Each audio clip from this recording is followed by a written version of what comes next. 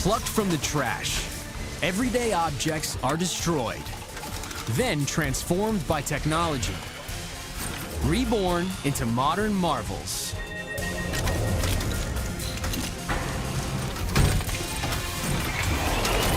Train tracks are back on the rails as a luxury car. Detergent jugs find a new home in a durable parking pad. Truck shocks sharpen into a rapier sword. These are the things that are made by destruction. Trains connect the country, carrying people and hauling goods. In North America, 300,000 kilometers of tough steel highways can handle millions of tons of freight and thousands of passengers a year. But after decades of riding the rails, the worn-out tracks eventually get to the end of the line. They need to be retired and relaid. Now, these torn-up tracks have a new destination, technologically transformed into a sleek new ride.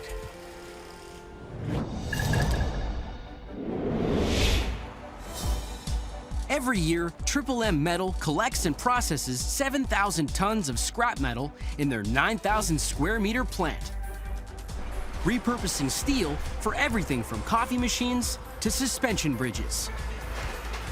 These retired train rails will soon be back on track, on the move again as a luxury Lexus RX SUV. To make the transformation, the retired rails are reshaped and refined back into usable steel. The first step in destruction is cutting.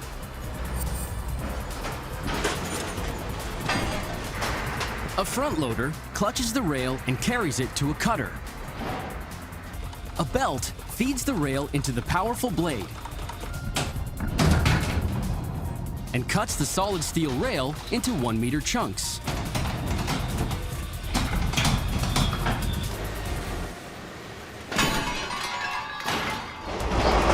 The rails travel by train to ArcelorMittal Dofasco in Hamilton, Ontario, for the next stop in their transformation. The pieces of rail arrive at the furnace. A bucket adds the scrap to a ladle of liquefied iron, and it melts at 2,000 degrees. The molten steel then passes through a cooling vent, lowering the temperature and siphons into a cast which molds the metal into slabs.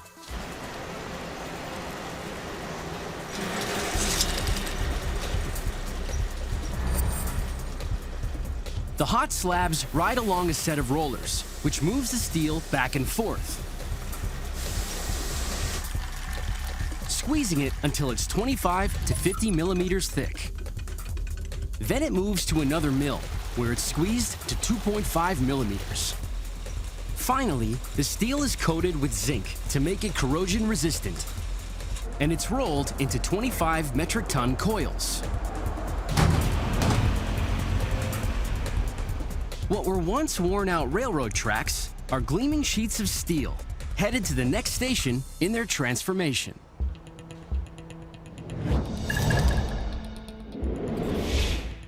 In the 52-hectare Toyota factory in Cambridge, Ontario, it takes only 24 hours to assemble a single Lexus RX.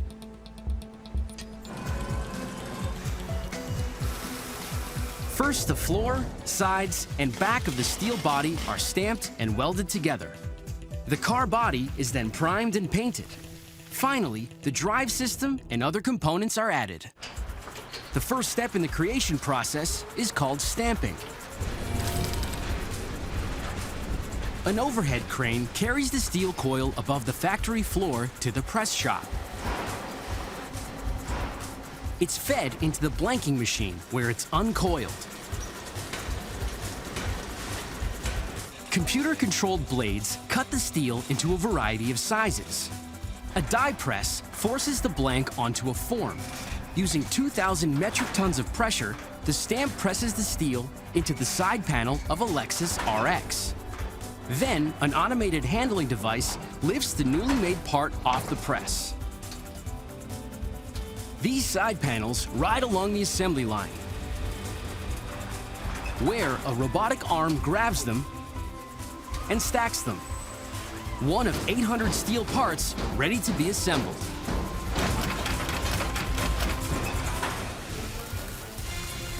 An army of robot welders begin fashioning steel parts into the hard-wearing exterior of a superior road machine.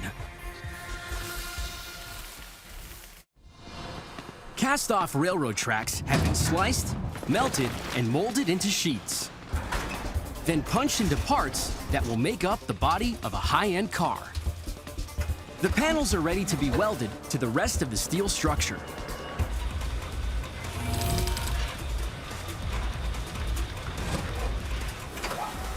The steel underbody rides along the assembly line. Automated arms pick up the side panels and fit them to the underbody. Robotic spot welders hold the parts in place.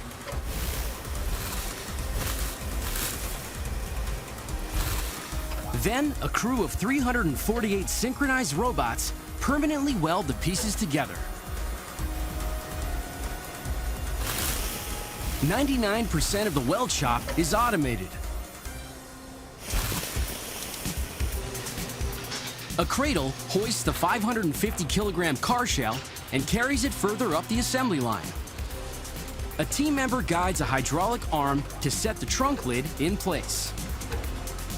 A little further down the line, the hood is attached. These highly trained team members can perform and double-check their task in just 120 seconds. By the time the car shell leaves the weld shop, team members and machines have performed over 4,000 welds. The steel body is complete and ready for paint. First, the shell of the car is submerged in an electro undercoating. Tiny particles of primer in the bath are given a positive charge, while the shell of the car is given a negative charge. The electrically charged primer is attracted to the car body like a magnet, giving the intricate shapes of the vehicle a perfectly uniform coat.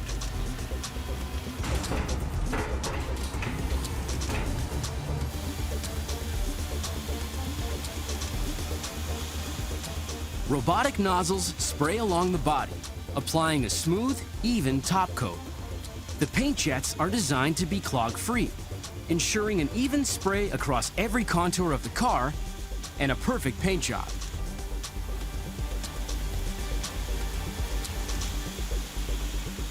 The body is a gleaming shell, but there's still lots to do before it's finished.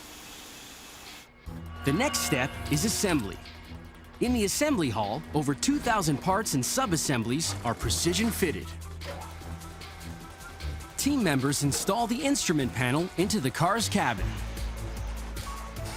In the powertrain area, team members install a pre-assembled 6-cylinder 3.5-liter engine. A team member fastens the wheels using a pneumatic wrench to lock them in place. The plant's assembly line is 1.5 kilometers long. Along the way, the vehicle is subjected to 4,877 quality control checks.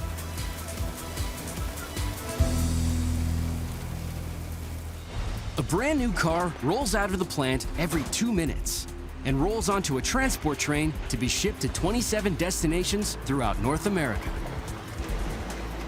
Discarded railroad tracks are back on board, reshaped and reimagined into a stylish new car. But before they start carrying freight and passengers of their own, they'll be riding the very rails they're made of. How's that for a round trip?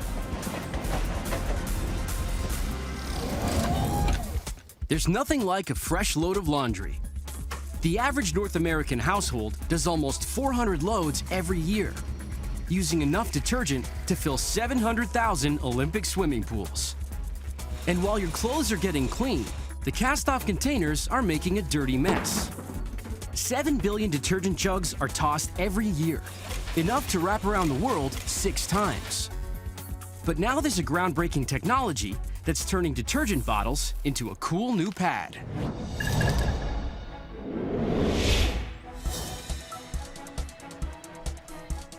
EFS Plastics takes in 80 metric tons of plastic waste every day.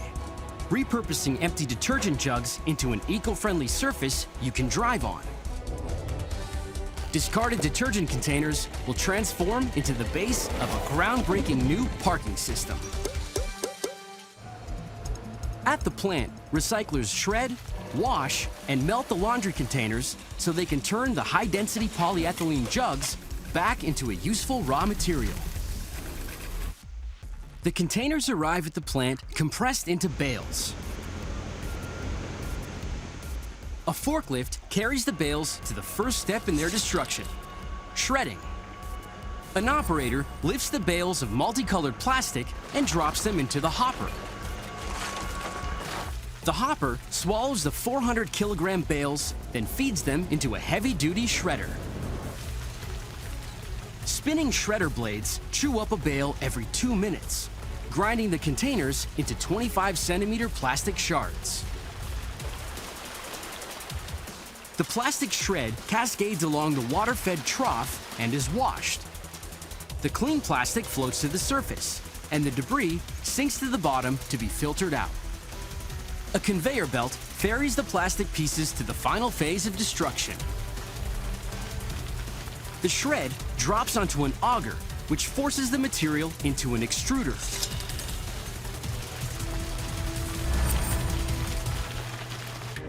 The extruder heats to 200 degrees Celsius, melting the plastic. Colorant dyes it a uniform black. The rotating screw pushes the gummy material through a screen, shaping it into thin strands. A mechanized blade chops the plastic spaghetti into 3mm pellets. Water cools the pellets down.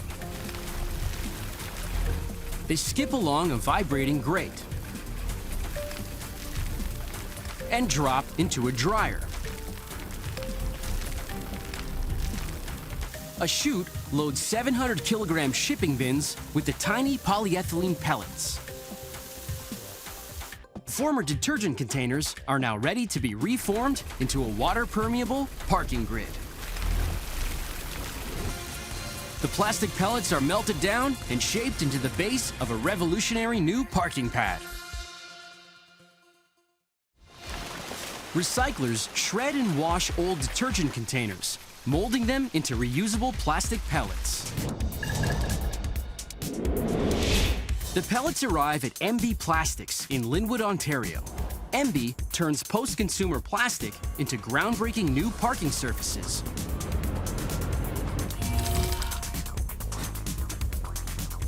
The first step in the creation process is to melt the pellets down. A worker feeds the pellets into an injection mold machine.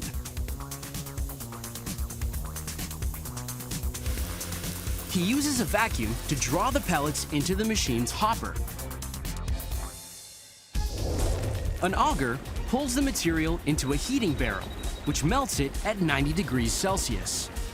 The auger squeezes the molten plastic into the mold chamber and presses it against the grid-shaped plate and is cooled. The newly formed parking grid shoots out of the machine. A robotic arm airlifts it to a waiting table. It's all over in 83 seconds. 1,000 grids every 24 hours. The load of parking grids hits the road.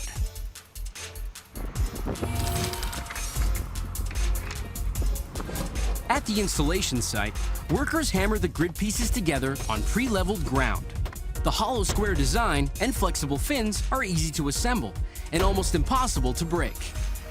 A front-end loader pours gravel and rakes it evenly over the parking pad. Gravel is a cheaper and more environmentally friendly alternative to asphalt. And while the water drains through easily, the grid barrier provides a rock-solid surface for commercial trucks up to 40 metric tons. Thanks to innovative thinking, you can park on the sustainable space and the meter never runs out.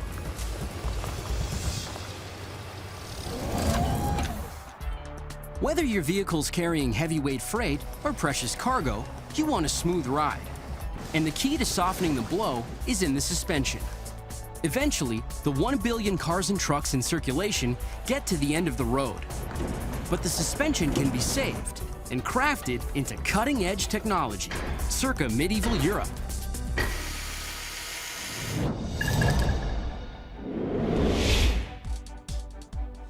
U-Pullet 86 Auto and Metal Recyclers in Roxeter, Ontario, salvages thousands of cars and trucks every year, and 95% of every vehicle gets to ride again. The salvage op tears up and grind down the scrapped vehicles so they can harvest the parts for used cars and new products. A 21st century truck suspension spring will be reformed into a 16th century sword. Junked cars litter the wrecking yard like an automotive graveyard, ready to be reborn. To make the replica sword, not any metal can make the cut. But hidden inside every truck's suspension system is the flexible, durable steel the blacksmith is looking for. The first step in the destruction is to pull the metal part from the wreckage. A wrecking yard crane clutches the truck in its powerful jaws and bites down hard. It tears the truck apart to expose the coiled steel suspension. Most suspension springs are made of a tough low alloy or medium carbon steel, which makes it both very strong yet flexible enough not to crack under pressure. The perfect combination for forging a 16th century sword. A salvager sifts through the metal carcass and locates the suspension system. He finds the 3/4 inch spring and cuts it loose with an angle grinder. The coil is ready to be forged into a prized replica sword. A blacksmith applies old-world craftsmanship to stretch, heat, and hone a 21st century suspension spring into a 16th century sword. Salvage operators have torn up a junkyard truck to recover the suspension spring. The high-grade steel spring travels 20 minutes down the road and 500 years into the past. Every year, the blacksmiths at FAC Ironworks create 20 medieval-style swords using truck suspension springs. The suspension coil needs to be stretched and straightened before the alchemy can begin. In the workshop, the blacksmith heats the coil in a coal-stoked forge. When the temperature hits a red-hot 790 degrees Celsius, it's pliable enough to be worked. Using bending forks, the smith gradually unwinds the hot spring coil by coil, pounding and pulling until it's a single 90-centimeter long piece. The suspension spring is now a steel rod, ready to be reimagined. The first step in creation is to flatten the steel shaft.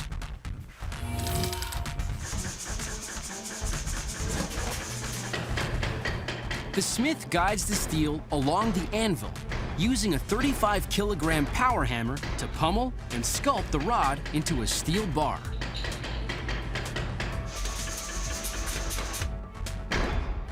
The blacksmith cuts off the blade by hammering it on the sharp edge of an anvil chisel. The craftsman puts the blade back into the forge, reheating it to 790 degrees Celsius. He hammers the blade, tapering the steel on either side, giving the sword a piercing point and lethal strength. The shaft is ready for the next stage in its transformation.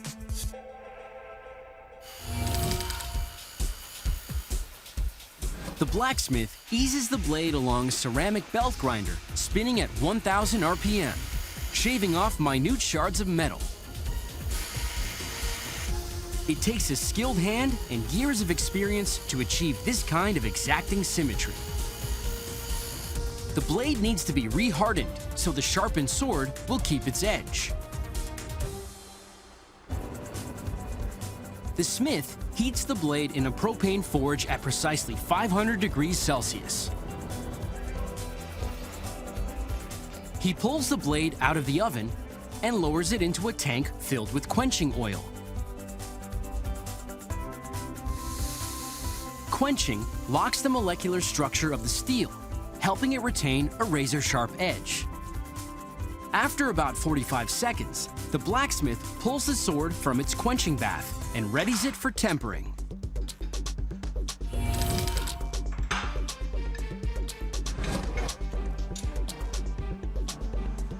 Quenching can make the steel too rigid, so the tempering process re-softens the blade to keep it flexible and durable.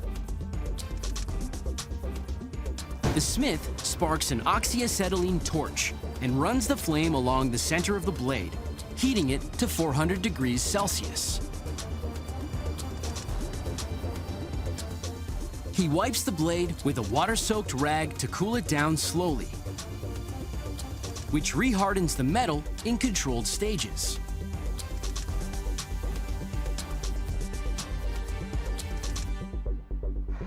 The final stage in the process is finishing.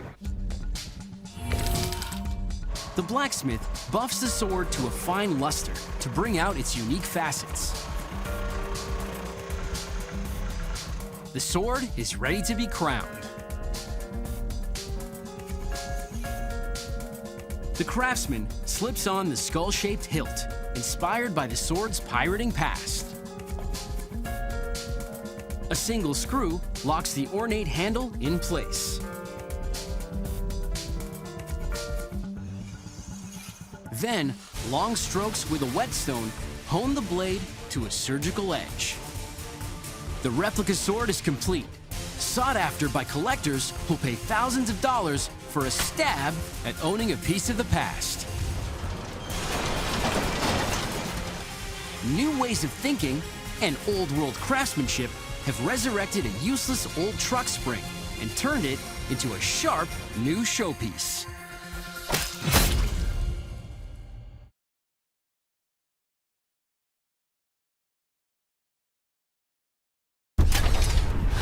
Plucked from the trash, everyday objects are destroyed, then transformed by technology, reborn into modern marvels.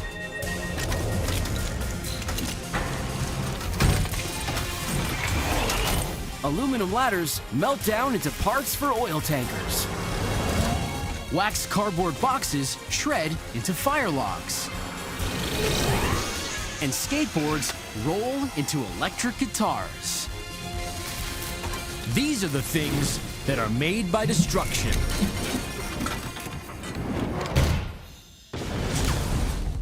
There's one leaning in every tool shed and loaded on every truck. The aluminum ladder is lightweight, strong, and rust-resistant. But eventually, these sturdy helpmates get grounded. Thanks to innovative technology and cost-effective techniques, broken-down ladders are stepping up to a new job.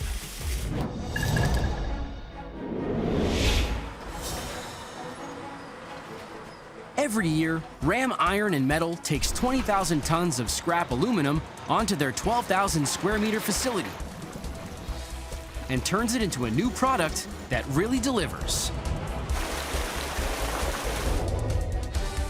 Aluminum ladders are recast as parts for an oil tanker.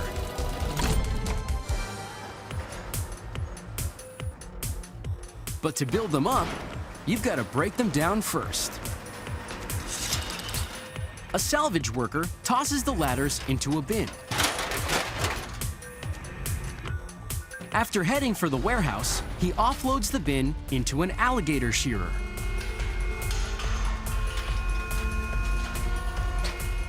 Wielding 34,000 kilopascals, the alligator's powerful jaws chew up the ladders into shippable sizes.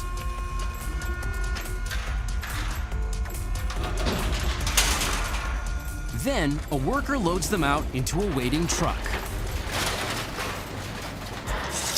It's a short ride to the smelter, where the chunks of ladder will be cooked back into raw material. A forklift dumps the scrap into a furnace. The aluminum liquefies at 732 degrees Celsius, then flows into a 6-meter deep casting pit.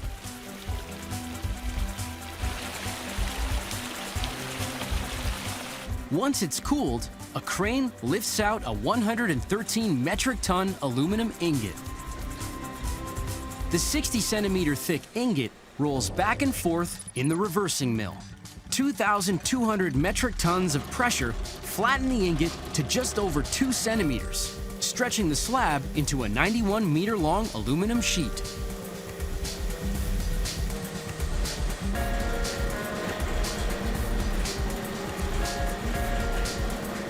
The aluminum is then shipped to manufacturers that will make many of the fittings for the tanker. To create the oil tanker, aluminum sheets are bent, rolled, and welded into the tank. The tank is harnessed to a truck bed, and vent hoses, gauges, and other systems are installed.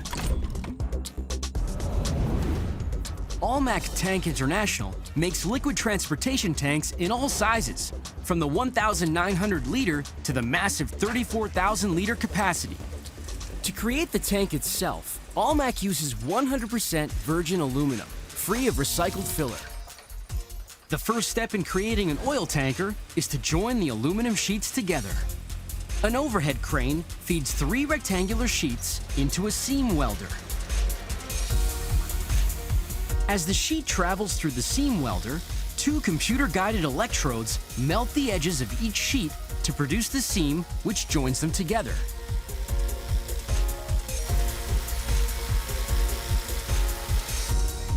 An operator marks the newly formed sheet with lines to indicate where it needs to be curved. A crane carries the sheet over to the rolling machine, where it will be bent to spec.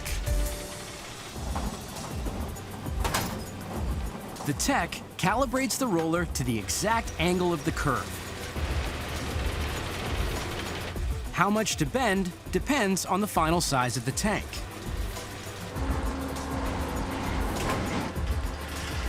The roller makes 2 large bends in the sheet, defining the sides and the bottom of the tank.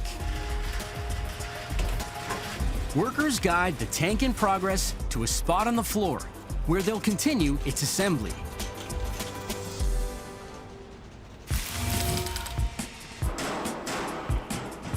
The operators use hammers and torches to tack weld the ends of the tank in place. Interior supports, called baffles, are installed inside the tank to give it added strength. Workers install 2 triangular baffles that will form a spill basin if there's any overflow while the tank is being filled from the top.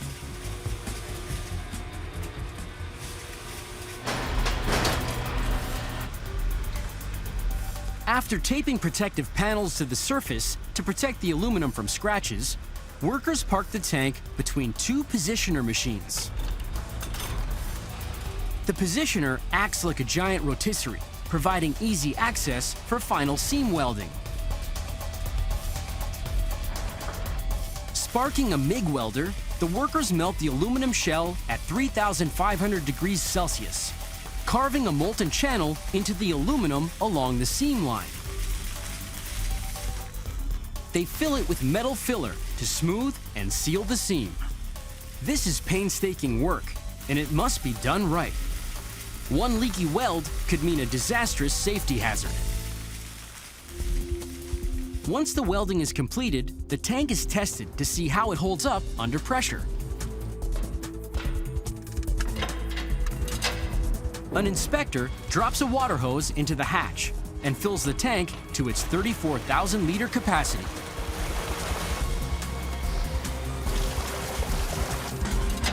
He seals the tank, then pumps in 34 kilopascals of air pressure in an attempt to breach the welded seams. If the seams don't hold, the tank could burst and it will need to be re-welded. The tank passes the pressure test. The water is drained and the tank is ready for the next phase of construction.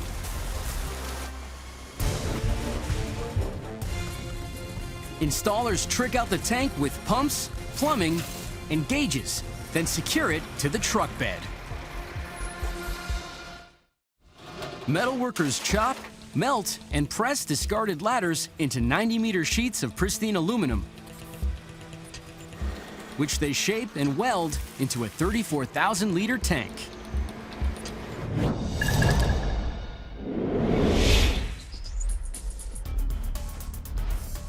Eastway Tank Pump and Meter Limited turns a hollow aluminum tank into a fully functioning tanker truck. The tank has been transported to Eastway, where it's now positioned above a truck bed in the assembly bay. An overhead crane lowers the tank onto the truck's frame. An installer uses a pneumatic wrench to lock it in place.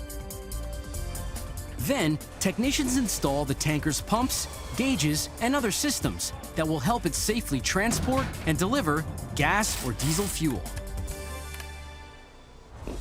An inspector tests the entire pump and monitoring system to make sure every component is functioning perfectly.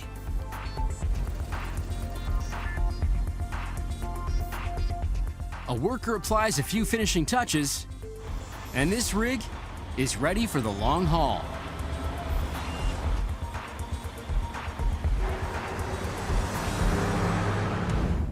Aluminum ladders on their last legs have been rescued, recycled, and reformed into parts for oil tankers. And that's a step in the right direction.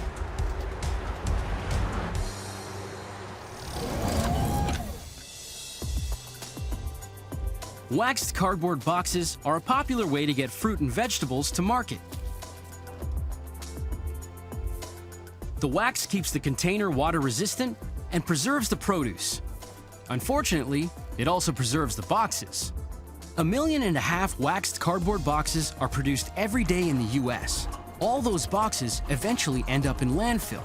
That's a mountain of boxes, 150 times the height of Everest. Thanks to an innovative manufacturing process, waxed cardboard boxes are being transformed into a hot new product.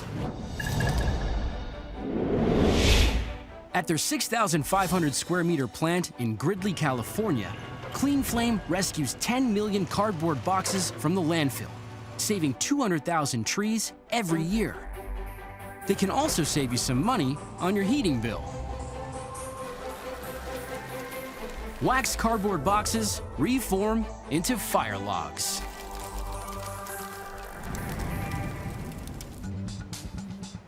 To pull off this transformation, workers need to shred, dry, and extrude the boxes.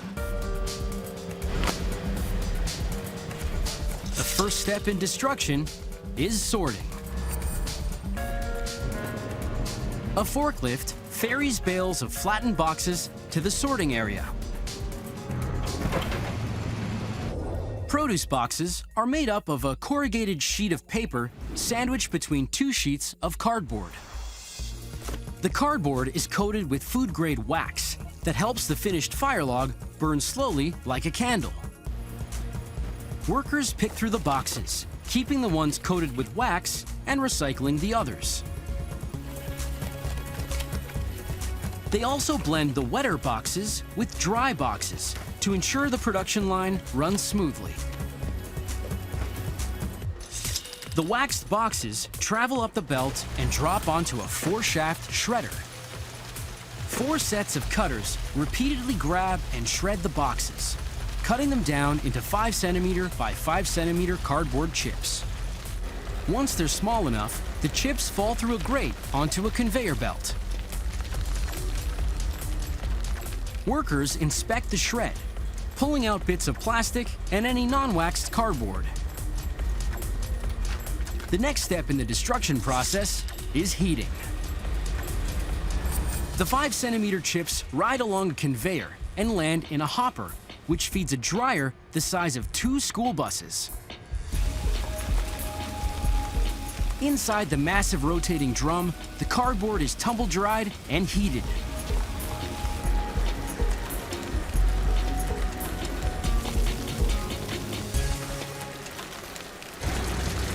Wasted cardboard boxes have been reduced to 5 centimeter chips. Now they're ready to work under pressure. The chips will be packed into an extruder and reformed into clean-burning fire logs. The recyclers at Clean Flame sort, shred, and dry waxed, corrugated cardboard boxes, chopping them into 5-centimeter chips. Time for their transformation. The first step in the creation process is forming. The cardboard chips drop into an extruder. A spinning auger squeezes the shredded pieces together. The wax helps bind the compressed chips into a single log. After about a minute, a rectangular log emerges from the extruder and into the blade of a guillotine. The sharp edge slices the log into 60-centimeter chunks.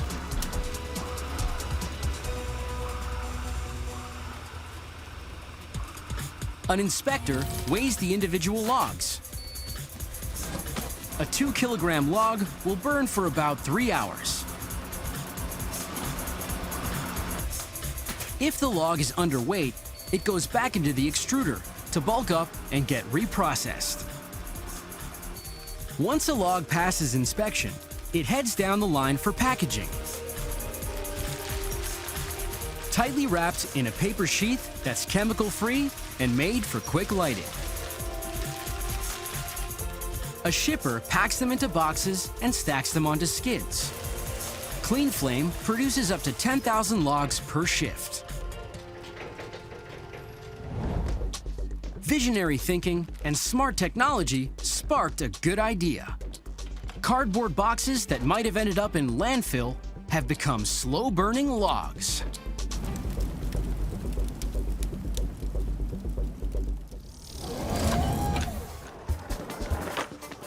Step aboard a plank of wood with a set of wheels, and you're rolling with over 13.5 million sidewalk surfers.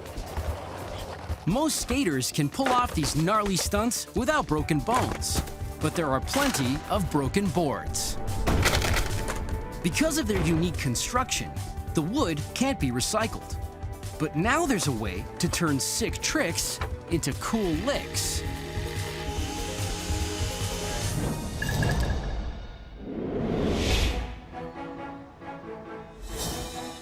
The craftsmen at Prisma in San Francisco have found a way to shred a skateboard in a sensational new way. Skateboards are transposed into one-of-a-kind electric guitars. Inside their home studio, craftsmen slice, strip, and layer skateboard decks into handmade instruments that are making a lot of noise in the music community. Every custom axe is made from 10 hard rock maple decks fused together to make a unique guitar body. The first step is stripping down the boards. The craftsman chooses decks that are different in color and grain, so when they're stacked together, they create a distinctive layered look. The guitar maker unscrews the wheels and suspension, or trucks, from the board. The hardware is set aside for reuse. Using a razor, he pries the grip tape from the top of the deck. Then he peels the tape away from the wooden surface.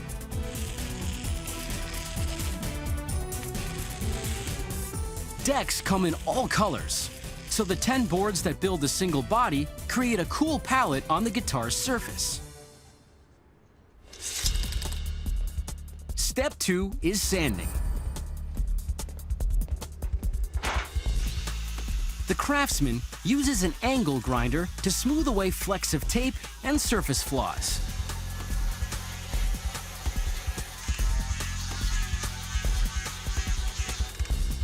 He runs the deck under a bandsaw to slice off the nose and tail, cutting them down to uniform 45-centimeter by 19-centimeter rectangles. These X skateboards are ready for a rebuild. The boards will be glued, stacked, and carved until 10 discarded skateboard decks can go to 11. Prisma guitar makers take broken down skateboards, pull off the grip tape, strip down the hardware, and cut them up into boards.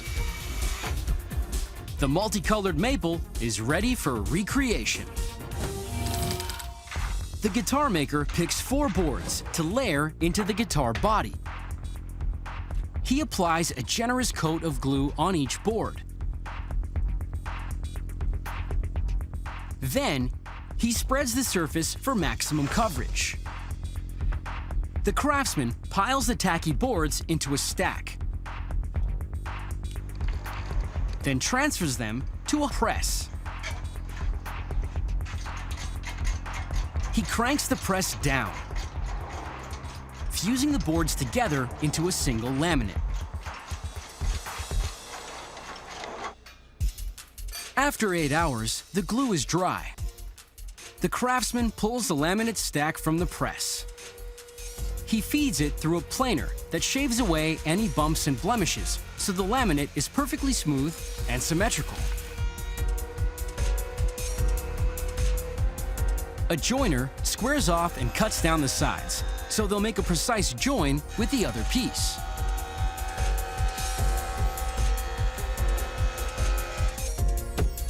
The craftsman spreads glue along the sides of 2 laminate board stacks. He presses them together, then clamps them tight. After about a day, the guitar maker loosens the clamps. The glue has bonded the 2 stacks into a single solid block. He sands the surface to remove excess dried glue. The guitar body is ready to take shape. The craftsman traces a classic electric guitar template on the laminate surface. Then, he uses a bandsaw to cut along the trace lines.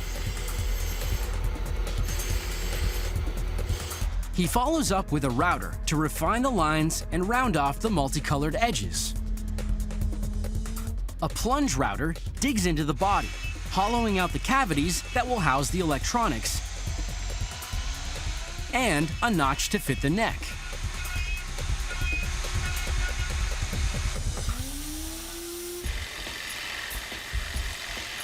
A drill press cuts holes to anchor the guitar's bridge. The guitar maker uses a file to sculpt the cutaways and contours for added playability and style. He gives the instrument a final sanding to bring out the grain before the maple body is sealed. Finally, a coat of clear lacquer gives the instrument a protective finish and a high shine that enhances the one-of-a-kind color scheme.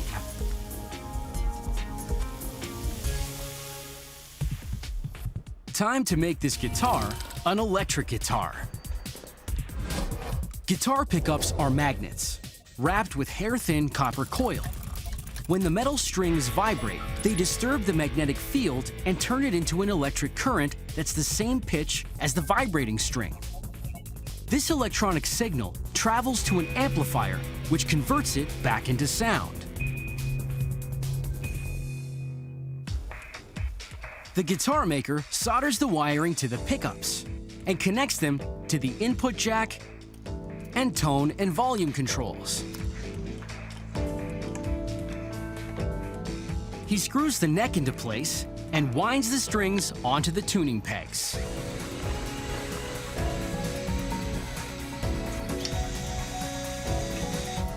A guitar is born. All that's left to do is plug and play.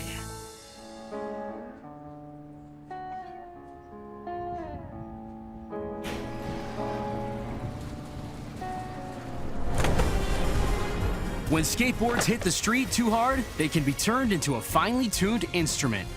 Sounds like an awesome idea.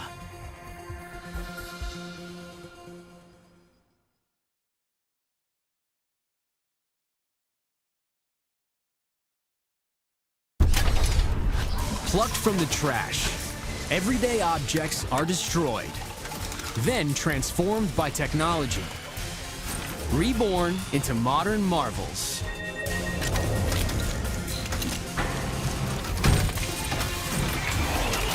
Beer bottles shatter into a fireplace mantle. Bike tires change into messenger bags. Blue jeans shred into insulation. These are the things that are made by destruction. Over 40 million people visit Las Vegas every year. Gambling is thirsty work.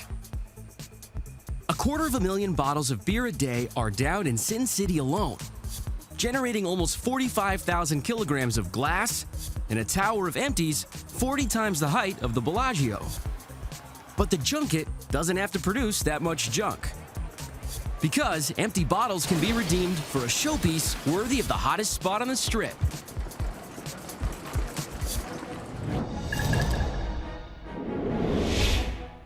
Realm of Design's 2,800 square meter factory might look like a high roller's mansion, and the outside might look like limestone, but it's actually made out of 500,000 empties. Inside, workers are transforming hundreds of thousands of beer bottles a year into innovative architectural pieces, and people are warming to the idea. Beer bottles are converted into decorative fireplaces. The craftspeople at Realm of Design crush and grind the empties into glass particulate, the key ingredient in their eco-smart concrete called greenstone.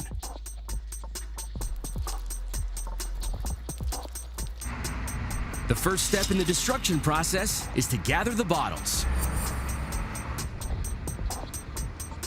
Truckloads of bottles, sourced from Vegas hotels and casinos, arrive at the plant every day. Dumping them into the bin breaks a few bottles, but the real process starts with crushing them down to size.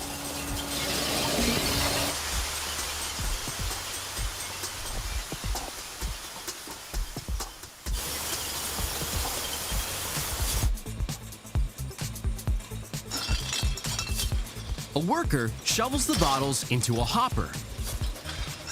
Then, a ridged conveyor lifts the bottles out of the hopper and drops them into a crasher. Rotating blades break the bottle into large segments. Then, the shards pass under another series of blades that cut the glass into fine sandy particles. The ground glass sifts through a grate and falls into a bin below. A forklift carries the ground glass across the floor to the mixing area. Empty beer bottles have been reduced to a raw material and the main ingredient for an innovative new building material. Greenstone is a concrete aggregate that substitutes glass for silica or sand. Coal ash fills in for the Portland cement that holds the concrete together. The first step in the creation process is mixing. A worker measures out the glass particulate and pours it into an industrial blender, the same kind a bakery uses to mix dough. Then he adds coal as the pigment that gives greenstone its old-world patina. A computer-controlled dispenser adds just the right ratio of water to dry ingredients.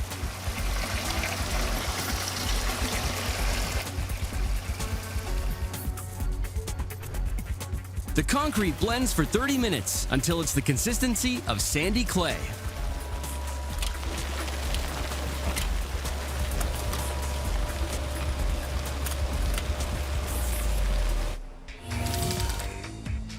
The warehouse stores a huge inventory of decorative wooden molds. Wet greenstone is applied to the mold. Once the concrete sets, the piece is removed from the cast. This is an ornamental mantle that frames a firebox. A team of workers wheel the mold into position. They quickly go to work coating and filling the cast with the gummy concrete. They've got to work fast. Greenstone is quick drying. In 15 minutes, it'll be too hard to work with. They pack handfuls of concrete onto and into the cast, filling in the crevices and building up the sides. Applying greenstone by hand gives the mantle a unique blend of color and texture. and helps achieve the organic look of real stone. With the first layer done, the team adds another coat of concrete that's shot with fiberglass to add strength and structure.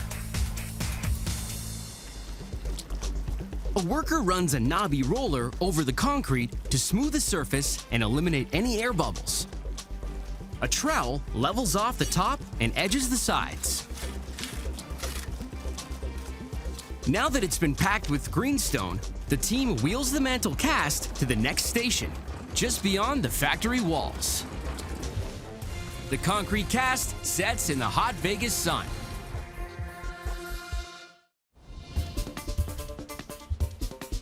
The craftspeople at Realm of Design in Las Vegas use beer bottle empties to make a ground glass concrete called greenstone, which they apply to a mold to create an ornamental fireplace mantle. The team rolls the mold outside. Metal bars have been inserted into the frame to give the inside walls greater stability. It's over 37 degrees Celsius in the Vegas sun, the perfect temperature to cure the concrete to a hard finish. Workers cover the cast with a plastic tarp to turn up the heat. 15 minutes later, the concrete is cured and hard as stone.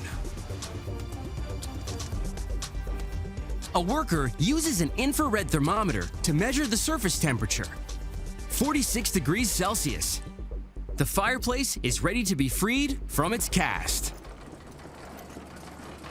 They wheel the form back inside. Using a winch, they gently hoist the mantle from its wooden cocoon and stand it on its feet.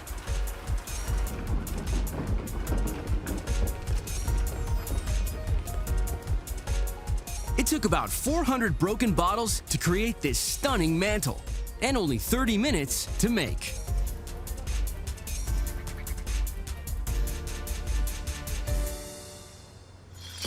In Las Vegas, somebody gambled on a good idea. Turn broken bottles into an innovative building material and design beautiful, affordable pieces that are in demand around the world. This fireplace may have happened in Vegas, but there's no way it's staying in Vegas. You can bet on it. A billion cyclists around the world are getting a smooth ride thanks to resilient rubber tires. But broken glass or an upturned nail can mean the end of the road for your bike's inner tube. But now there's no need to retire. Spent rubber inner tubes can carry on as an awesome accessory. Alchemy Goods in Seattle, Washington use old inner tubes to roll out a hip, practical product that really delivers. Bicycle tires are changing into waterproof messenger bags. The craftspeople at Alchemy cut, clean, and sew bike tire inner tubes to turn them into hard-wearing fabric. Step 1 in the destruction process is harvesting.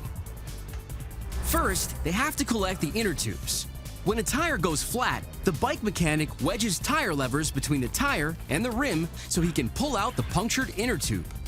Instead of throwing it away, he tosses it into a recycling bin. Most new tires are made out of a combination of virgin and recycled rubber. Alchemy collects over 80,000 punctured tubes a month from bike shops across the continent. Once they've landed at the shop, a worker sorts the rubber tubes by size.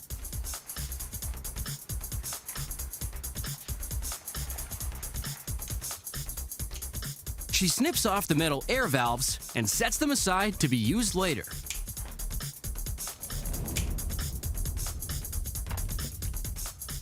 A worker carries an armload of tubes to a cutting plank and clamps a tube at one end.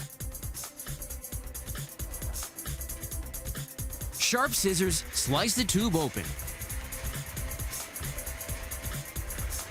The worker flattens the tube on the plank and cuts it into 43 by 8 centimeter strips.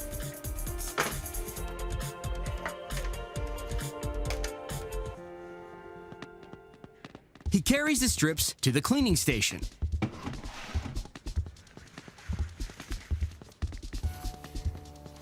A water and soap solution removes the dirt and neutralizes any rubber smell. A worker wipes the tube dry. These former flat tires are ready to change into a cool new carrier. Workers sew, seam, and trim rubber sheets into a sturdy, stylish messenger bag. In Seattle, Washington, the workers at Alchemy Goods cut and clean recycled rubber inner tubes into a weatherproof material. To make the messenger bag, the seamstress first has to sew the strips into a single rubber sheet. She stitches the strips together to form a sheet measuring 60 by 120 centimeters. The walking foot on the sewing machine guides the tough rubber under the needle, which ensures a tight, even seam. It takes 6 inner tubes to make each bag. The seamstress sews on the zipper.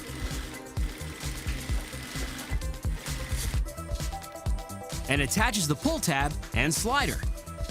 The bag is done on the outside, on to the inside.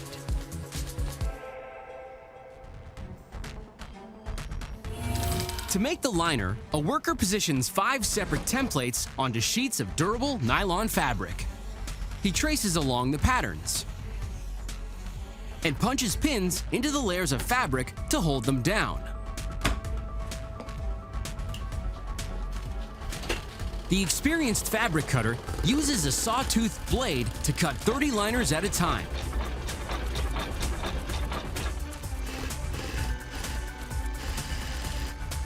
The liners are ready to be stitched together. A worker sews the 5 separate nylon sheets into a single liner. 2 interior pockets are stitched onto the fabric. The liner is then placed under the rubber exterior.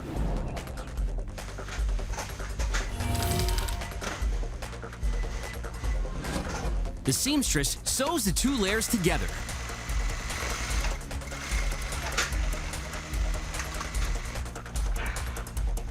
She stitches a strip of Velcro to the front face to act as a fastener for the flap. A recycled seatbelt serves as a shoulder strap. The worker sews the strap and buckles onto the bag, strengthening the connection with reinforced stitching.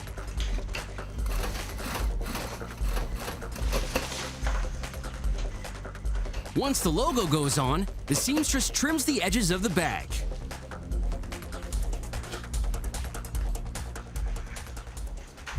The worker folds the sides over and sews the liner and rubber together.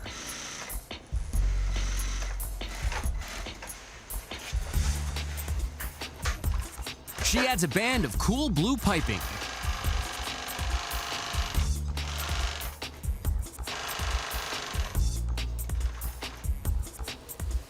And turns the bag inside out.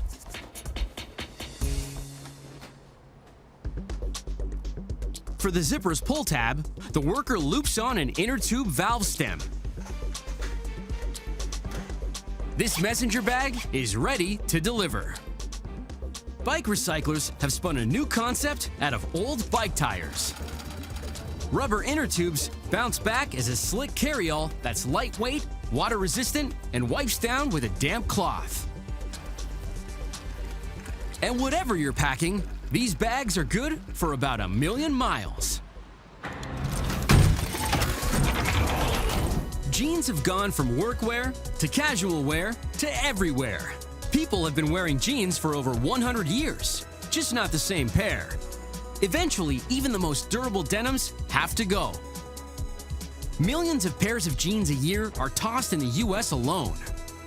Now, discarded denim can do the same thing for your house that they did for your body.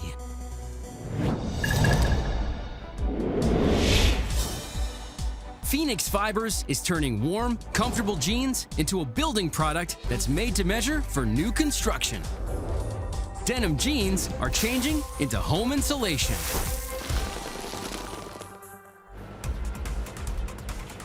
Phoenix Fibers takes in 20,000 pairs of jeans a day in their 7,400 square meter plant. blue jeans have been around since the mid-1800s. Made out of 100% cotton, denim's legendary strength comes from its unique weave. Denim twill has warped threads, in which a weft thread is placed under. This forms the traditional diagonal ribbing on the surface of the material, and it makes denim tough to unravel even after it's ripped. To make this hard-to-destroy fabric into insulation, workers have to cut and shred it first.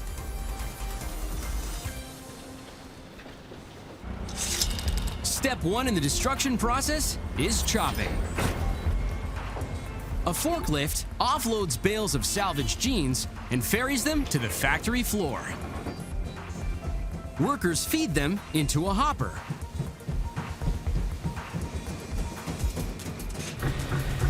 The jeans roll into the chomping blades of 2 guillotine cutters that sit 90 degrees apart. The cutter bites down every 2 seconds, slicing the denim into 8-centimeter swatches. The pieces drop to a second guillotine, which chops them down into even smaller pieces. These cutting machines can chop up 48,000 pairs of jeans per day. A conveyor belt whips the denim scrap up, then down into a machine called a Megatron. Inside the Megatron, magnets attract chopped pieces of metal zippers and buttons, separating them from the fabric. A belt rolls the metal-free denim right into the tearing line. Inside the tearing line, 6 1.5-meter wide cylinders, armed with hundreds of razor-sharp pins, rip, strip, and shred the denim into fluffy clumps of soft thread. What were once old blue jeans are now denim fluff, ready for the next stage in their makeover. The blue jeans will be repackaged, reprocessed, and relocated to a new home. Textile recyclers tear and shred cast-off jeans to reduce them to clumps of denim fiber.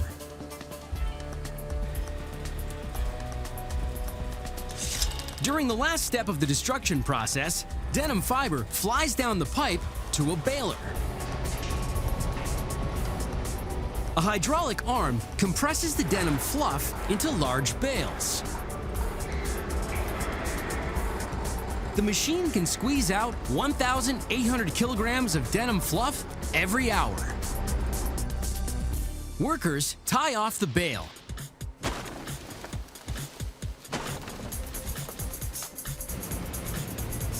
Then, a forklift carries the bale to a scale. Each bale weighs in at about 200 kilograms. Then, the bale moves to the shipping dock.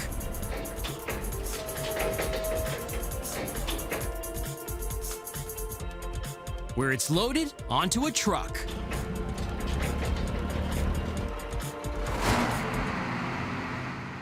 Denim jeans are chopped, shredded, and baled into a raw material ready to warm your home. The denim fiber bales travel a few clicks down the road to Phoenix Fiber's affiliate company, Bonded Logic. The company turns the shredded fabric into a new kind of home insulation. The first step in the creation process is mixing. A forklift feeds the bale into the mixer. The bales are treated with eco-friendly mold inhibitors and fire retardants. Then, a worker adds a bonding fiber to the shredded denim.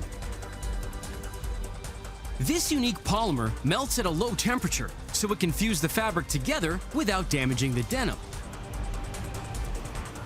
The mixer blends the fibers together.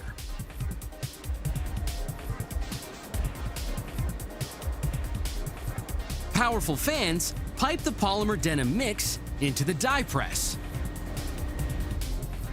The press flattens the mix into a continuous sheet. A conveyor belt feeds the sheet into a convection oven, which bakes it at 185 degrees Celsius, activating the bonding fiber. After a few minutes in the oven, air jets quick cool the sheets down to room temperature. They're now ready for creation step 3. 2-meter-long blades cut the newly minted sheets of denim insulation into lengths for packaging. The sheets roll off the cutter, where an automated leg pushes them over to a worker, who folds them in half. A packager slides the strip into a machine, which bags and seals the insulation.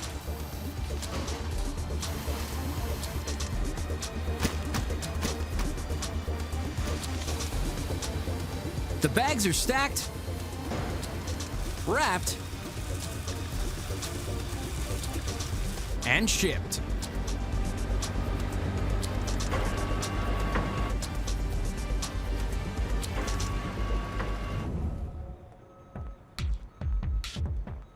At the site, a construction worker unloads and unwraps the insulation.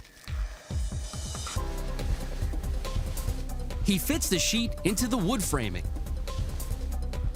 Unlike conventional fiberglass insulation, the installer can safely handle the material without protective gloves or mask. It's not just non-toxic. Denim insulation is also fire retardant.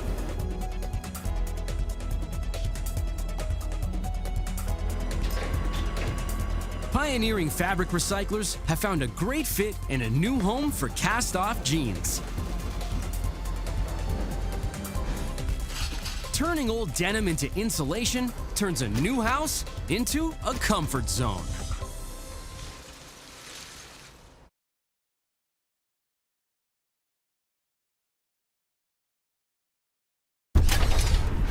Plucked from the trash, everyday objects are destroyed, then transformed by technology, reborn into modern marvels.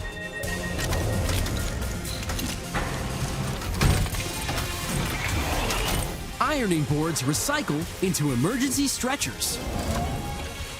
Light bulbs flow into a garden fountain.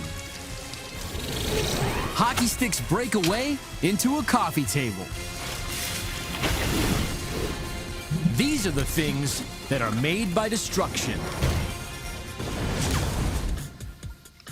Every household has to have an ironing board. The lightweight aluminum makes them easy to carry up the stairs and strong enough to support that extra-large duvet. But there is a wrinkle in the story. Eventually, the ironing board collapses and falls into disuse. Now, old ironing boards are being pressed into serious service.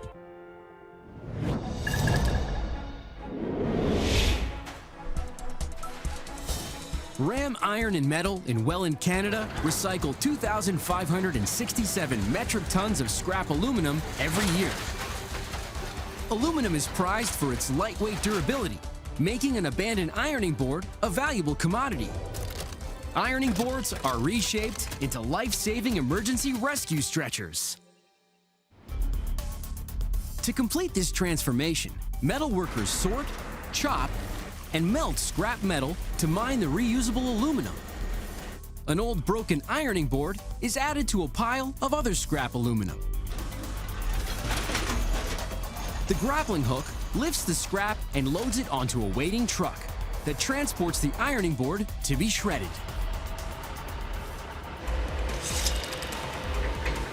At the smelting facility, a front loader shovels the bits of ironing board and other scrap aluminum into a grinder. The aluminum scrap is ground into 20-centimeter shards, which drop onto a conveyor belt. The final step in the destruction process is extruding.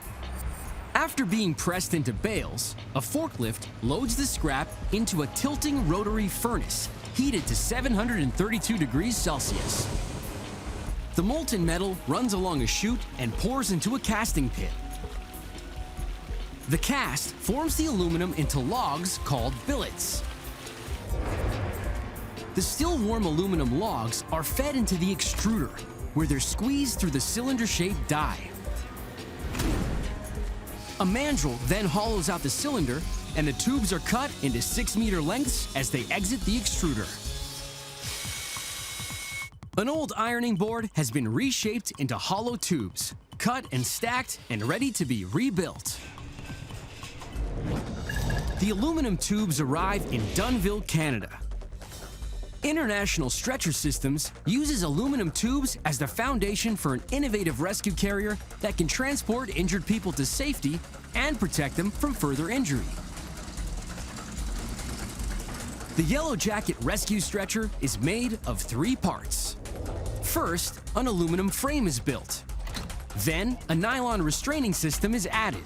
Finally, a weatherproof plastic shell is fastened to the bottom of the frame. Step 1 in the creation process is building the frame. The first step is to measure out the aluminum tubes. The worker selects lengths of 13 and 6mm diameter pipes and carries them to the cutting table. Using a metal saw, he cuts the 6-meter tubes to various sizes. It takes 41 precision-cut pieces to make the stretcher frame.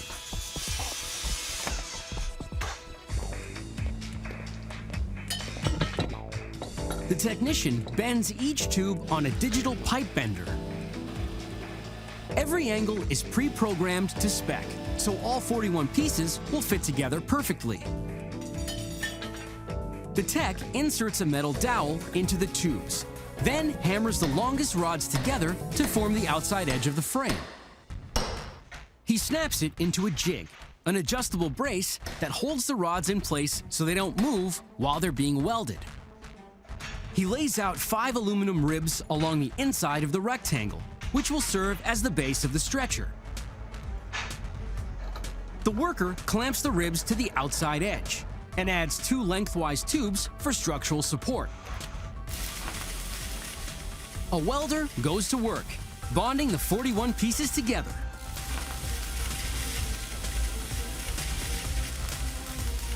After an hour, the frame is complete.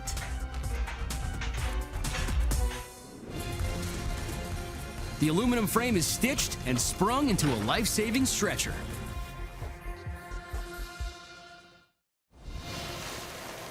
Metalworkers chop up and melt down cast-off aluminum ironing boards, shaping them into a sturdy, lightweight stretcher frame. The super light, super strong skeleton is ready to be fitted with skin and muscle.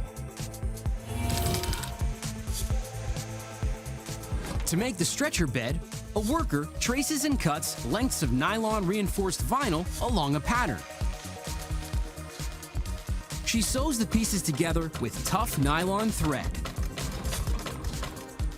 The seamstress then stitches the buckles to reinforced nylon straps. The fastening system, which attaches the bed to the frame and belts the patient into the stretcher, is tested to 2,300 kilograms. Once the patient is buckled in, they stay in, even at extreme angles. The stretcher is ready to be put together.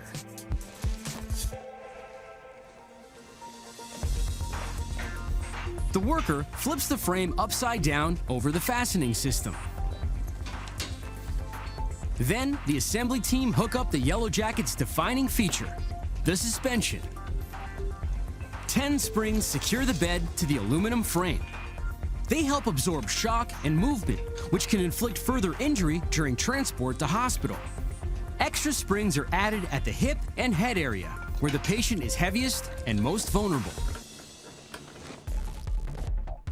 The Yellow Jacket's shell is made from ultralight, rugged plastic that can handle extreme temperature and rough terrain. A worker drops a jig into the shell and locks it to the lip.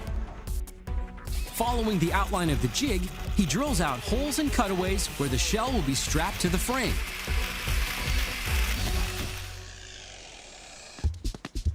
The assembly team snaps the basket onto the plastic shell. The completed stretcher is 205 centimeters long, 64 centimeters wide, and 20 centimeters deep. The lightweight aluminum means the entire stretcher weighs just 18 kilograms. The Yellow Jacket's straps and buckles are designed to carry a weight of up to 230 kilograms. Comfortably secured to the frame under any condition, at any angle. Thanks to smart technology and visionary thinking, a disused ironing board is rescued and reformed into an innovative stretcher that saves lives. It takes 2.5 billion light bulbs a year to light the world. The light they generate can even be seen from outer space. Eventually, the lights go out, and disposing of fluorescent bulbs can be especially difficult and dangerous. Now there's a process that converts broken bulbs into something that'll brighten up your backyard.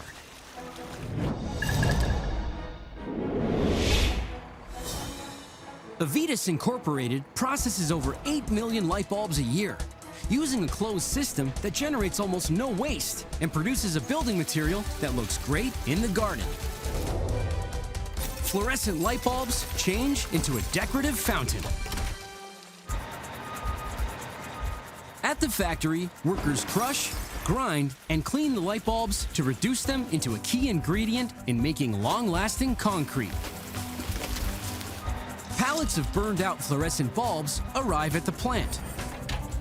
First, a worker unpacks, then stacks the meter-long bulbs. Fluorescent bulbs must be disposed of safely because each bulb contains a small amount of toxic mercury. These fluorescent bulbs consist of a sealed glass tube with electrodes on each end. The tube is filled with argon gas and tiny drops of mercury. When electric current flows through the tube, it excites the mercury atoms, which emit ultraviolet light. The UV light is then converted to visible light in a process called fluorescence. The lamps rise up on a step conveyor and disappear into a closed system crusher. To dispose of the bulbs safely, they're smashed inside an airtight chamber to protect the environment and the crew from the potentially lethal mercury fumes. Inside the crusher, breakers snap off the aluminum mounts. The glass drops into a rotating hammer mill, which smashes the bulbs into glass shards. Shakers bounce the glass and metal into separate collection bins.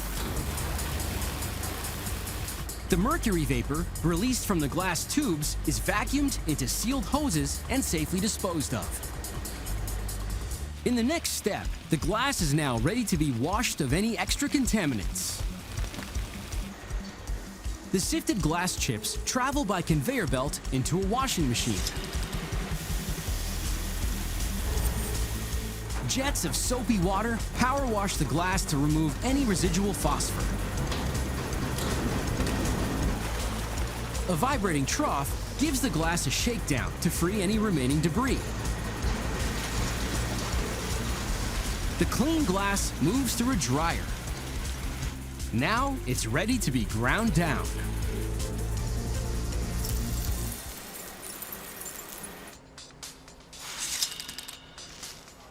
A worker shovels small batches of glass into a ball mill. As the mill spins, metal balls pulverize the glass into a fine powder called pozzolan.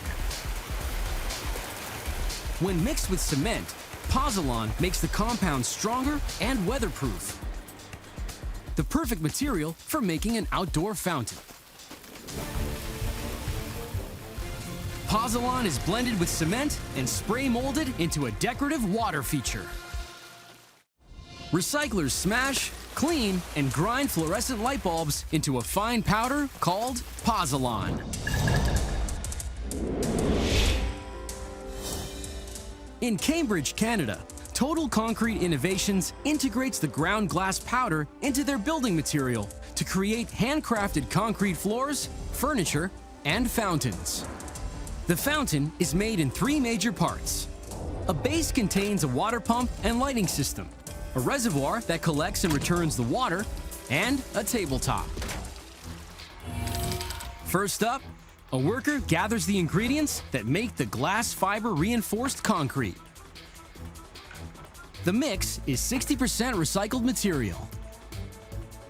He scoops out equal parts Portland cement, pozzolan made from ground fluorescent bulbs, and finally, a polymer mixed with water and citric acid that helps the concrete cure faster, last longer, and live stronger. The worker blends the ingredients together, then adds black colorant to dye and liquefy the recipe.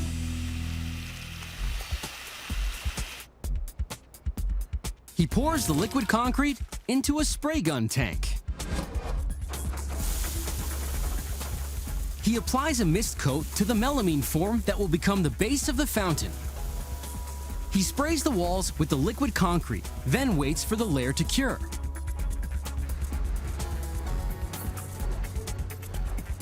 When the mist coat achieves the right texture, the worker spreads a thicker 6mm backer coat.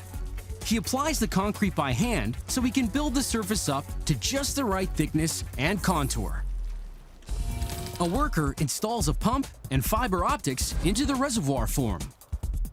The fiber optics will allow the water to be lit up at night. Then he spray coats the reservoir with concrete. He runs a compact roller over the surface to pack down the concrete and pop any bubbles. For the tabletop, the craftsmen sprinkle larger flecks of glass into the mold. When it cures, the decorative glass will add a reflective glint to the concrete surface. Once all the concrete forms are fully cured, the crew pries off the forms and knocks them free with mallets and fists. They sand and polish the base by hand, then grind and hone the tabletop. The individual pieces can now be assembled. The workers place the reservoir on its base and fill it with water. Then they flick the switch on the pump. They ease the tabletop onto its base. Water cascades along the fountain surface, down the face, and disappears discreetly below the tabletop. Fiber optics carry light from inside the base to gently illuminate the surface of the water from below. Broken fluorescent bulbs have been ground down and built up into a decorative outdoor fountain, proving that bold technology and smart design can change a light bulb into a beautiful, bright idea. When a 160 km/h slap shot goes bad, the result is often a damaged or broken stick. So every year, thousands of splintered sticks are ejected from the game. Now there's a way for broken hockey sticks to get back in the action.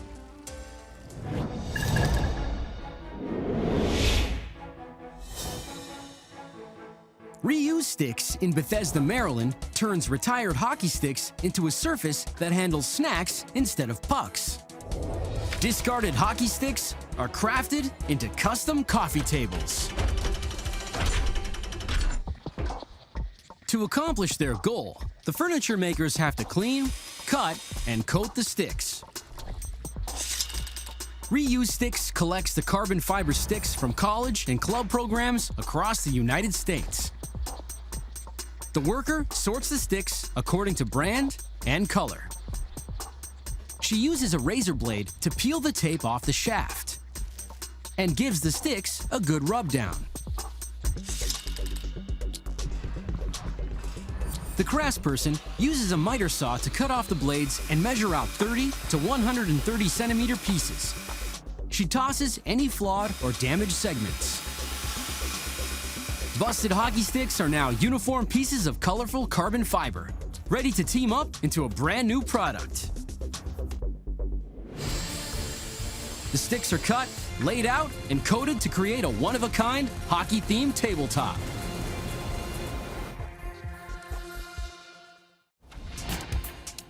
Furniture makers have sorted, cleaned, and cut discarded hockey sticks to make the top of a one-of-a-kind coffee table. The table is fashioned in two sections.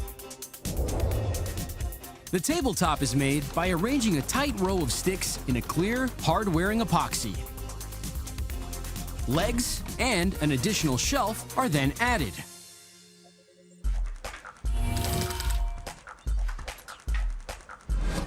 To create the table, the furniture maker constructs the hardwood frame that will keep the hockey sticks in line.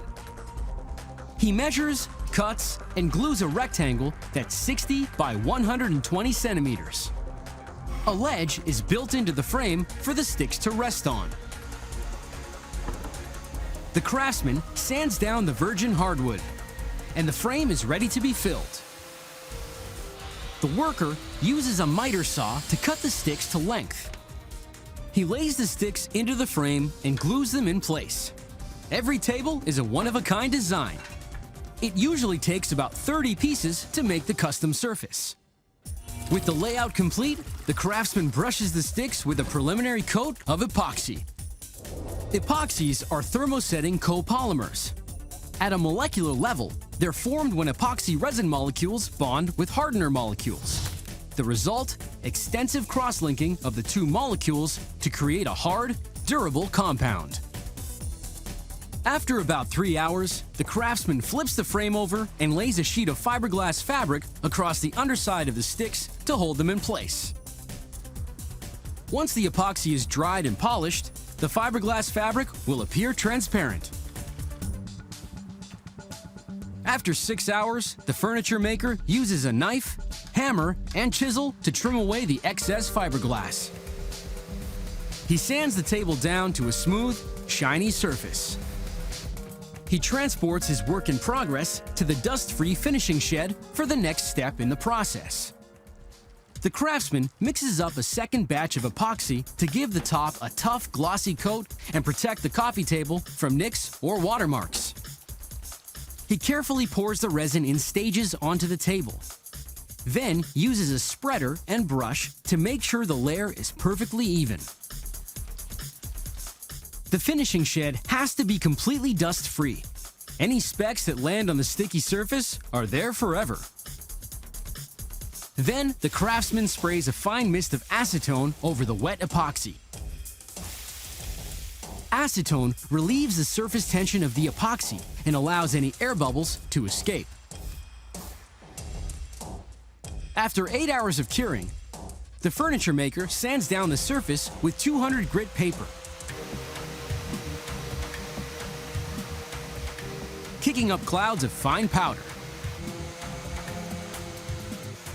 He vacuums the powder, then wipes down the tabletop with a damp cloth. The hockey stick coffee table is ready to stand on its own. The furniture maker screws a lattice shelf onto a set of metal legs. Then, he drills screw holes into the legs and attaches them to the tabletop. Back to the finishing shed for a last coat of epoxy. The craftsman pours and spreads the third layer of clear resin onto the tabletop. Then he hovers a blowtorch over the surface, carefully sweeping the flame across the epoxy to heat it. The torch hardens the resin and frees any air bubbles trapped below the surface. But it's risky work. Get too close and the epoxy could burn and ruin the entire tabletop. Once the last coat of epoxy is dried, the table is complete. Thanks to cool craftsmanship and some impressive stick handling, broken down hockey sticks are back in the game as a unique piece of furniture. And for a big league hockey fan, it's a major score.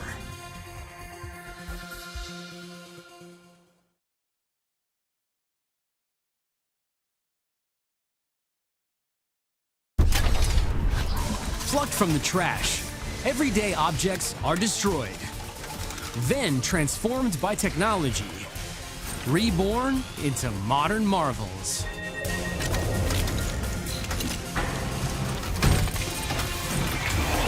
Bread is brewed into beer. Barbecue tanks heat up into guitar strings. Bug-infested trees turn into traditional canoes. These are the things that are made by destruction.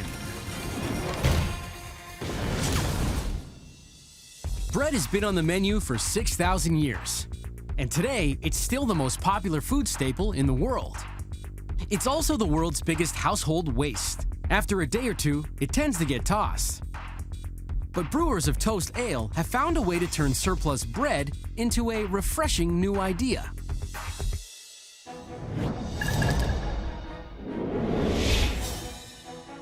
Bread Alone Bakery in Lake Katrine, New York makes over 500 loaves of bread a day, and some days over 1/3 of it goes to waste. So instead of throwing away their surplus, they're helping Toast Ale convert the bread into a beverage.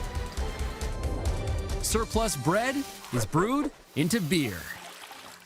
The bakers at Bread Alone slice, dice, and pack the day-old bread to ready it for a new twist on a classic recipe.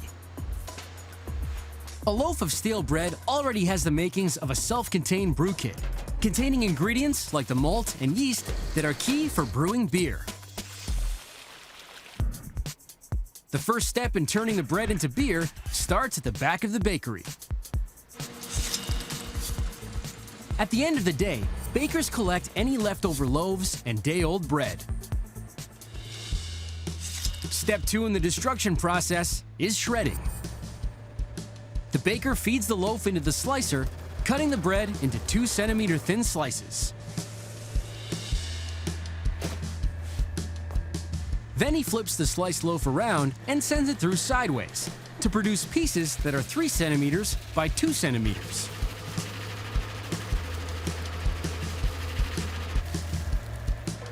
He packs the pieces into boxes and loads them onto a truck. 160 kilometers south in the Bronx, New York, workers from Toast Ale unload the bread. In partnership with the Chelsea Craft Brewing Company, they'll turn bread into beer. Time for the first round in the bread's transformation from stale to ale. Step 1 in the creation process is to convert the complex starches in the bread into a sugary mixture called wort. Workers dump the shredded bread into the mash tun, a huge copper tank filled with hot water. They scoop in rice hulls that help keep the wet bread from clumping. Then they add a layer of malted barley. The malted barley provides additional starch that will be converted into sugar. In this brew, stale unused bread replaces 40% of the barley malt used in traditional beer making. The mix spins slowly inside the copper tun until it turns into a gloppy mash. The starches in the bread and barley have now been converted to simple sugar. Next, the chunks of bread and grains must be separated from the mashed liquid. In a process called sparging, the brewmaster slowly sprays 81 degrees Celsius water over the mash. The hot water runs through the mash, drawing out the sugar in the liquid. The sweet liquid that drains out of the bottom of the mash tun is called wort. The brewmaster tests the wort with a refractometer to make sure it's got the right levels of fermentable sugars. When fermented, this sugary mixture will convert to alcohol, one step closer to becoming beer. The wort is filtered, flavored, and fermented into foamy brew. Bakers shred stale bread and ship it to brewers, who mash it with malted barley and filter it into a sugary-rich liquid called wort.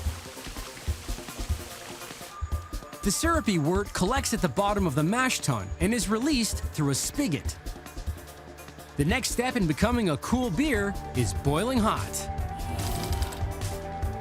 In step 2 of the creation process, the wort pipes into the brew kettle, which heats it to 100 degrees Celsius. The brewmaster sprinkles in the German hops, the flower that gives beer its zesty, bitter taste.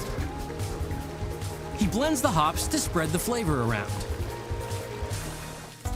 A worker loads an additional 2 kilograms of full flower centennial hops. Then, fountains dispense the hot wort over the hops for a double dose of flavor. The final step in the process is called fermentation. The hop-flavored wort is transferred into a cooling tank. A pressurized keg delivers yeast into the tank. Yeast is the key ingredient that turns near beer into an adult beverage. During fermentation, yeast, a single-celled organism invisible to the naked eye, begins to feed on the sugary wort. As they eat, the yeast multiply. The waste product of the yeast's metabolism is alcohol and carbon dioxide. Fermentation takes about 2 weeks. By controlling the amount of yeast in the brew and how long it ferments, the brewer can control the final product's alcohol level and carbonation. Time for a little quality control. Day-old bread is chopped up, hopped up, and fermented into an award-winning toast ale. Every frothy glass of ale contains 1 slice of surplus bread. A toast to the bread makers and brewmasters who turned waste into taste. Cheers. Nothing sounds quite like summer as burgers sizzling on the grill. Many barbecues are fueled by propane, a natural gas that comes in refillable steel tanks. Eventually, the tanks rust out and pile up. Now, these steel tanks will be cooking up hot lakes. Ram Iron and Metal Inc. in Welland, Canada takes in thousands of propane tanks into their 28,000 square meter yard every season and turns it into a different kind of heavy metal. Propane tanks are tuned into electric guitar strings. Ram chops and shreds the propane tanks to reform them into the raw material required to make the steel strings. Before they can be melted down, they need to be cut down to size. A hydraulic claw grabs the tanks and crushes them.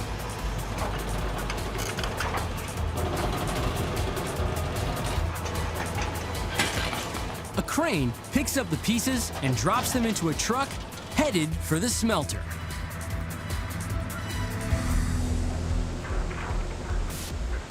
The chunks of propane tank are loaded into another bin that makes its way towards the furnace. Steel begins to liquefy at 1,500 degrees Celsius and is cast into rod-shaped ingots. In a process called cold drawing, the steel rods are then pulled through a die with narrowing hexagonal openings. The steel is progressively stretched and then spooled into 4mm diameter wire. Propane tanks have been melted, molded, and stretched into thin steel wire that in the right hands can make good vibrations. Ordinary wire hits a new chord, revamped and redrawn into slinky guitar strings. Metal workers cut, melt, mold, and stretch old propane tanks into thin steel wire. The spools of steel wire arrive at Ernie Ball in Coachella, California. Ernie Ball is a leading string maker of acoustic and electric guitar strings. World-class guitar players like Paul McCartney, Keith Richards, and Eric Clapton have all played strings made on this factory floor. Different gauges of wire arrive at the string factory. Most guitars are strung with 6 strings, made to different thicknesses. Each string is constructed with a hexagonal core wire wrapped in a thinner outer wire. To produce sound, guitar strings vibrate at different frequencies. The thicker the gauge of the string, the slower it vibrates, and the lower the pitch.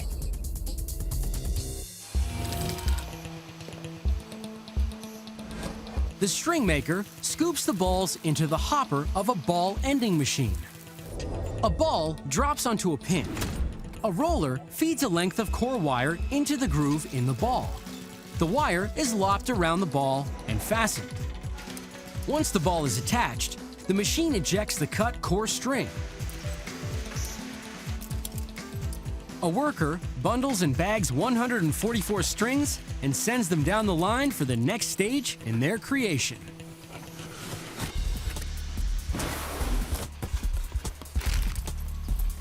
Step 2 in the creation process is wrapping. A worker unpacks the bundle and threads a single core wire into a winding machine. He sets the ball end onto a pin and feeds the end of the wire onto a clamp. He loads a spool of 3mm nickel-plated wrap wire onto the winder. Using pliers, the worker hooks the wire into the loop around the ball end. The pedal controls the speed as the wrap wire winds around the steel core. The tech removes the string from the winding machine. Time for a bath. The tech drops a batch of newly wrapped string into a basin filled with a proprietary mix of chemicals. The strings soak in the solution. After a few minutes, the tech pulls them out and wipes them down. The next stage in creation is to put these strings to the test. An inspector threads random strings onto a tensile testing machine. For maximum playability, strings should be flexible enough to bend, but not break. A meter gauges the breaking point to make sure the string will perform under pressure. The final creation step is packaging. Workers coil the slinky strings according to gauge, slip them into envelopes, and load them onto a conveyor belt to be sealed. Then, they sort and stack the strings into sets of 6. A machine wraps and packages the sets in plastic. And a worker boxes them for shipment to guitar shops and music stores near you. Thanks to sound thinking, propane tanks are plucked from the landfill, shredded, melted, and stretched into guitar strings. What once fueled the grill can provide the music for your next barbecue, as long as you've got the chops.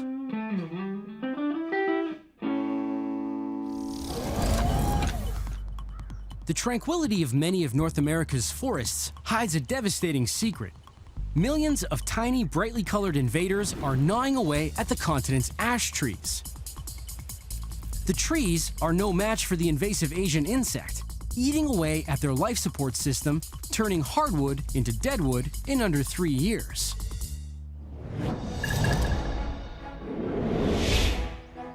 A company out of Guelph, Ontario, is harvesting the doomed ash trees and giving them new life by sending them down the river. Dying ash trees are relaunched as traditional skin-on-frame canoes. The boat makers at Backcountry Custom Canoe fell, cut, and shaped the bug-infested ash trees into planks of useful hardwood. The first step in the destruction process is already well underway deep inside the tree. The emerald ash borer is an invasive species of beetle from Northeast Asia. Since arriving in North America in the 1990s, they've killed thousands of ash trees that have no resistance to the newcomers. The emerald ash borer lays its eggs just under the bark of the ash tree. Larvae feed on the wood tissues that conduct water and nutrients to the tree, effectively starving it to death. Once infested, this tree will slowly rot from the inside out within 3 years. The craftsmen at Backcountry Canoe have found a way to turn the beetle's destruction into a sought-after commodity. The craftsman peels back the bark and exposes the S-shaped tracks made by the beetle's larva. The woodsman yanks the pull cord on his chainsaw and gets to work cutting the timber down.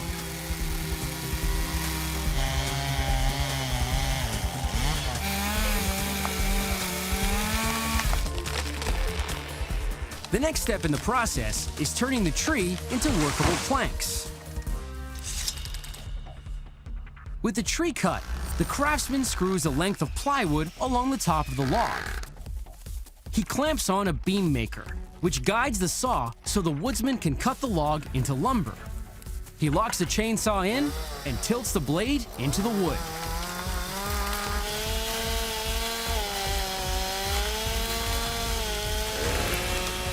"30 minutes later, the log is a pile of straight, even planks.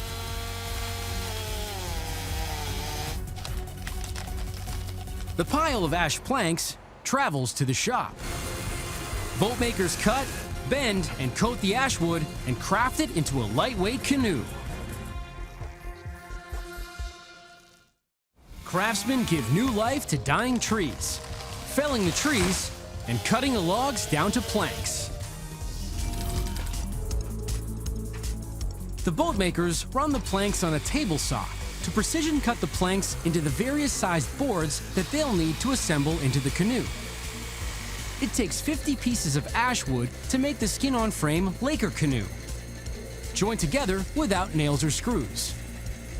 The stringers, gunwales, ribs, bow, and stern are bent into shape and attached to each other, joined together in the traditional way without nails or screws. The frame is covered in heavy-duty ballistic nylon. Once the pieces have all been cut, the canoe is ready to be assembled.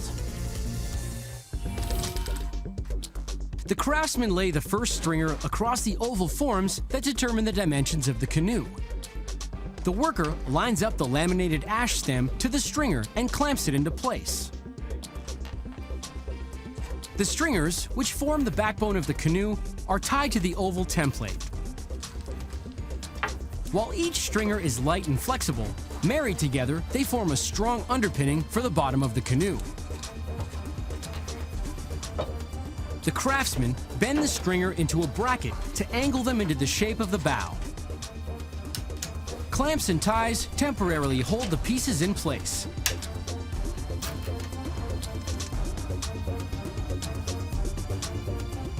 Using a handsaw, the woodworker trims the ends off the stringers and cuts them to fit.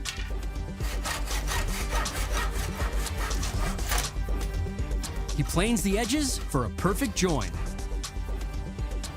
Now the curved ribs need to be bent into shape. The boat maker slowly cooks the ribs in a steam box. A kettle boils water, which pipes the steam into the sealed box. The steam softens the wood to make it pliable.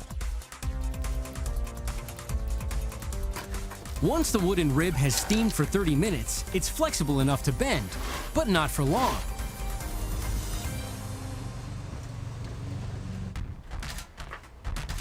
The craftsman only has 90 seconds to secure the ribs to the stringers before they begin to dry and stiffen up.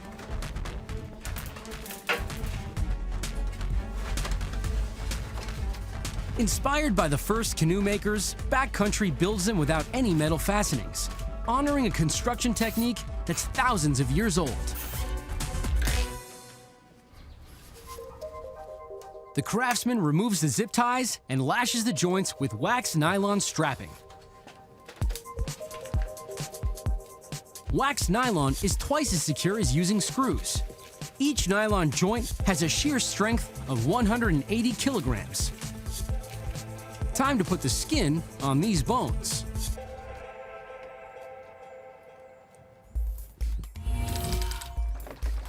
The craftsman soaks a sheet of heavy ballistic nylon in a tub of ice water to loosen it up. This special fabric was originally developed to make flak jackets, worn by airmen during World War II. Ballistic nylon's thick nylon thread and 2x3 basket weave is tough enough to stop a low-caliber bullet, so it can handle the jagged rocks a canoe might encounter with ease. The boat makers drape the nylon sheet over the frame. He uses a clamp to pull the skin taut and pins it down with a staple gun. The fabric has to be skin tight and wrinkle free, or the canoe will drag in the water.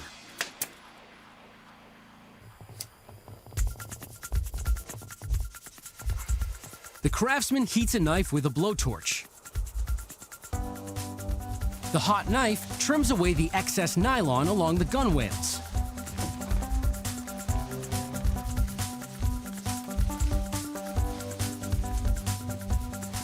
He runs an iron along the nylon to heat shrink the skin to the frame.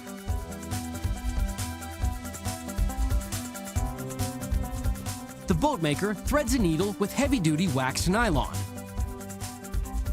He folds and stitches the loose skin to the bow of the canoe.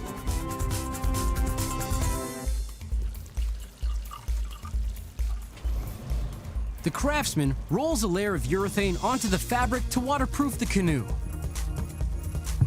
The varnish adds a hard-wearing seal and helps the canoe to glide easily through the water. It takes 48 hours for the urethane to dry.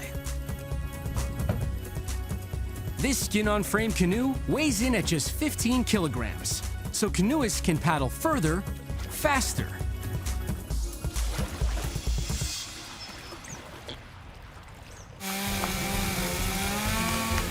Dying trees have been rescued, reborn, and reimagined into a lightweight canoe. Built with craft and commitment that's as old as these rivers and as timely as tomorrow's sunrise.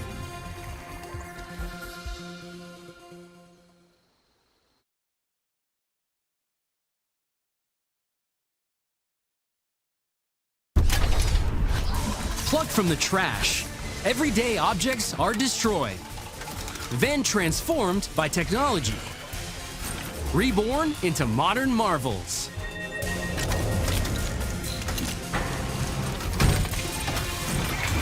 Illegal guns are busted into cool cufflinks.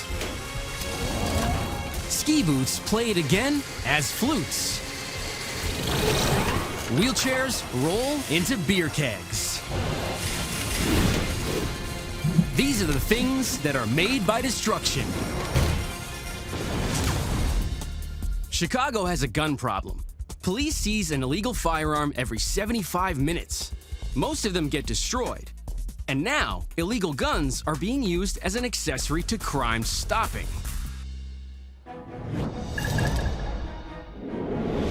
Liberty United turns illegal weapons into bling with a message, aiming to educate at-risk kids and targeting the profits to fund programs that protect them from street-level violence. Illegal guns are reformed into cufflinks.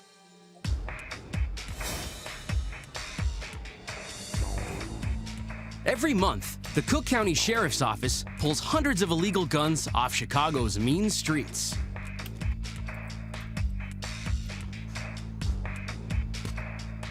Once the guns are released from custody, they're stripped down. The first step in the destruction process is chopping. A metal worker uses a hydraulic cutter to shear the illegal firearms into harmless chunks of steel. He packs up the parts for shipment to the foundry, where they'll be melted and molded into steel bars. The second step in the destruction process is melting. A metal worker feeds the chopped up weapons into an induction furnace. Instead of using an external heat source, an induction furnace heats the metal from the inside out. The furnace is surrounded by a coil of copper wire. The coil creates a rapidly reversing magnetic field that penetrates the metal. The high-frequency electromagnetic field excites the atoms in the steel, generating temperatures of 1,370 degrees Celsius. A foundry worker tips the molten metal into a pouring bucket.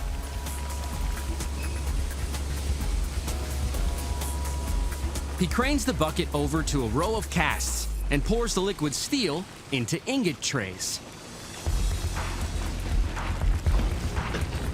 After an hour, the ingots harden enough to be released.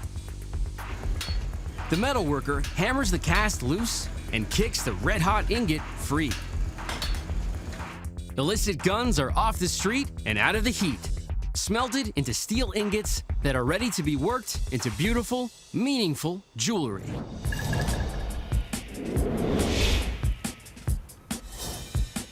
Liberty United commissions R&D manufacturing in Rhode Island to create jewelry out of busted guns. The cufflink is constructed from 3 pieces: a brass toggle attached to an octagonal brass plate. The brass plate is then finished with a gunmetal moniker. To create the face of the cufflink, the craftsman starts by cutting the steel ingot into planks. A worker drops the plank into an EDM, or electrical discharge machine, to cut it into strips. Inside the EDM, rapid electrical discharges are passed between a wire and the metal being cut. A super hot 1,300 degrees Celsius spark removes tiny pieces of metal that are flushed away with a continuous flow of water. A worker rolls the steel strips to the machining area. He feeds them into a metal press. Rollers squeeze the steel to flatten the gunmetal into 0.6 millimeter thick sheets.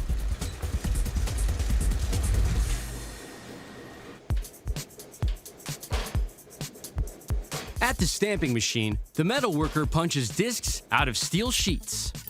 These gunmetal blanks will become the decorative centerpiece of the cufflink, called a moniker. At the die stamp machine, the worker presses the Liberty United logo into the disc. Metal discs are set in gold and crafted into distinctive cufflinks. Metal workers chop and melt confiscated weapons, then cast them into steel ingots. The next step is to create the face that will frame the steel disc. A cutter chops brass strips into small blanks.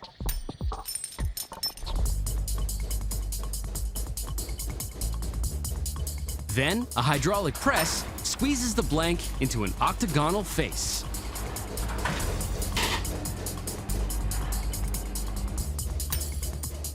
A press trims away the edges and punches out the cufflink face.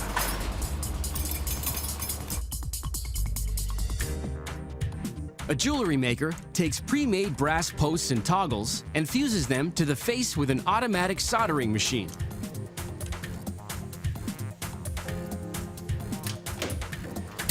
The cufflinks are ready for the golden touch.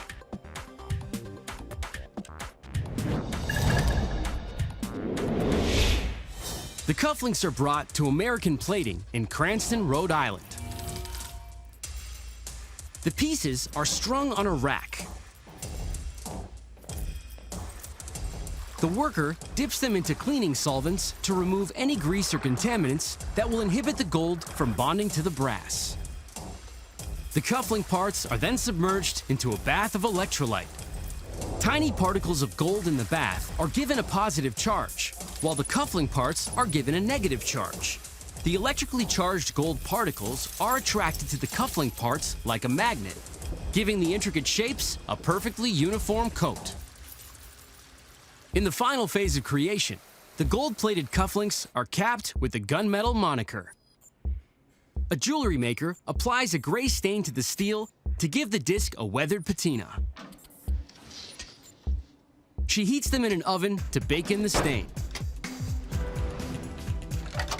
Once they're ready, she removes the metal moniker and syringes epoxy onto the gold-plated face. The worker nests the gunmetal disc and glues it into position. These cufflinks are ready to wear.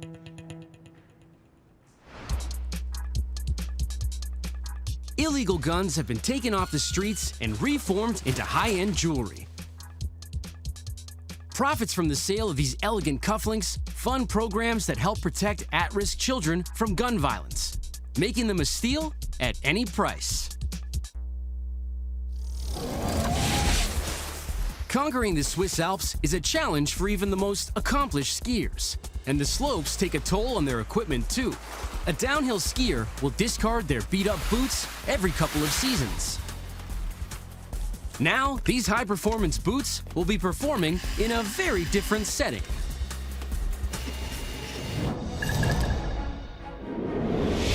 In Davos, Switzerland, the Argo Foundation employs people with disabilities to process over-the-hill ski boots on a major scale. ski boots are recomposed into toy flutes. Factory workers have to sort, slice, and shred the boots to turn them into the raw material that will feed a 3D printer. The first step in the destruction process is disassembly. Workers sort through the bins of discarded ski boots. They select just the red ones, the only color that will be transposed into the toy flutes. He places it in an infrared spectrometer to analyze what it's made of. Only one type of plastic can be used. Thermoplastic polyurethane is made up of chains of hard and soft polymers. Its unique molecular structure makes it elastic and tough wearing. The worker marks the boot for processing. A worker clamps the boots onto a vise and yanks out the liners. Using handsaws, pliers, and rotary blades, workers cut and tug the metal clips and buckles off the plastic shell. A worker moves the boots to the table saw to begin the next step in the boot's destruction.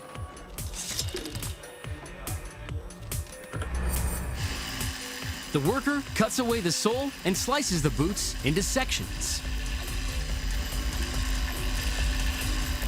He tosses the plastic pieces into a hopper.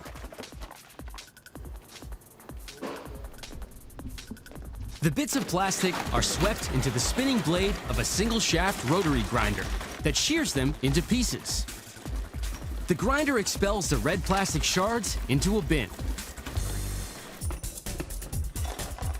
An inspector hand-loads the shards into a belt that passes under a magnet to remove any metal leftovers from the line.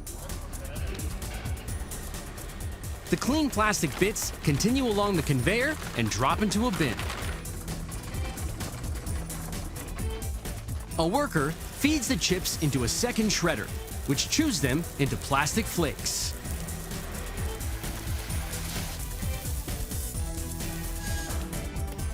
Ski boots have been taken apart and shredded to a fine grind. They're ready to go from boot to flute. Engineers melt the flakes into pellets and extrude them into plastic ink for a 3D printer. Plastic recyclers dismantle discarded ski boots and shred them into red plastic flakes.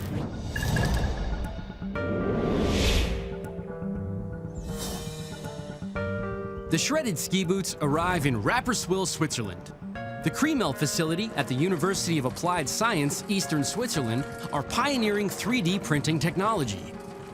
To print out a flute, the engineers must first create a plastic thread called a filament, which serves as the ink for the 3D printer. The fine-grained plastic is now ready for the first creation step. The engineer scoops the plastic flakes into a hopper that feeds an extruder.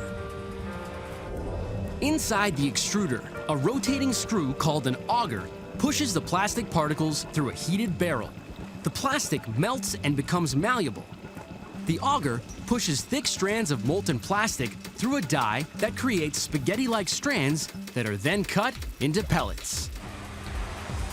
Water jets cool and wash the pellets.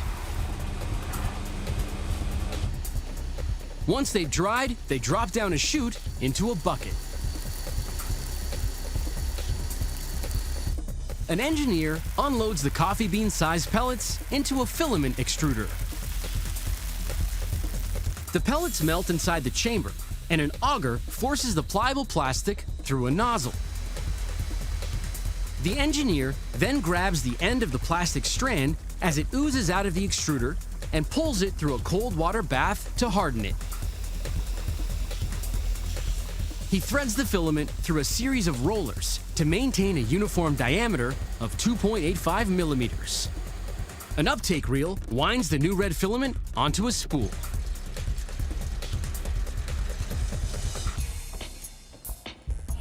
In creation step 2, the plastic filament is ready to be printed into a flute. An engineer threads the end of the filament into the 3D printer's intake port. A computer-controlled arm follows the design program, dispensing plastic ink layer by layer to print out a three-dimensional object. The printer will produce the flute in 4 separate sections: the head joint and mouthpiece, the midsection consisting of 2 barrels that contain the tone holes that alter the pitch of the instrument, and the foot joint. The filament is heated inside the printer, liquefying as it flows through the printer head. Following the programmed instructions, it pipes the molten plastic in thin slices, building up the plastic part a slice at a time.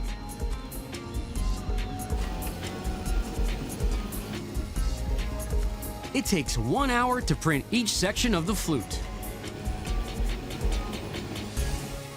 The flute parts quickly dry and solidify at room temperature. All that's left to do is to put it together.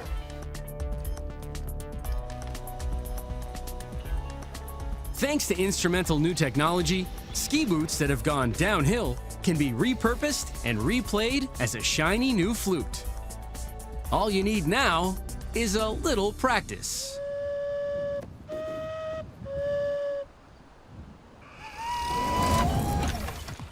Over 65 million people worldwide use wheelchairs to help them get around. The steel frame chairs are good for about a few years before they wear out and need replacing. Now, discarded wheelchairs are rolling into a different kind of carrier. Ram Iron and Metal Incorporated in Welland, Canada, salvage and process 20,000 tons of metal scrap every day, turning junked wheelchairs into a product that can really deliver under pressure. Wheelchairs are reshaped into beer kegs. Metal workers cut, sort, and melt the wheelchairs down in order to turn them back into reusable steel. The first step in the destruction process is cutting. A scrapyard worker feeds the retired wheelchair into the jaws of an alligator shearer.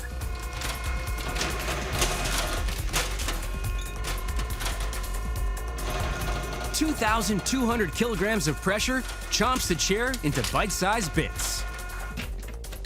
The worker adds the pieces to a pile of scrap steel.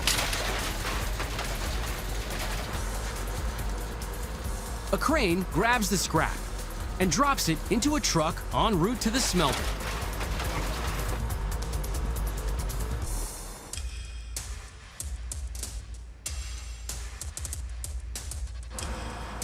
A powerful magnet lifts the scrap steel.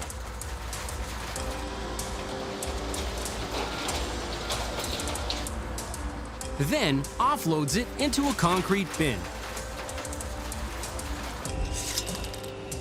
The steel tracks along the foundry floor and lands into a smelter. The scrap metal melts down at 1,300 degrees Celsius.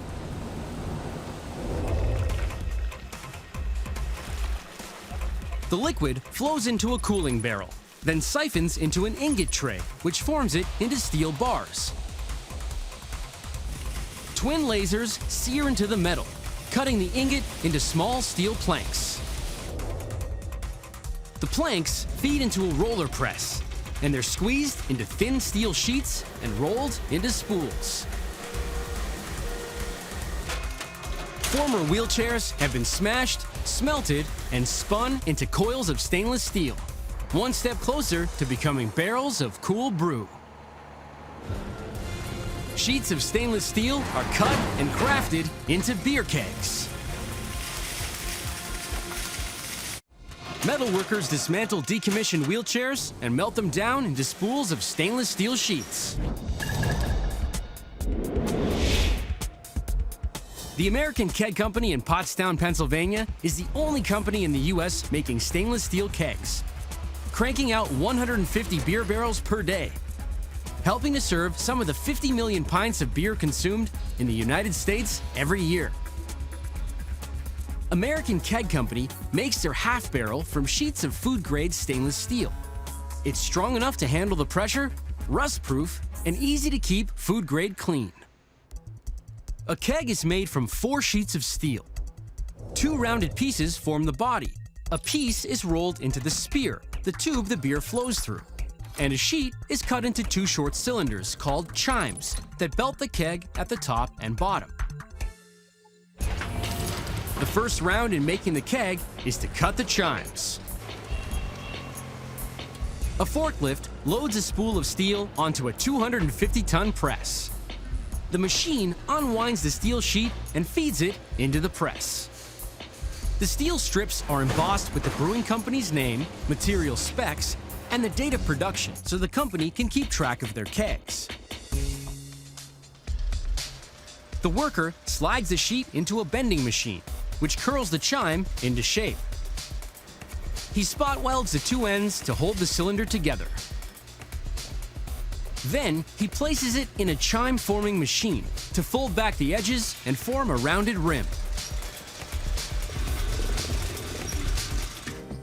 A metal punch then knocks a handle shape out of the steel. With the chimes complete, the keg maker begins work on the body of the barrel. The body is made from two steel blanks. The worker rolls oil-based boundary lubricant onto the circular blank. This prevents metal stress when the steel is being cast. Then, he loads the blank into a 250-ton deep draw press. It stamps the steel into a barrel-shaped form that's used for both halves of the keg body. Time to put the pieces together.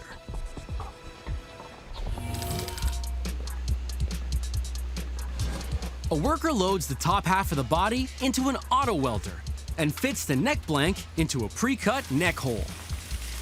A robotic torch welds the neck into the spear hole.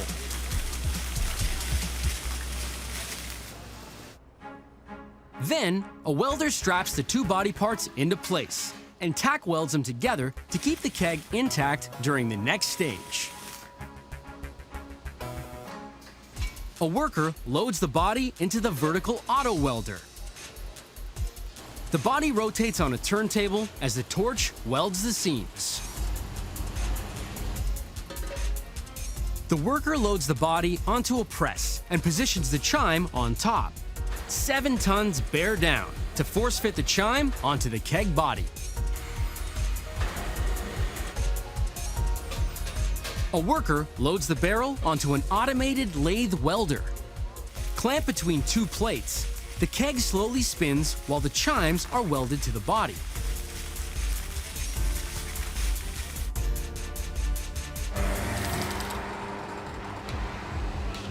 Next, an automated gantry crane carrying 12 kegs at a time flies them over the factory floor and eases them into a citric acid bath.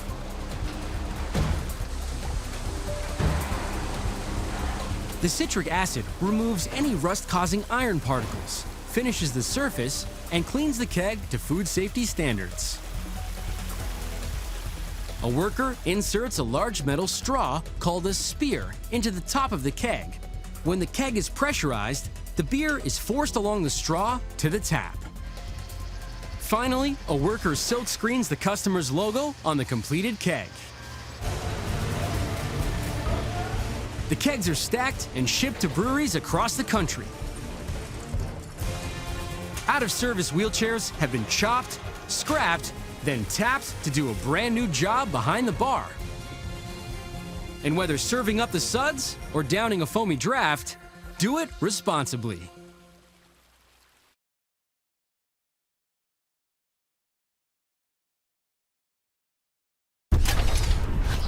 Plucked from the trash, everyday objects are destroyed. Then transformed by technology, reborn into modern marvels.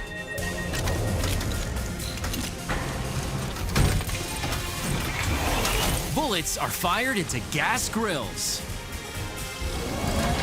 Pianos change their tune as bicycle bells. Tissue boxes are pressed into boom boxes. These are the things that are made by destruction. The average recreational marksman unloads about 200 rounds an hour at the gun range. Every time a shot is fired, the weapon spits out a brass casing. That's a whole lot of brass with nowhere to go. Now, spent cartridge casings are being fired up into a hot new item.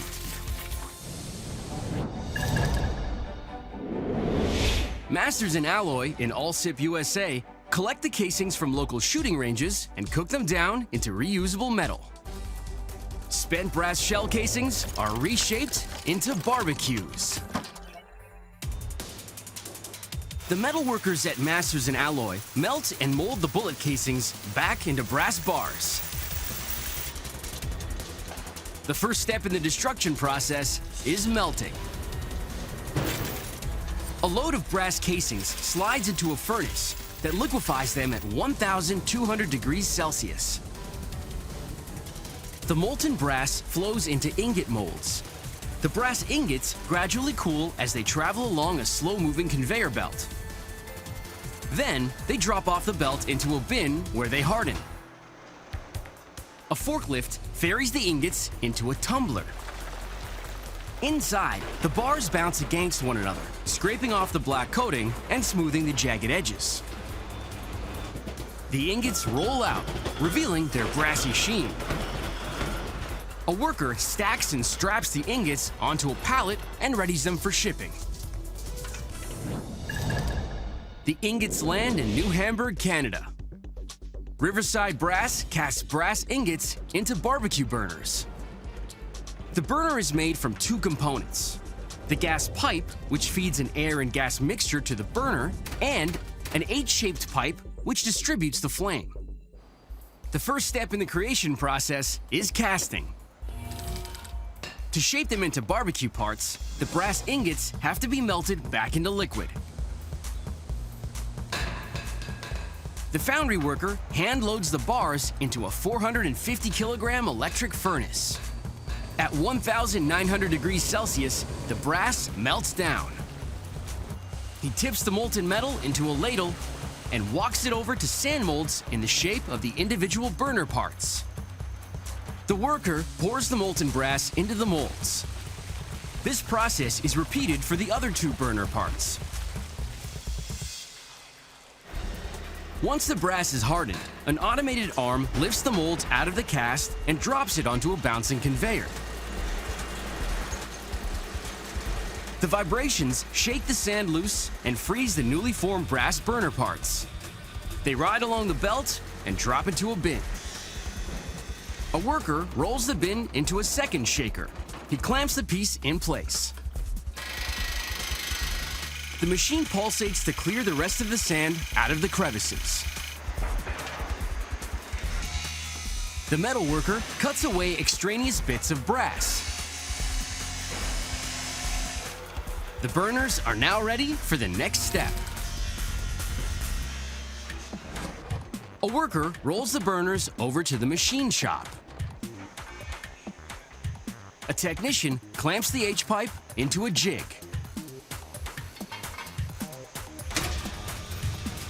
Once secure, the machine drills a row of evenly spaced holes along the sides of the burner to ensure even distribution of the gas-fueled flame.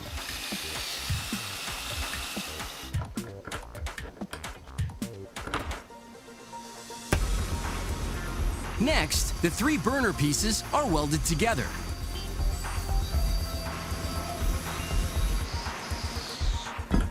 The worker places the brass burner into the sandblaster.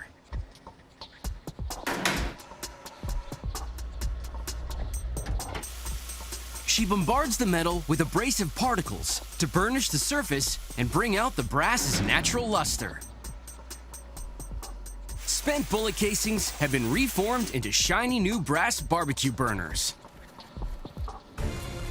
The burners find a new home in a state-of-the-art barbecue, the final stop in their journey from the scrapyard to the backyard. Brass bullet casings have been melted down and cast into burners for an innovative new barbecue.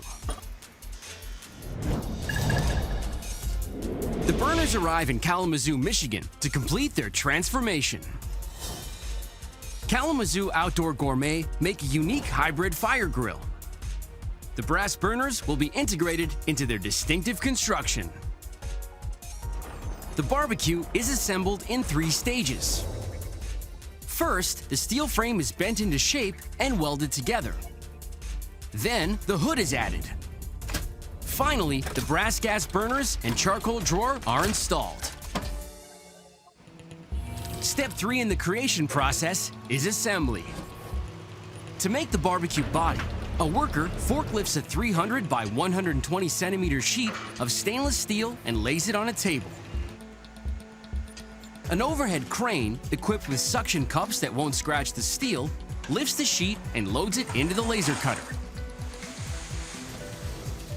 An automated 4,000-watt laser glides on rails, making multiple cuts in the steel. The laser is guided by nesting software, a computer program that maximizes the number of pieces cut from a single sheet so there's almost no scrap metal. Once the sheets are cut, the workers bend and braze the pieces to prepare them for assembly.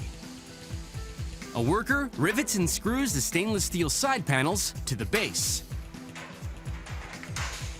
With the frame complete, the techs attach the hood and install the gas fittings. The workers use multiple grades of abrasives to buff the metal, polish away any welding seams, and align the grains so the body looks like it was made from a single flawless piece of steel. The installer rests 3 H-shaped brass burners onto the steel supports.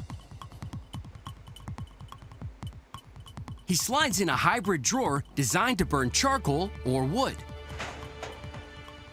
Add the temperature gauge, control knobs, and the company logo, and this grill is ready for summer.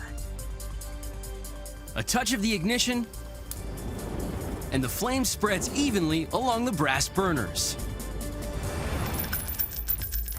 Spent bullet casings have been melted down and reformed into a high-caliber barbecue that can heat up to 540 degrees Celsius to give the outdoor chef their best shot at a perfect meal.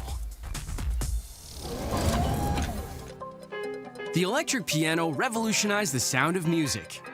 It can simulate a baby grand or a church organ. Eventually, the electronics wear down, but even after its finale, the electric piano can still produce a sound. And that sound could save your life. Global Electric Electronic Processing in Barrie, Canada takes in 59 million kilograms of electronic waste every year. The salvage techs at Geep smash, sort, and shred electronics. And what they can do with the remnants of an electric piano is making a lot of noise. Electric pianos are recycled into bicycle bells.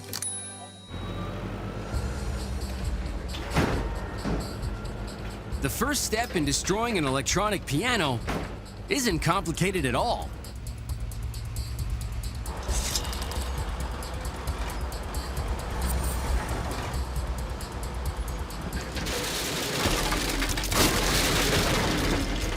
A grappling hook takes hold of the piano and crushes it to pieces in its iron fist.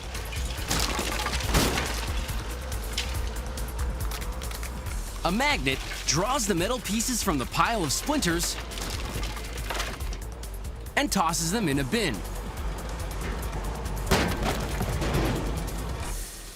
The bin of piano parts is loaded onto a conveyor belt. Workers then sort through the pieces, discarding bits of debris.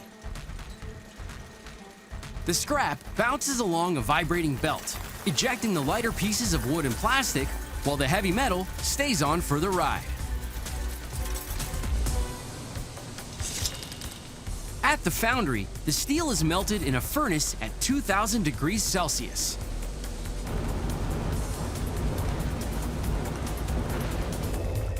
The molten steel flows into a cooling barrel and then pipes into a mold. Red-hot slabs of steel emerge from the molds and travel along a conveyor to be flattened. Rollers exerting 1,300 kilograms of pressure squeeze the steel until it's 3 millimeters thick. The thin steel then travels along a looper and is cut into steel sheets. Piano pieces have been salvaged, sorted, and melted into steel sheets, packaged and prepped for the next phase of their transformation. The steel sheets are stamped and machined into parts for a bicycle bell. The salvage team smash electric pianos to bits, then sort and melt the steel into sheets. The steel arrives in Pleasanton, USA. Peridot is a precision metal manufacturer that uses cutting-edge technology to stamp, shape, and cut into metal. The first step in the creation of a bike bell is cutting. A worker wheels the steel sheets through Peridot's 2,700 square meter facility. The bicycle bell is manufactured with a dome, a hammer that strikes the dome to make a sound, and finally, a mount assembly that attaches the bell to a bike. Workers begin by making a nut that's part of the bell's mount assembly. A worker slides a sheet of steel onto a laser cutting machine. Guided by nesting software, the laser eats into the steel like cookie dough. A powerful 10,000 degrees Celsius spark passes from an electrode to the steel, which erodes the steel and pops the nut out of the sheet. It's programmed to make 100 nut-shaped cuts in the 1 by 1 meter sheet. The nuts gather in a pan under the laser cutting machine.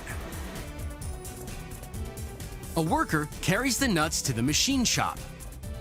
He uses a manual drill press to mill threads into the nuts. Meanwhile, another machinist rivets the twin pieces of a steel mount. He inserts a pin into the sleeve of the mount. Then, the two ends are riveted together. This is where the bell's lever and hammer will be fixed. Next, workers begin to make the bell's dome. Rolls of brass sheets are loaded into a stamping machine. It cuts and presses the metal into the dome in a fraction of a second. Then, a worker places the dome in a lathe to refine the shape and file off any rough edges.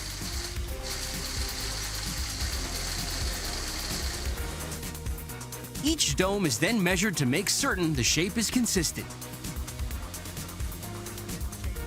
Finally, it's tested. Brass is used because it gives the bell a clear, sustained ring. The precision parts are then boxed and loaded. They're heading west.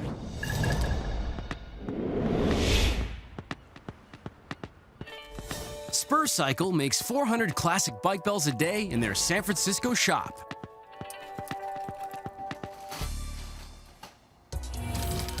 Before the bike bell is put together, the brass dome is polished. First, a worker loads the brass domes into an automated polishing machine. It picks up a dome in its robotic arms and leans it into a spinner buffer.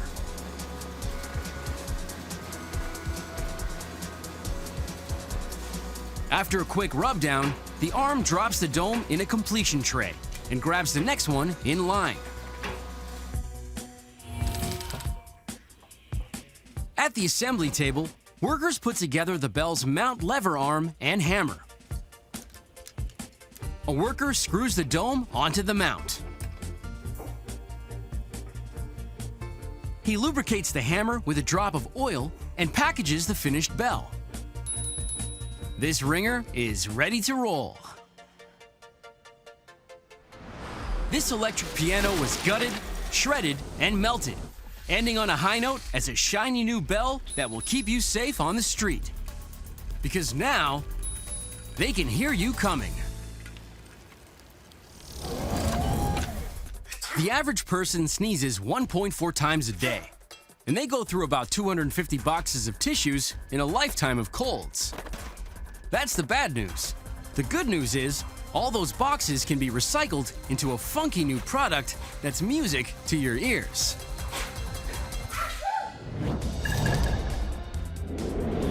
Paperfabrik Vrieden in Vrieden, Germany, recycles high-volume paper waste into reusable cardboard that can turn cold relief into a cool new sound.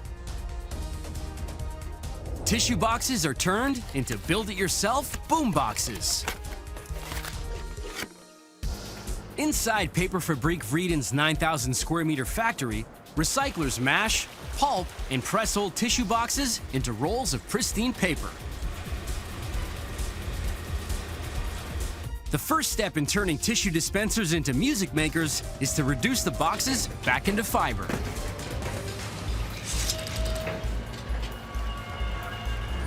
A forklift carries the bales of tissue boxes and other paper waste onto a conveyor.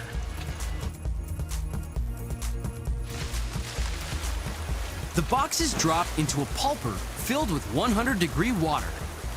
A rotor agitates the water, breaking the boxes down into a sludgy soup called a slurry. The slurry passes through a screen, which strains out any debris. The clean fibers pass through a filter and move to the mill.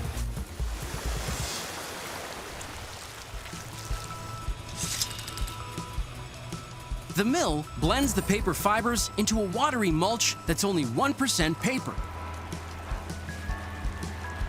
The mulch drops onto a fast-moving conveyor called a wet belt.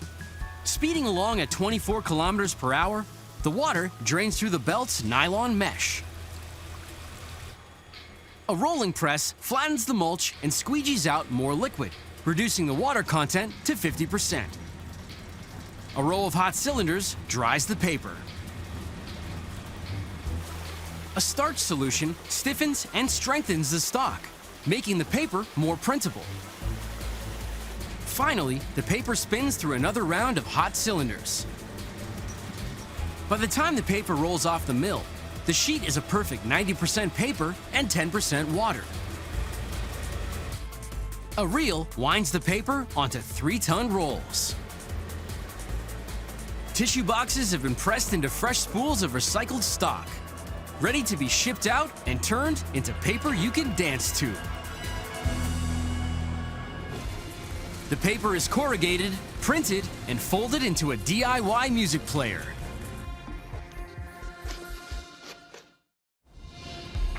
Paper recyclers pulp, press, and roll discarded tissue boxes to turn them into spools of brand new stock.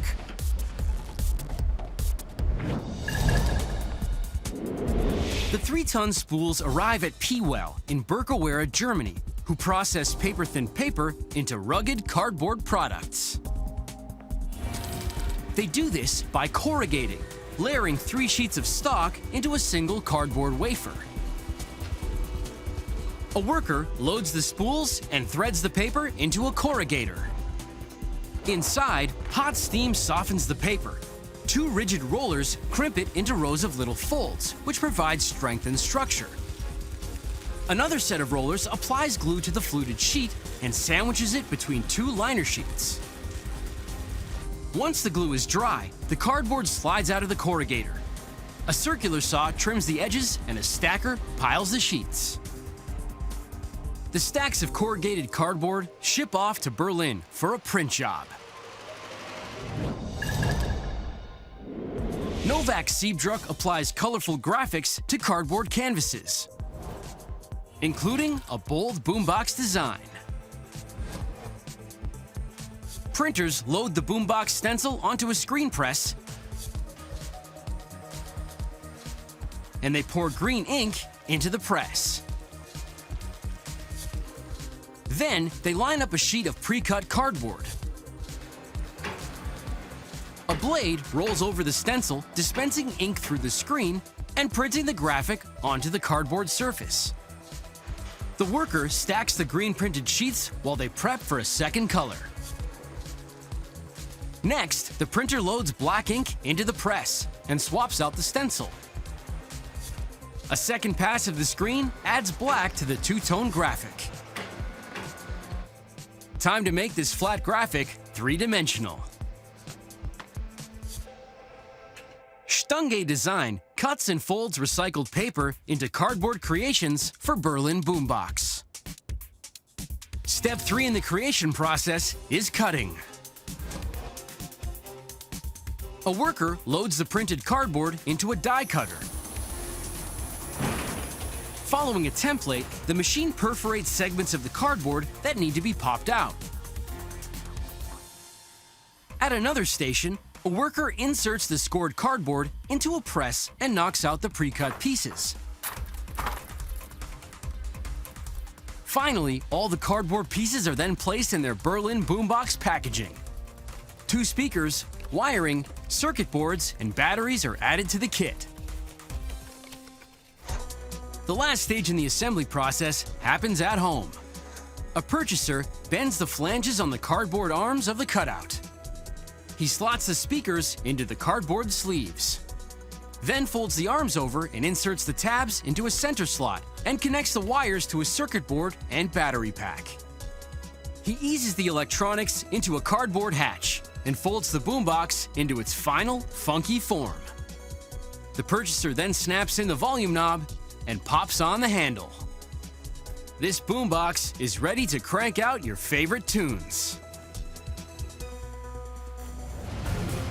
Old tissue boxes have been mulched and pressed into corrugated cardboard, then crafted into a portable player that you can make at home.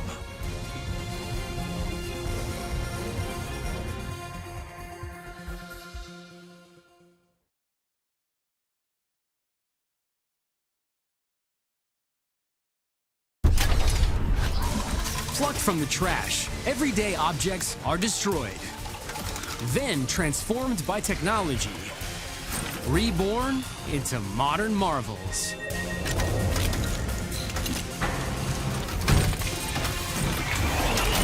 Empty milk jugs roll into all-terrain vehicles.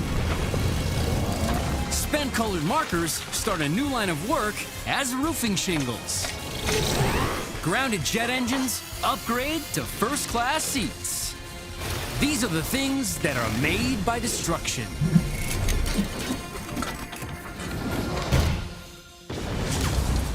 Last year, the world consumed over 200 billion liters of milk, often poured from high-density polyethylene jugs. But only 1 in 3 plastic jugs are reclaimed. The rest pile high in landfills and won't break down for a century. Now, instead of delivering your daily dose of vitamin D, milk jugs can pump you full of adrenaline. Plastic milk jugs are converted into an all-terrain vehicle. Inside the recycling plant, workers grind, melt, and mold the empties into tiny plastic pellets.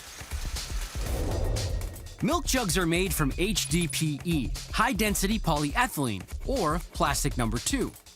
The plastic's closely packed linear structure makes it light, strong, and chemically resistant, so the milk won't absorb any odors from the fridge.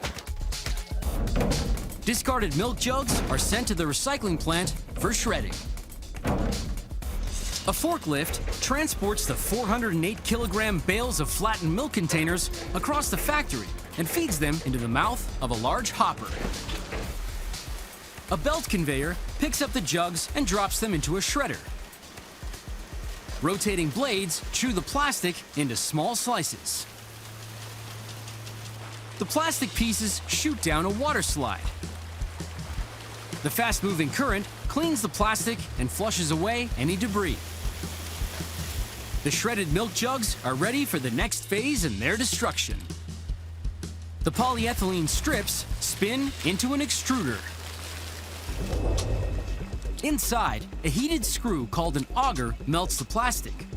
Black colorant is added, and then the auger pushes the molten plastic through a screen, producing spaghetti-like strands. A guillotine blade slices the sticky strands into half-centimeter pellets.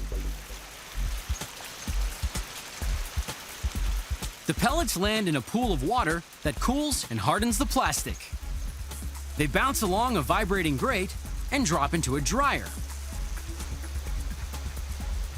The plastic pellets pipe into a chute, which fills the 880-kilogram shipping bins.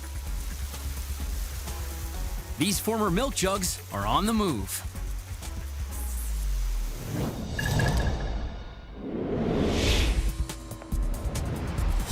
iPoly in Thorold, Canada, produce high-performance plastics that can handle the most punishing environments. Step 3 of destruction is rolling. A vacuum sucks the pellets into a hopper that feeds an extruder. Inside, the heated screw melts the pellets and pushes them through a cylinder. The viscous plastic oozes out between two rollers. The rollers press the plastic into polyethylene sheets.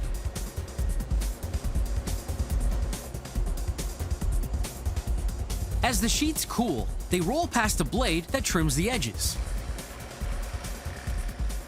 A second knife sections the sheets into pieces of poly that are dirt-proof, waterproof, and can withstand harsh temperatures between -45 and +77 degrees Celsius.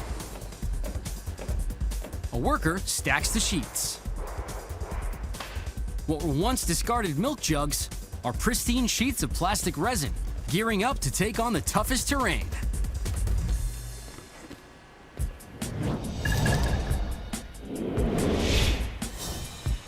Argo XTV in New Hamburg, Canada, makes extreme terrain vehicles. Part of what makes them so agile is the tough, light, polyresin body. The body of the Argo 8x8 750 Avenger is made of 2 polyethylene shells. They seal together to make a watertight housing that protects the engine, transmission, and gearbox.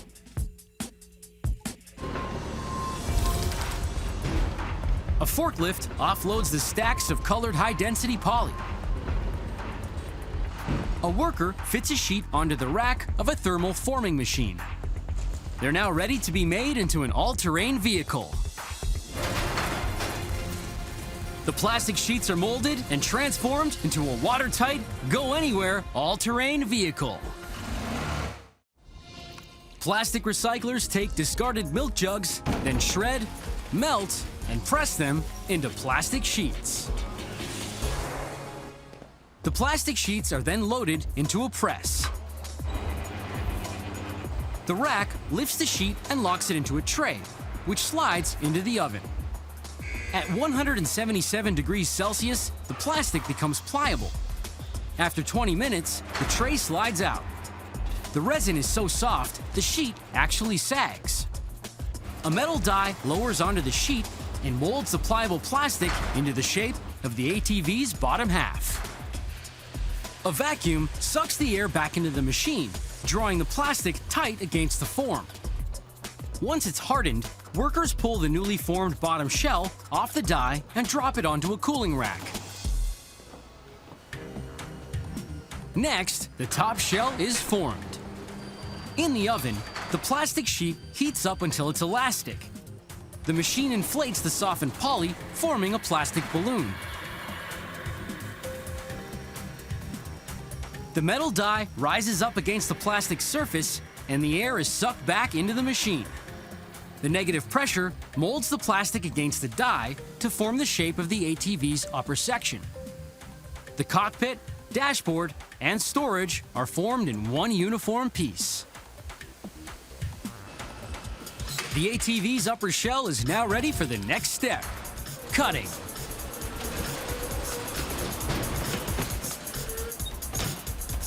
The jig acts as a template for cutting holes in the poly shell. A circular saw slices through the tough plastic.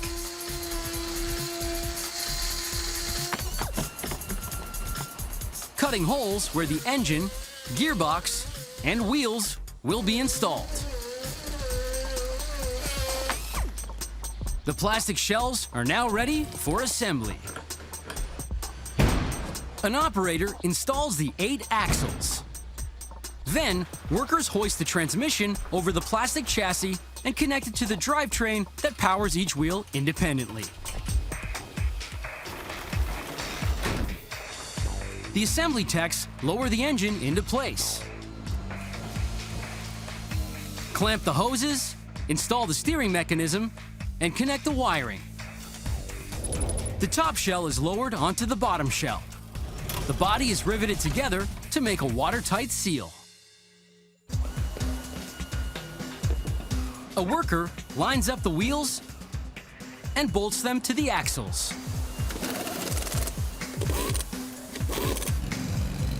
The Argo rolls off the assembly line.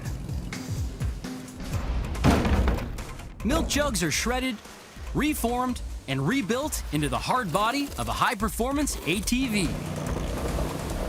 The Argo is an agile amphibian with a 6-passenger capacity and can pull a payload of 800 kilograms. The raised tread tires can climb steep hills and even paddle through deep water. The only thing the Argo can't do is fly. Crayola makes 465 million colored markers every year. In the hands of a young artist, every picture is a masterpiece. But eventually, the ink runs dry. So Crayola's color cycle program came up with a creative use for all those used-up markers. They're collaborating with Green Mantra Technologies, who turn post-consumer plastics into surprising new products like wax, ink, and asphalt treatments. And when it comes to finding a use for out-of-use markers, things are looking up. Felt-tipped markers morph into roof shingles. To make the change, the engineers at Green Mantra break the plastic down through a chemical process into a new material that coats the base of the shingle. Bins of discarded markers arrive from schools across the country. Any residual ink has been drained and the felt tips removed. A worker dumps bucket loads of markers into a hopper. The markers tumble into a shredder that chews them into 1-centimeter chips. An operator vacuums a load of chips into an extruder where they're melted.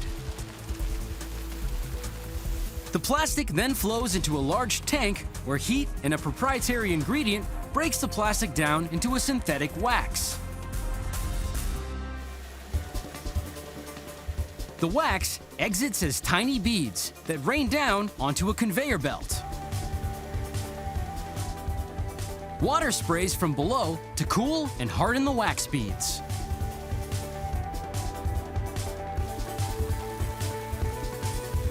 The beads slide down a conveyor and are funneled into large sacks for shipping. The pellets are ready for their next stop on their way to the top. The wax pellets are melted and mixed with other materials to form roofing shingles. Recycling engineers shred, melt, and process felt-tipped markers and convert them into reusable wax pellets.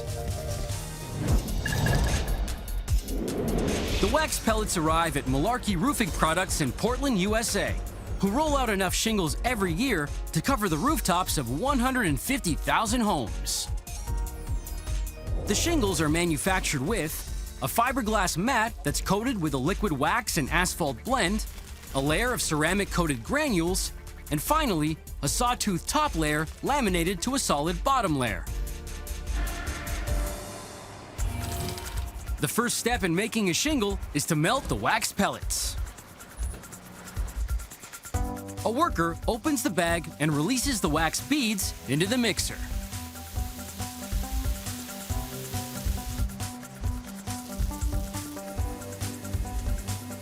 Heated to 93 degrees Celsius, the mixer blends the polymer pellets with asphalt.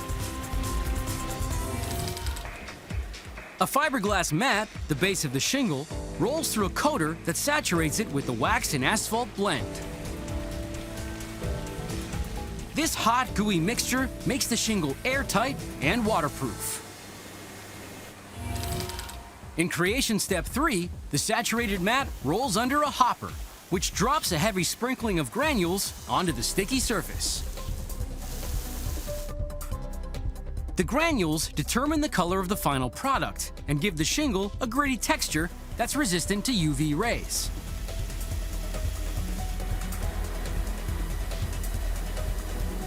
The sheets pass under a cold shower to bring the temperature of the coating down.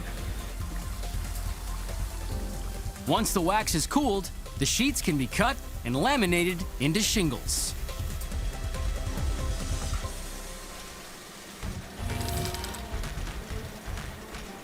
A sealant machine runs 2 strips of adhesive along the back of the sheet.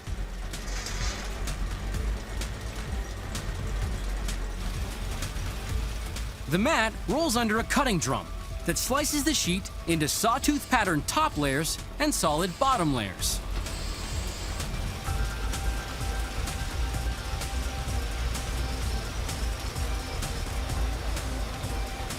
Finally, the top and bottom layers are bonded together to form a single 2-ply shingle.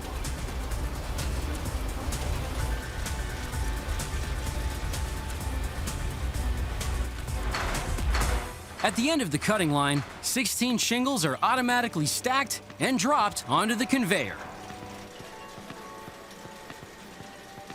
The stacks roll up to a packaging machine, which wraps them into bundles with enough shingles to cover 3 square meters.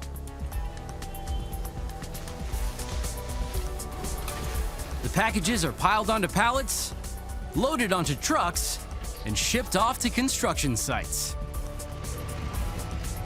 Taking creative thinking to new heights, spent Crayola markers have been processed into pellets and reinvented as long-lasting shingles.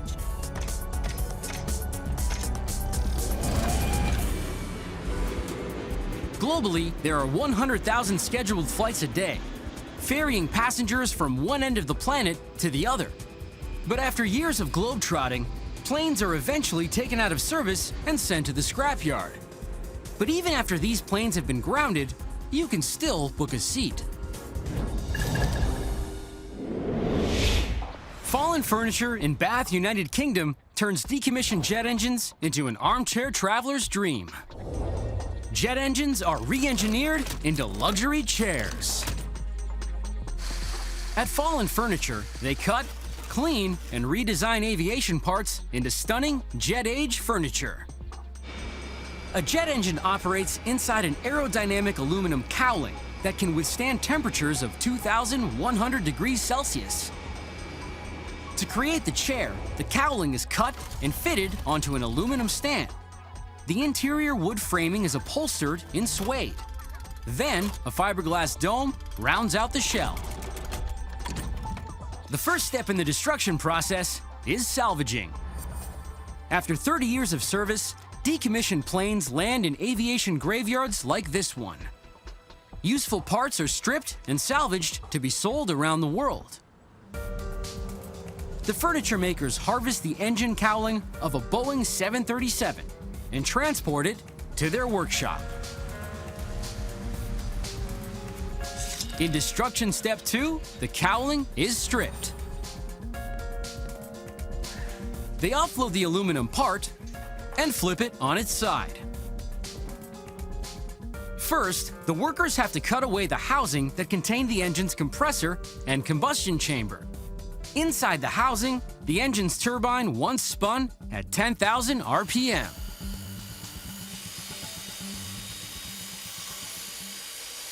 The first cut slices off the bulk of the housing. Then, he uses a saw to remove the bolts in the interior wall. Finally, a hammer and chisel force the bolt stems out the other side. In total, 180 bolts are removed from the rim of the cowling. The workers expose the cowling's insulation that once shielded passengers from the engine's 150 ear-splitting decibels. In destruction step 3, the cowling is cleaned. Now free of debris, the workers position the cowling face up on a workbench. A worker sands off decades of corrosion, gradually restoring the metal's original grain. He buffs and hand polishes the aluminum to a gleaming mirror finish. A jet engine part that once flew passengers at 11,000 meters is about to become a first-class seat. Craftsmen frame, set, and upholster the cowling to convert it into a piece of futuristic furniture. Furniture makers take a grounded jet engine cowling, cut it, gut it, and polish it into a massive ring of polished aluminum. To turn the cowling into luxury seating, the craftsmen first create a wooden frame for the chair's interior. They measure, saw, and sand 20 pieces of pine. The workmen fit the pieces into pre-cut slots and lock them in with screws. He sands down a curved frame, then connects it to the other half and pounds it in tight to form a wooden ring. The workers slot 9 ribs and a seat box into the ring, then stack a second ring on top. Once it's secure, they lower the wooden ring into slots on a circular ledge that's been fixed to the rim of the cowling. Then they screw the frame into place. Next, a worker grinds the rough edges off a pre-welded steel base. They buff the aluminum top to a high shine, then assemble the base. The workers lower the framed cowling onto the base pin that couples to a ball and socket head so the chair can swivel 360 degrees. The futuristic chair is now ready for the second step in creation. The workers bolt a fiberglass dome to the back of the wooden frame. The dome is flipped and draped with quilted suede fabric and stapled taut to the wooden frame. The workers cap the upholstered seat back with a decorative medallion, creating a plush cocoon. The furniture maker slots 2 curved planks of wood onto one another to form a double-arch frame. The workers glue and screw the frame over the interior dome to support the seat back.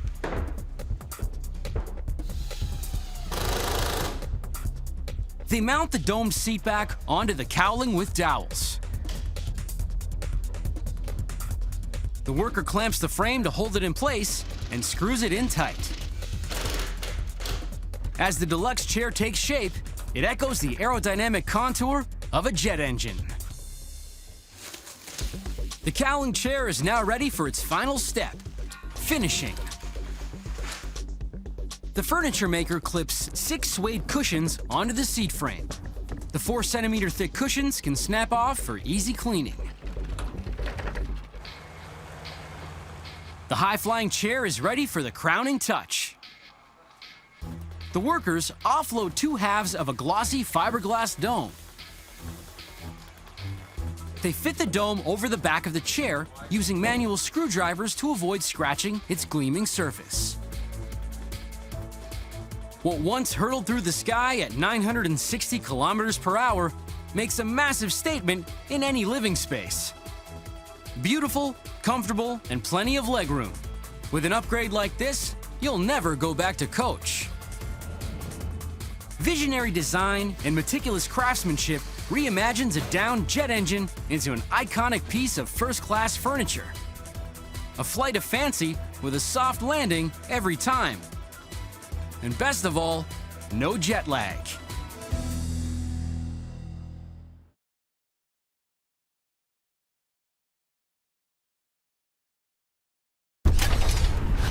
Plucked from the trash, everyday objects are destroyed. Then transformed by technology, reborn into modern marvels.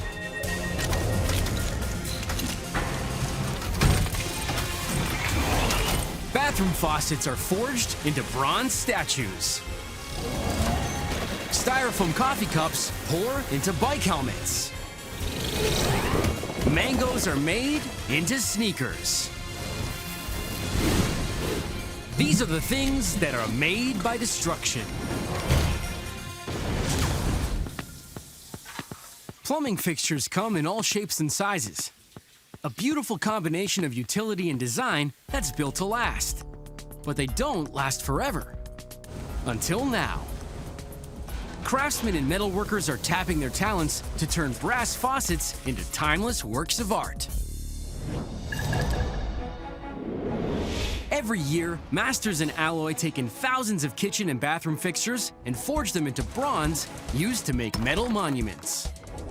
Brass faucets are recast into bronze statues. At their foundry, metalworkers melt and blend the faucets to turn them into bronze. Drumloads of fixtures arrive at the smelter. The chrome-plated brass taps are mostly made of a copper silicon alloy, the perfect base metal for a conversion to bronze.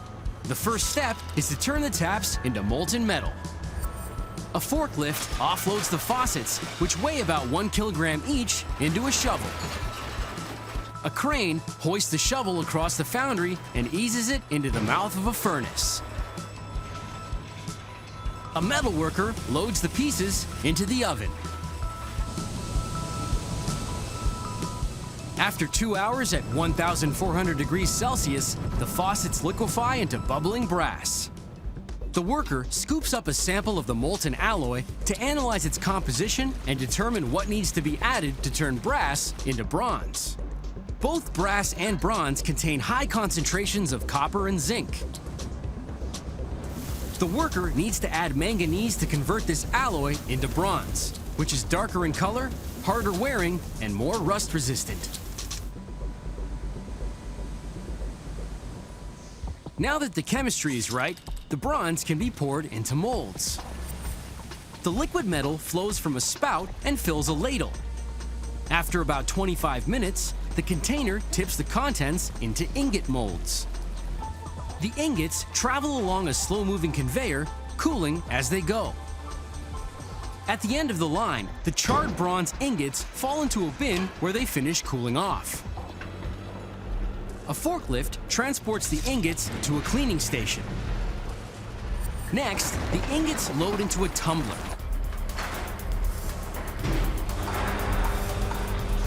Inside the rocking metal cradle, the ingots knock against each other, which removes any spurs and sharp edges. The bronze ingots emerge shiny and clean. A worker stacks and straps the ingots onto a pallet. This former brass faucet has been sculpted into bronze ingots, ready to pose for a statue.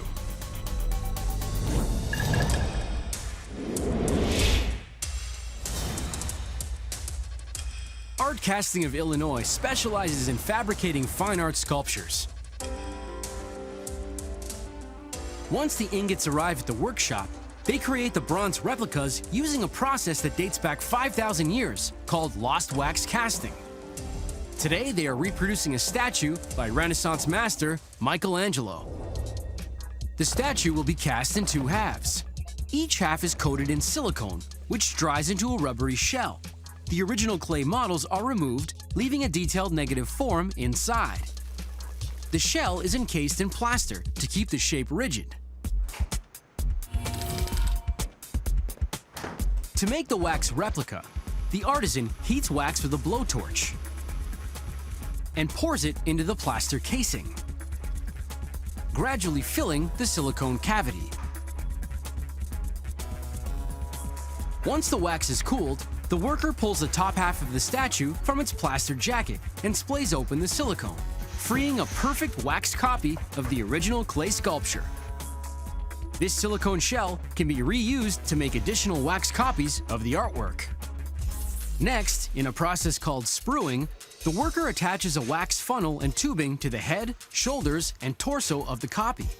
These will be the arteries through which the molten bronze will flow. In creation step 2, the craftsman covers the wax figure in a ceramic shell. He dips the upper body into a ceramic slurry, which captures every contour of the sculpture.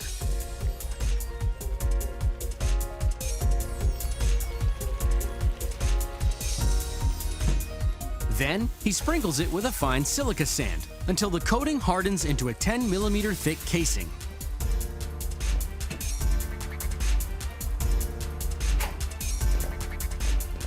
An artisan places the ceramic molds of both halves of the statue into a kiln to bake for 25 minutes. Inside the oven, the wax statue burns off and drains out, which is why the process is called lost wax casting.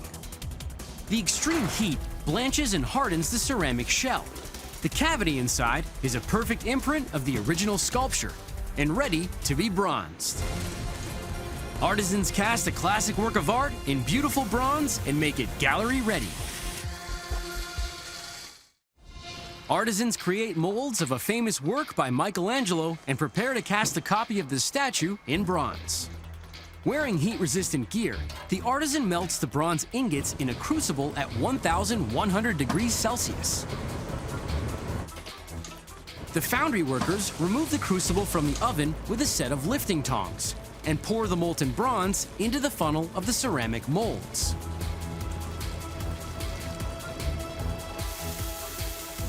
Once the molds are filled, they bury them in sand to slowly cool. Once the bronze has hardened, workers crack open the ceramic shell and release the bronze head and torso of the statue. The process is repeated for the bottom half of the sculpture. The spruing that channeled the molten bronze into the cast is cut off. A worker then welds both halves of the statue together.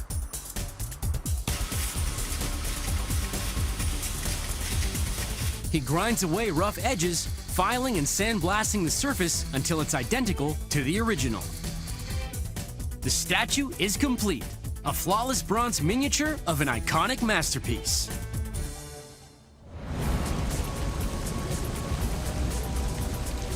Modern technology and ancient techniques have come together to reimagine a tapped-out bathroom fixture into a work of art.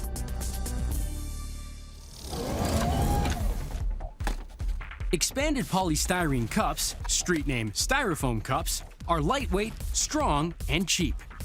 That's made them ideal for keeping coffee addicts on the go. But of the 15 million tons of EPS produced every year, only 15% of it is repurposed. That's because EPS is extremely difficult to recycle.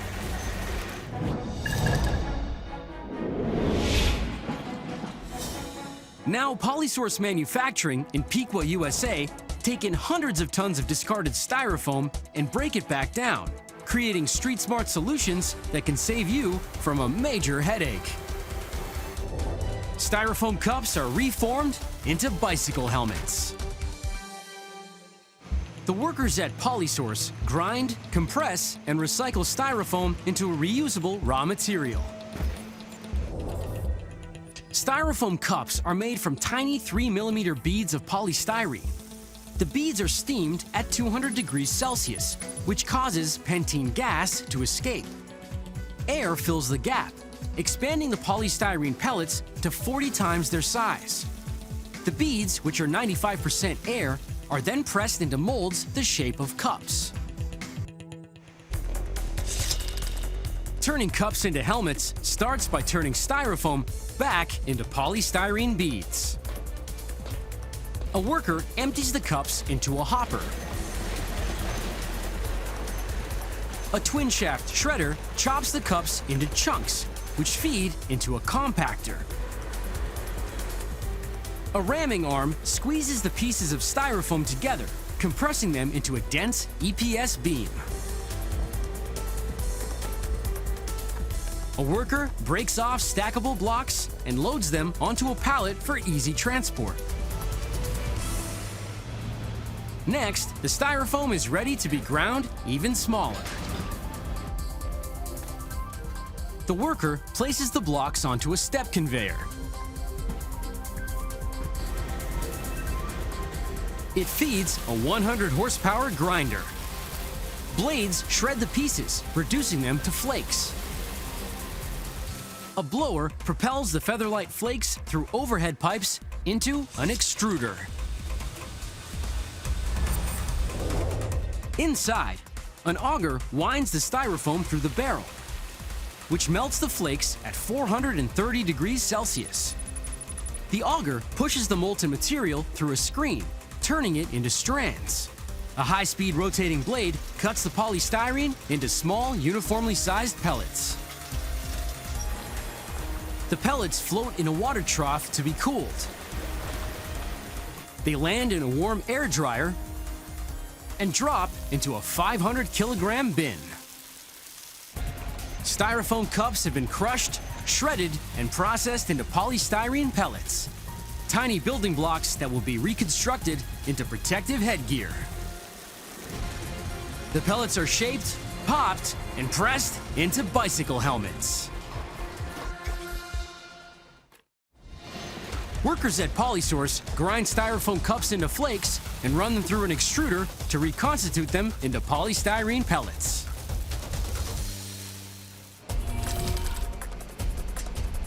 A forklift hauls the bins of pellets to a second extruder. Inside, the pellets are melted and blended with a black colorant. A proprietary expanding agent is added that will puff the pellets back into styrofoam. The heated screw pushes the molten material through a die plate. The compound comes out as long black strands. They snake through a cooling water bath. A blade slices the strands into 1 by 4 millimeter beads, which tumble into 1,000 kilogram hoppers. A worker wheels the hopper to the steamer. Steamed heat will expand the polystyrene back into styrofoam. At the steamer, a vacuum sucks the pellets into a large pressurized drum.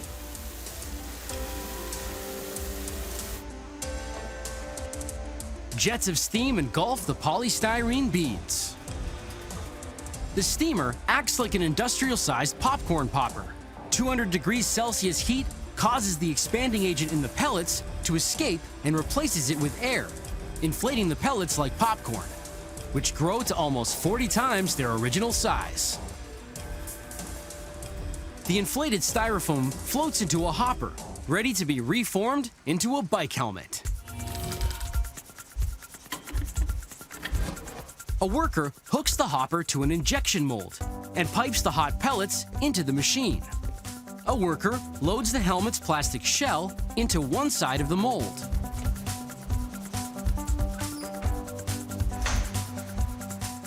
The operator starts the machine. Once the door shuts tight, the expanded polystyrene pellets are injected into the mold, filling it with shock-absorbing foam.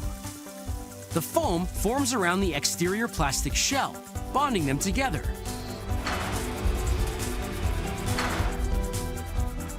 The worker then removes the foam-injected helmet. A weight test confirms that the styrofoam inserts are the right density to protect the cyclist in case of a fall. The worker adds strips of padding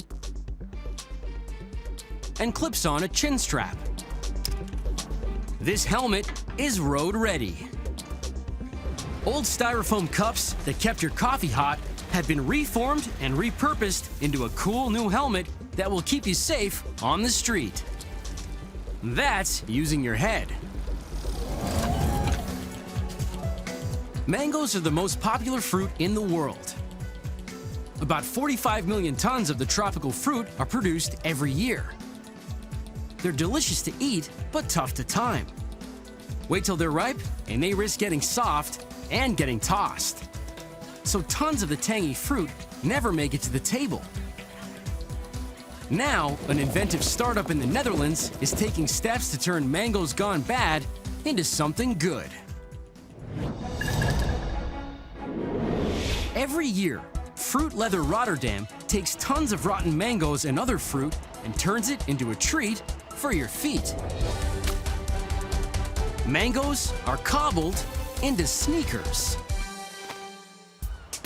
In Fruit Leather Rotterdam's plant, fruit tanners mash, boil, and dry mango fiber into sheets of durable material. To process fiber, the mangoes first have to be mashed. Shipments of food waste land at the loading dock. A worker carries buckets of the rotting mangoes into the workshop and pulls out the pits. Then he empties the pulp and skins into an oversized food processor to chew the mango chunks down into a smooth puree. He passes it through the mixer several times to achieve the right consistency. Now the mango mush needs to be cooked down. The worker pours the puree into a cooker, blends in a binding agent, and turns up the heat. Slow cooking the mango prevents fermentation and kills off any bacteria in the fruit. The puree is reduced to a sticky paste. Much of the moisture has been cooked out, but it still needs to be dried further. The tanner drops a glop of mango paste onto a glass tray that is 40 centimeters wide by 60 centimeters long. He spackles it into an even layer. He loads the sheets onto a rack. Then slides the fruit platters into a dehydrator. The mango sheets cook low and slow. Warm air circulates inside the dehydrator, pulling the moisture from the fruit while preserving the oils, so the fibers maintain their elasticity. The worker removes the sheets. The sheets retain only 20% moisture. The dried mango is now strong and stretchy. Mangoes contain fibers called hemicellulose, cellulose, and lignin. When dehydrated, the fibers form a tight matrix that's strong enough to be made into footwear. Mangoes have been pitted, pureed, and dried into fruit material, ready for the next step in becoming sneakers.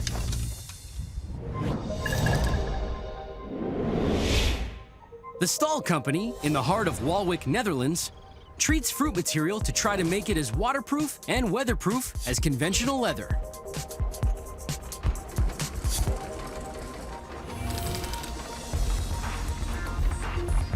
Workers unwrap the mango material and place it on a wire conveyor belt. The belt slides the sheets into a glass-walled coating cabin. Inside the spray booth, rotating nozzles shower the fruit material with a mist of preservatives and waterproofing agents. The spray permeates the sheets. The staggered wired surface allows for maximum saturation. Once they're soaked on one side, workers hang the sheets on drying rungs. Then, they flip them over and feed them back into the coating cabin for another round. The mango sheets are dry and watertight and ready for the leather look. The worker chooses a patterned press plate. He positions the stamp into a press and inserts the mango sheet.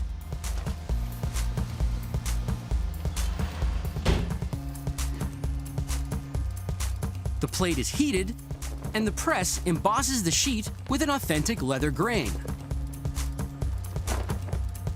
At quality control, an inspector tests the embossed fruit material, stretching it to the limit and tearing it apart to confirm it's up to spec.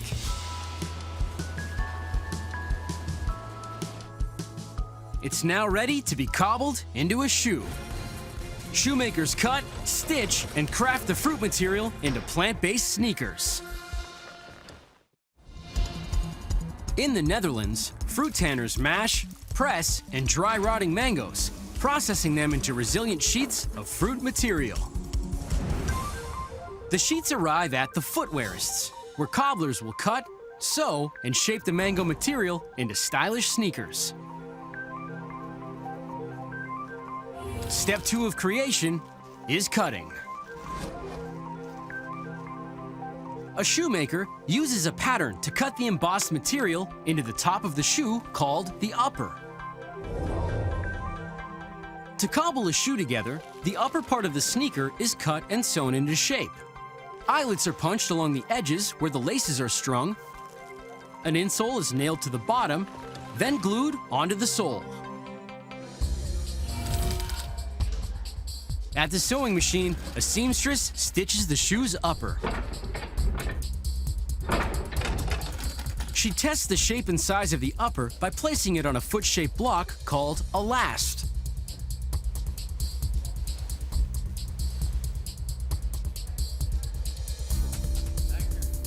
Using a wooden last to stabilize the upper, the cobbler taps nails through the edges of the mango material to secure it to the insole.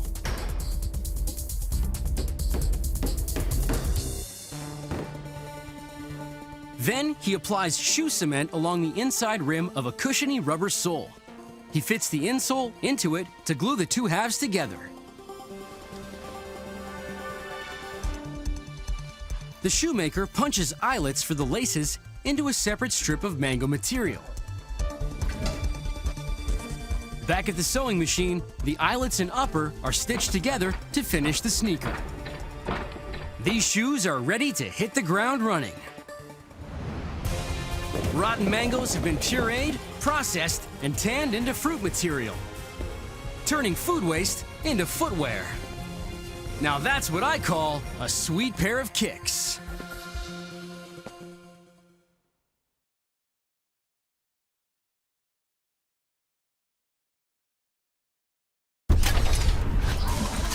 Plucked from the trash, everyday objects are destroyed, then transformed by technology, reborn into modern marvels.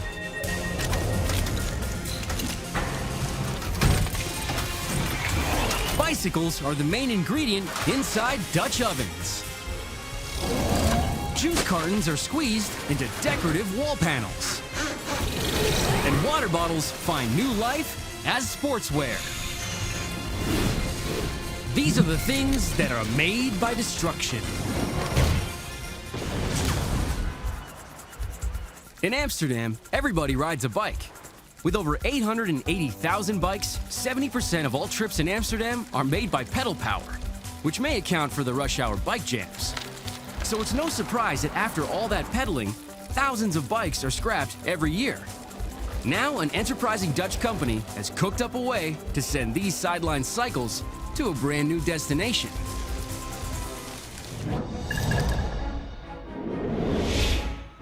The workers at Tradeform turn bike frames into an important ingredient in classic cookware.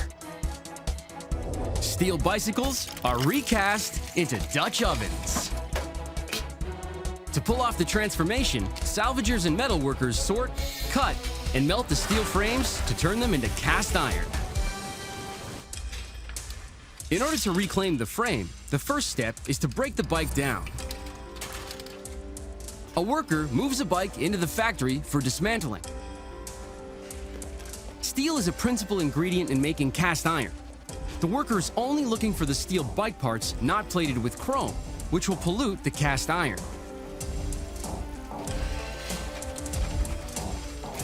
The worker suspends the bike on hooks to make it easy to gut.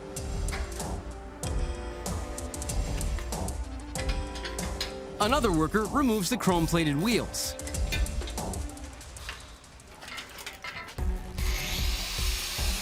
Then, he uses an angle grinder to slice off the pedal arms and crankshaft.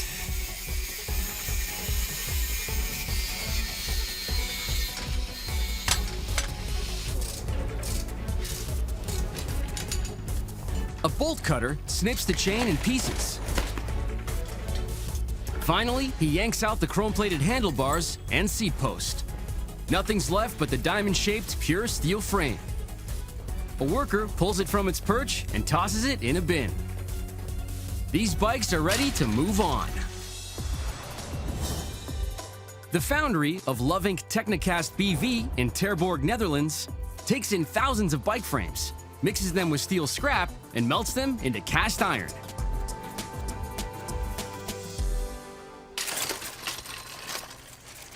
In destruction step 2, the steel bike frames are melted down. A grapple magnet pulls up a load of bike parts.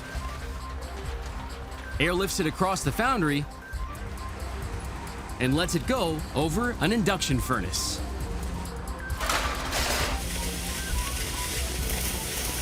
Rather than using external heat, an induction furnace melts the metal from the inside out.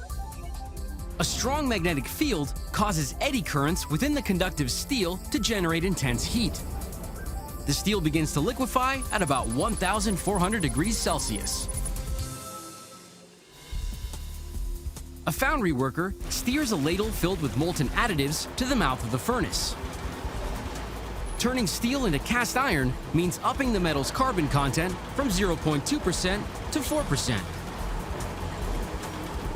This is achieved by adding high carbon scrap like automotive brake rotors and silicon to the steel alloy. Cast iron retains heat and maintains its shape in high temperatures, making it ideal for casting and for cooking. After 90 minutes, the bubbling cast iron flows down a channel to the bottom of the two-story furnace and collects in a large crucible.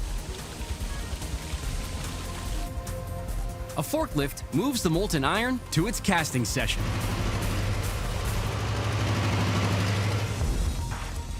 X-bicycles have been stripped and smelted, bringing them one step closer on their journey from the street to the stovetop.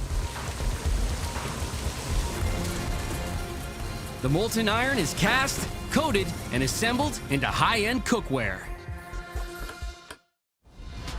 In the Netherlands, salvage techs and foundry workers rescue abandoned bicycles, break them up, and melt them down into liquid cast iron. Now foundry workers will recast the molten metal into cutting-edge cookware for Dutch oven manufacturer Comback. The first step is to create a sand mold to cast the Dutch oven. A worker loads a steel pattern into a vertical molding machine. Inside the machine, a mixture of sand, clay, and water is blown into the sealed chamber. With 8 kilopascals per square centimeter, hydraulic arms squeeze the mix against the forms, compressing into the exact outline of the Dutch oven. The clay bonds the sand together. The machine ejects the mold onto a conveyor.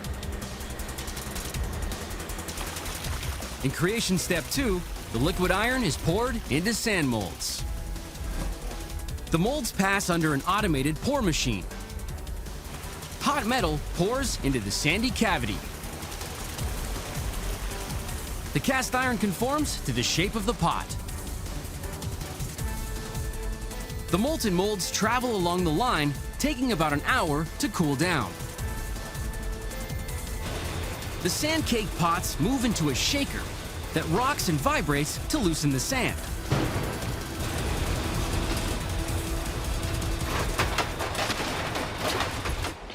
Workers pull the still warm ovens from the conveyor belt and load them onto a suspended cooling rack. An operator steers the rack filled with newly minted Dutch ovens to the cleanup station. The rack glides into the shot blast machine. Heavy metal doors close behind it. Inside, high-pressure blast wheels fire tiny ball bearings called shot, bombarding the cast iron, knocking off the residual sand and scraping away any imperfections. The pots exit with a dull sheen and a clean, uniform surface.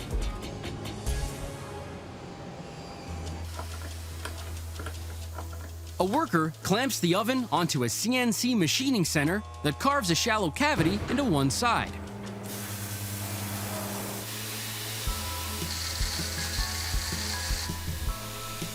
This will house the temperature gauge once the pot is complete.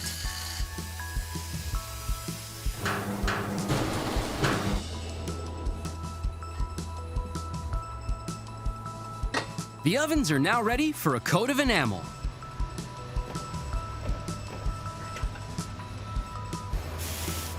A worker sprays the pot with a misty slurry of powdered glass called vitreous enamel. This coating seals the porous cast iron to keep the oven food safe. It won't burn, won't rust, and is easy to wipe clean.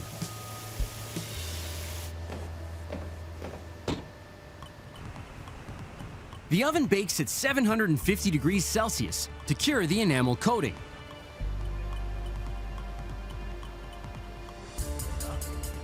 A worker dabs the hollow on the face of the oven with glue, then inserts a thermometer and lines it up. Finally, he screws a knob onto the lid. This Dutch oven is ready to get cooking. Cookware manufacturer Comback has diverted and converted abandoned bicycles into long-lasting Dutch ovens. Craftsmanship and creative thinking forged a new life and found a new home in kitchens around the world. And that's a recipe for success. Juice cartons keep drinks fresh for months, but recycling all the multi-layered packaging is a challenge.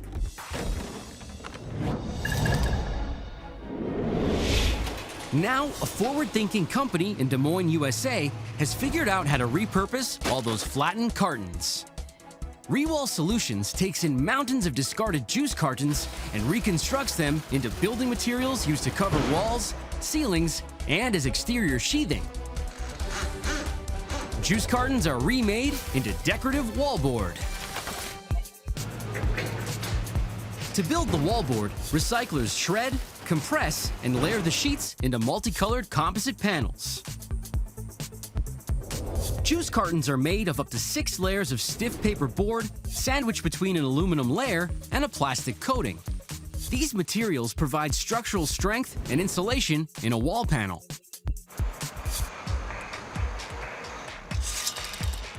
A truck backs a shipment of juice cartons onto the loading dock. A forklift ferries 1-ton bales of flattened post-consumer cartons into the factory. A worker snips the bale wire. The loose cartons tumble onto the floor. A front loader scoops up a pile of cartons and shovels them onto a belt, which feeds them into a grinder. Blades shred the layered paper, low-density polyethylene, and aluminum liner into 4 to 5 centimeter chips. The chips drop onto a conveyor. Discarded juice cartons have been squeezed, shoveled, and shredded to bits, ready to be rebuilt into trendy wall panels that turn any room into a room with a view. The shredded cartons are steamed, pressed, and cut into composite wallboards. Recyclers at Rewall Solutions offload bales of post-consumer juice cartons and shred them into chips.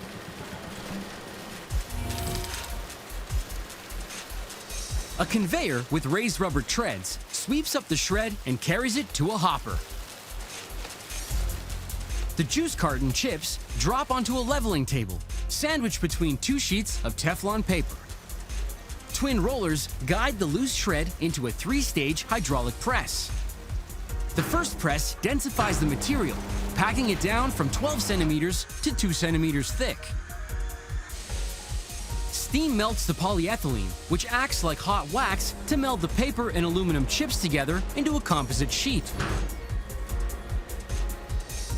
Another press blows cool air onto the sheet to chill and set the wax, which solidifies it into a stiff composite board. Once it's cooled, the sheet rolls off the press. The Teflon paper peels away, exposing a 2.5-meter width of brand new paneling. Finally, the composite wallboard slides into a jig that holds the sheet in place and guides the saw blade. A worker uses a circular saw to cut the panels into sheets. He stacks them on a skid. It takes 800 shredded juice cartons compacted together to produce one panel. Before the wallboards can be installed, they need their edges trimmed. A worker feeds the sheets into an automatic panel saw. Clamps hold the sheets steady while a computer-controlled arm with a saw on the end makes clean, even cuts on all 4 sides. A forklift stacks the sheets, ready to ship out to construction sites across the country.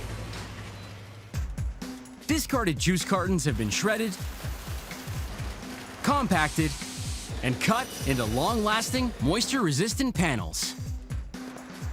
And the splatter of colored flecks turns affordable wallboards into abstract art. Proving that juice cartons don't just keep drinks fresh, they keep ideas fresh too.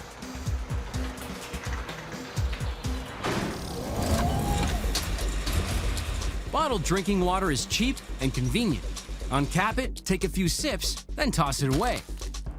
We produce enough plastic bottles to generate a ring around the world 2,500 times over.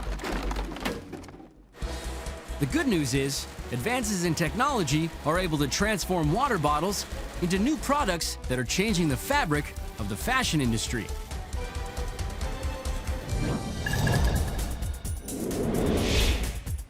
A company in Reedsville, USA is taking in tons of plastic bottles and remaking them into a new material that's taking on the competition.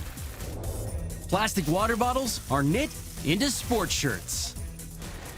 At Unifi's sprawling plant, recyclers shred, melt, and extrude plastic bottles to turn them into a recycled polyester yarn called Reprieve.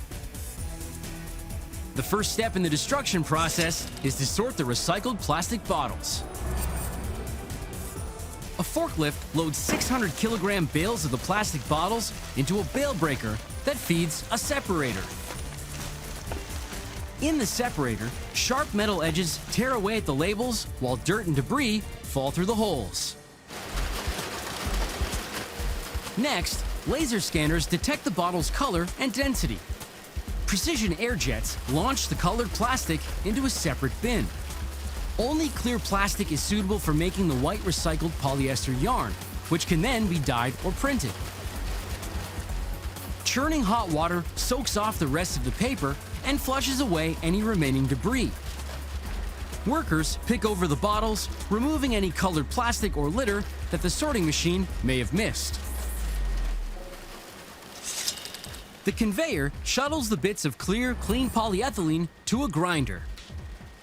The grinder granulates the plastic into 13mm sized flakes. The flakes propel through a friction washer and dryer and pipe into shipping sacks. The plastic flakes land at Unifi's factory in Yadkinville, USA, where it'll be turned into recycled polyester yarn. A forklift carries the 680-kilogram super sacks to the extrusion line. A worker unties the bag and unleashes the flakes into a hopper. The flakes are pushed through the machine by a heated screw, which liquefies the polyethylene. The auger forces the molten plastic through a die plate, which shapes it into long strands. The 10mm thick molten filaments discharge into a water trough, which cools and hardens the plastic. The strands flow under the knife of a chopper, which cuts them into 5mm sized chips. The chips air dry and tumble through a grate. Powerful fans channel the chips into storage silos. Each silo holds about 27 million recycled plastic bottles. Cast-off water bottles have been reduced to tiny plastic beads that will be transformed into wearable, comfortable clothing. The plastic chips will be knit into yarn, woven into fabric, and styled into sportswear. Recyclers have sorted and cleaned discarded plastic water bottles, ground them into flakes, melted into strands, and chopped them into polyester chips. In creation step 1, a second extrusion process transforms the chips into thread. The 5mm sized chips flow from the holding silo into an extruder. They're heated to 300 degrees Celsius and are melted down. The auger pushes the plastic through a die plate to form 50 filaments of polyester, only 20 microns in diameter. Winding machines wind the filaments together onto a tube of partially oriented yarn. The yarn spools into large rolls. A robot shuttle grabs the roll and transfers it to the texturizer. Texturizing draws and twists the fiber, adding strength and giving the recycled polyester yarn a more natural feel. The yarn reels onto cones and is prepped for packaging. An army of transport robots and a highway of automated assembly lines can process 10,000 packages of yarn a day. The next step in the process is to turn the polyester yarn into fabric. Contempora Fabrics in Lumberton, USA knits polyester yarn into a flexible, resilient fabric that's tailor-made for activewear. A textile worker places packages of yarn on a creel. He feeds that yarn into a guide tube that threads an average of 1,500 needles in a circular knitting machine.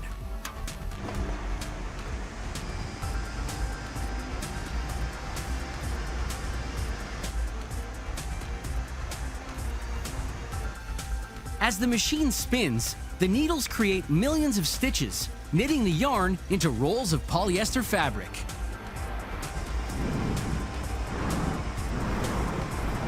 Contempora's 200 circular knitting machines output over 900,000 kilograms of fabric a month. A worker wraps the rolls of polyester to be shipped to the clothing manufacturer.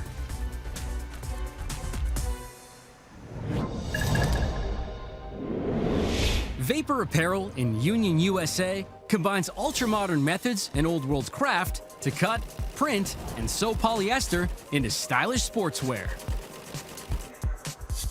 In Creation Step 3, a technician uses a process called sublimation printing to transfer a perfectly scaled color graphic from the screen to paper to fabric. A printing machine prints a design onto a large piece of transfer paper using an ink developed specifically for this process. Workers lay the paper onto a roll press. Then, they stretch a sheet of polyester fabric on top. Rollers pull the fabric, transfer paper, and a sheet of blotting paper through the press. Pressure and 190 degrees Celsius heat convert the ink into a gas, which infuses the polyester fibers. A worker watches the process to make sure the transfer is flawless. The printed fabric winds onto a reel, ready for the last step in its transformation: sewing. At a cutting table, a worker uses a wheeled blade to cut out the printed polyester pieces. All that's left to do is to put them together. At the sewing station, a seamstress gets to work. It takes a 6-pack of plastic water bottles to produce this bold, breezy polyester sports shirt. Combine an endless supply of discarded plastic with imagination and high-tech machinery, and you get a line of trendy, well-priced activewear. A water bottle wardrobe that's a perfect fit.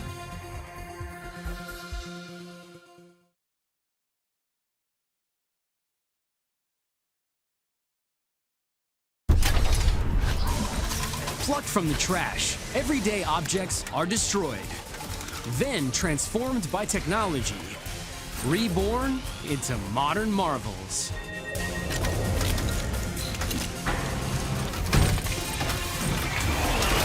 Radiators heat up into bathtubs. Bottle caps roll into skateboards. Windows break into beer bottles. These are the things that are made by destruction. We've been heating our homes with hot water radiators for about 150 years. The water circulates through the cast iron fins, which retain the heat and radiate a warm, even temperature. But old school radiators are heavyweight space hogs. And slimline steel models and forced air gas are making the old rads obsolete. Now a company in Wisconsin has come up with a cool way for scrapped radiators to still keep you warm without ever leaving the house.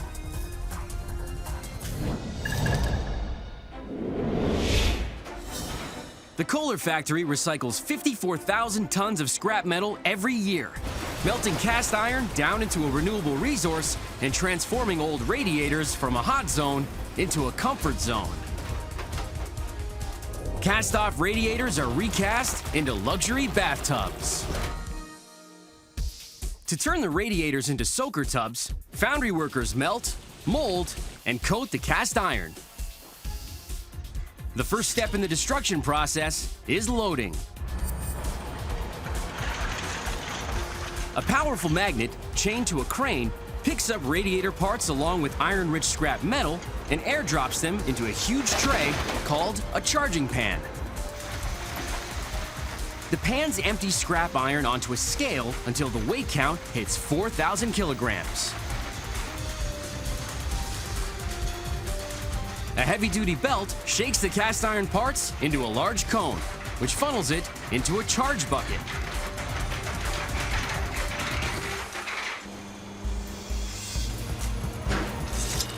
A crane carries the charge bucket across the foundry and lowers it into the mouth of a 2.5-meter wide induction furnace.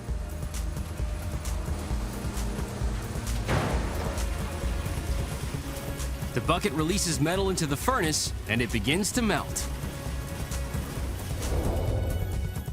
An induction furnace is surrounded by a coil of copper wire. The coil creates a rapidly reversing magnetic field, exciting the atoms in the metal that in turn generates temperatures of 1,300 degrees Celsius. It can liquefy 13 tons of scrap every hour.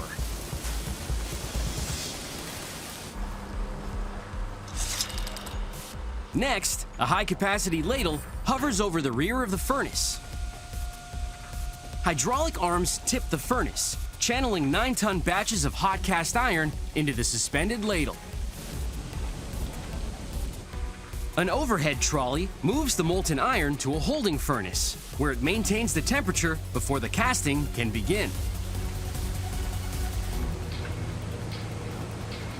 In creation step 1, the melted down radiators are poured into sand molds.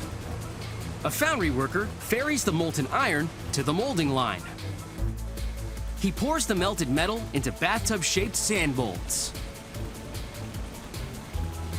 Once the metal cools, the sand molds are broken apart. Then the tubs are blasted with steel shot to scour the surface clean.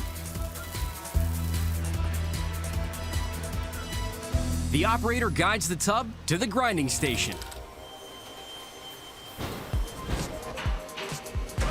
A robotic arm grabs the 115-kilogram tub in its claws and swivels it onto an assembly line. Automated grinders sweep along the walls of the tub, sanding down any rough surfaces.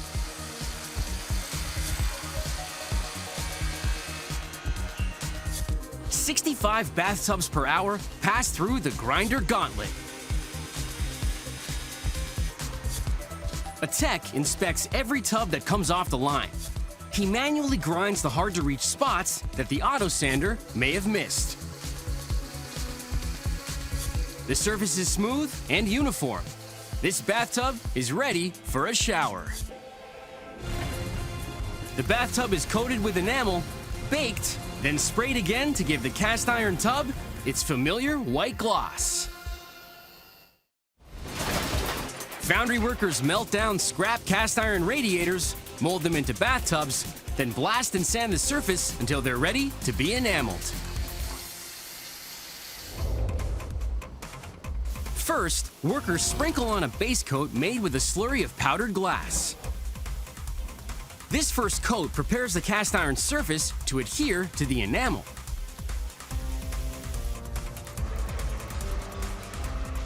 An operator wheels the tub into an oven where the undercoat bakes at 900 degrees Celsius for 10 to 12 minutes.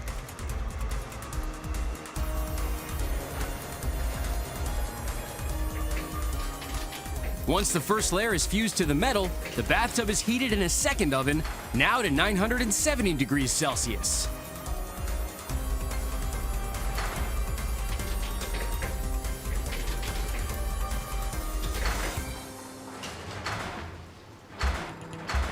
A forklift pulls the red-hot tub out of the oven and loads it onto a manipulator. While the manipulator's hydraulic cradle swivels and rotates the ultra-hot bathtub, a worker sprinkles it with enamel. He uses a sieve with an air vibrator to ensure even coverage. Enamel is a mix of silica and quartz. When it makes contact with the hot surface of the tub, enamel melts and bonds on contact, instantly forming a glassy, durable coating.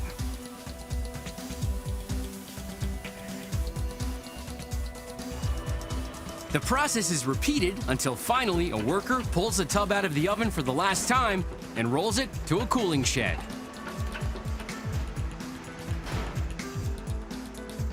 Now that it's cool and dry, it's ready to get warm and wet in households around the world.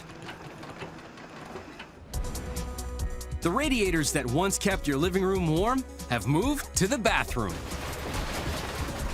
Melted, molded, and recast as a luxurious bathtub. So you can soak for hours in a tub that will last for generations and turn every day into a spa day. Worldwide, 1 million plastic beverage bottles are bought every minute. That means about 20,000 plastic caps are twisted off a bottle every second. All that plastic inspired an Amsterdam company to turn them into a street-smart ride.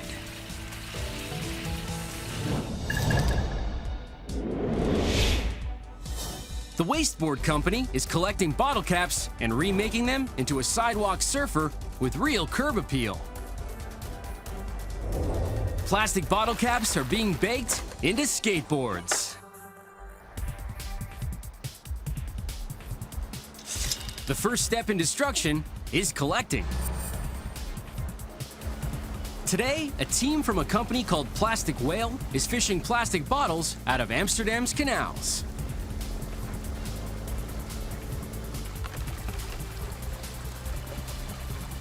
They trap the bobbing bottles in their nets.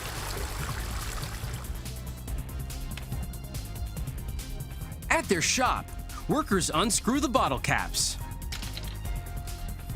then bag them and ship them across town to the wasteboard warehouse. In destruction step 2, the plastic bottle caps are sorted.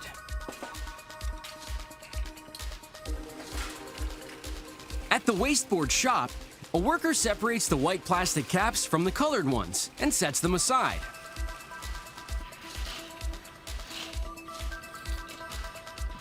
Then she gathers the rest of the caps and drops a multicolored mix into an industrial blender.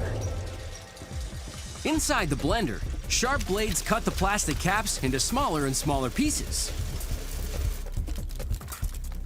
The result? Multicolored confetti-like shredded plastic. Discarded bottle caps have been fished out of canals, sorted, and shredded. Plastic bottle caps are transformed into a one-of-a-kind ride.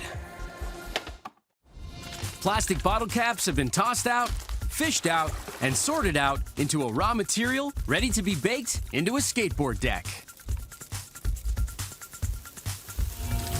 A craftsperson measures out scoops of shredded bottle caps. Then, a worker clips 2 non-stick plastic sheets to the inside of a pan. He pours the vivid plastic shred into the pan and levels it off.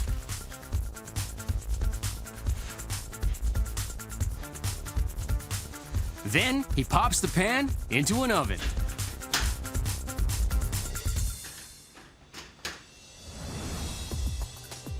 Once the first layer is melted, the pan is ready for its second coat.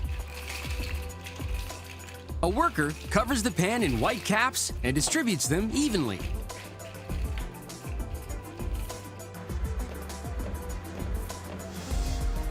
Then it goes back in the oven.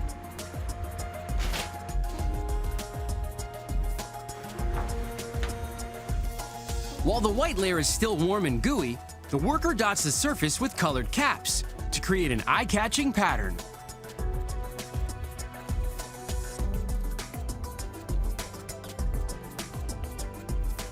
He puts the plastic parfait back in the oven until the layers melt and blend together.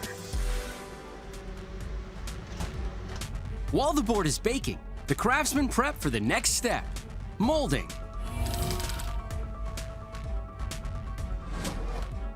They preheat a steel mold, draping it in a thermal blanket to trap the heat.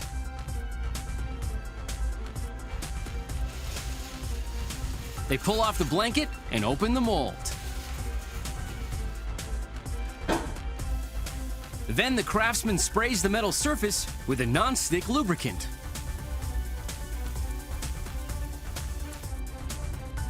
The workers pull the pan of triple-layered bottle cap baked from the oven and lay it on the table. The craftsmen then flip the top of the mold onto the pan and turn it over.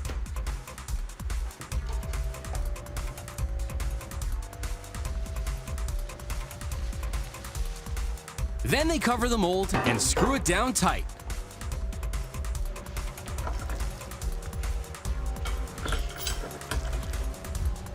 Fans cool the plastic down for about an hour. The workers unpack the mold and release the hardened resin.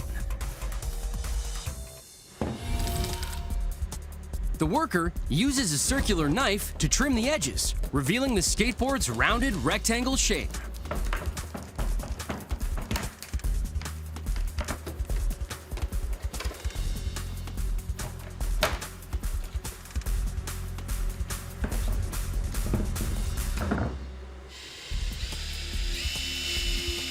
Then, the worker drills holes in the resin for the axle and wheel hardware called trucks. He pushes screws through the deck. Then, bolts on the trucks and locks them tight with a power drill.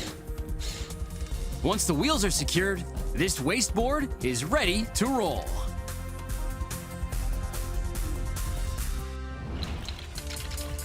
Tossed off bottle caps have been shredded, shaped, and baked into a sustainable skateboard deck, capped with a cool, one-of-a-kind design. And with billions of discarded plastic caps lying around, everybody can get on board. It's crystal clear. Glass gives us a window on our modern world. Every year, glass makers produce over 9 billion square meters of flat glass, enough to make a window pane slightly larger than Puerto Rico. While glass isn't unbreakable, it's endlessly recyclable.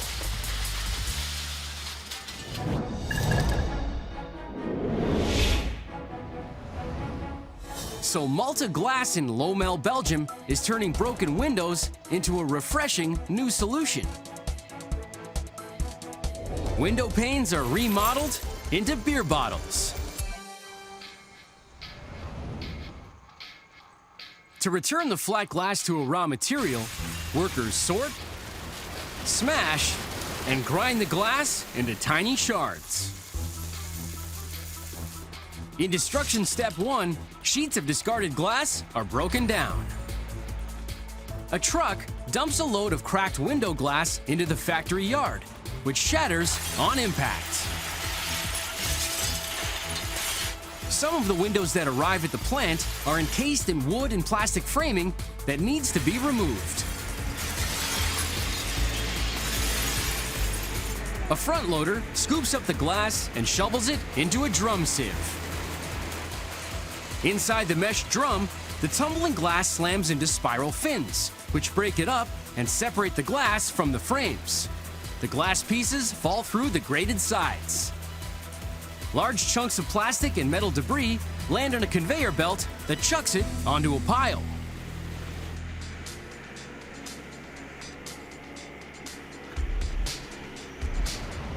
A front loader drops the 20-centimeter glass pieces onto a belt that moves them into the plant.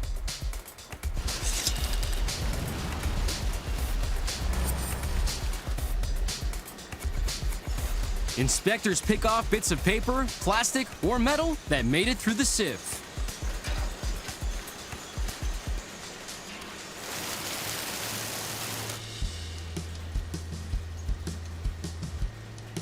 The glass then moves into a final spinning drum, which filters out any remaining non-glass debris.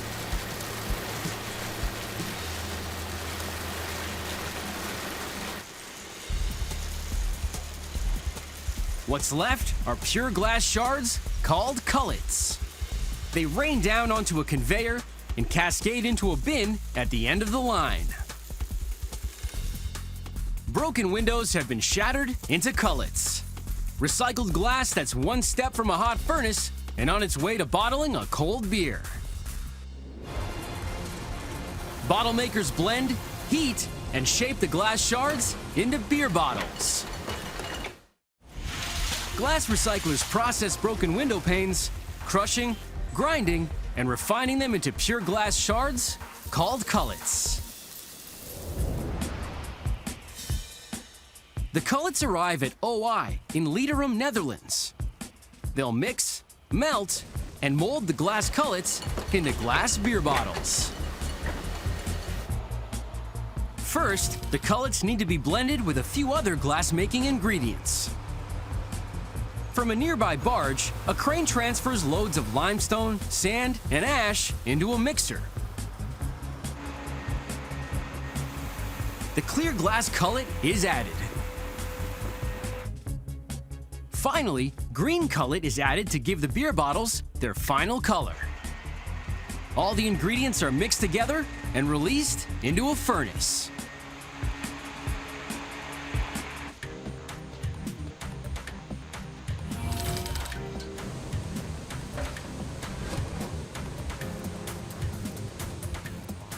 A glass worker uses a temperature gun to check that the furnace is blazing at 1,550 degrees Celsius, which is hotter than volcanic lava.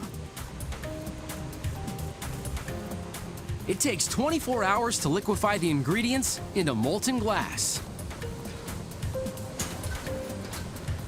At a molecular level, glass is like a cross between a liquid and a solid, with some of the crystalline order of a solid and some of the molecular randomness of a liquid.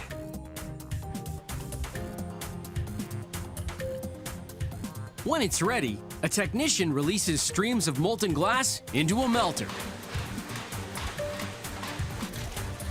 A blade portions off fist-sized globs of glass, which land in a refiner.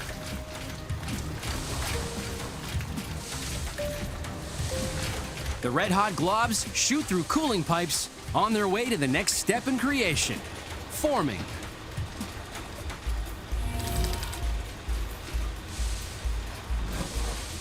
The molten glass lands in a blow mold the shape of an upside-down beer bottle. Jets of compressed air inflate the molten glass until it expands and fills the mold. The roughly formed bottles are flipped right side up and encased in a second mold. Another blast of air is blown into the mold to transform the molten glass into its final shape. The mold opens, releasing the newborn bottle. Clamps lift the hot bottle by the neck and shuttle it onto a crowded cooling line. About 500,000 bottles are deposited on the line every hour, 24 hours a day, 365 days a year. The run of bottles speeds towards the last phase of production. The bottles travel through a layer, passing through controlled temperature zones so they cool slowly. This tempers the glass and prevents it from cracking. The cool bottles exit the layer. They're now a familiar translucent green.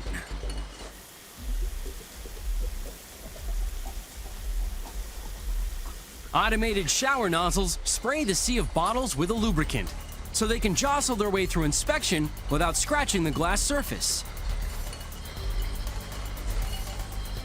An inspector spot checks the bottles for strength, thickness, shape, and color.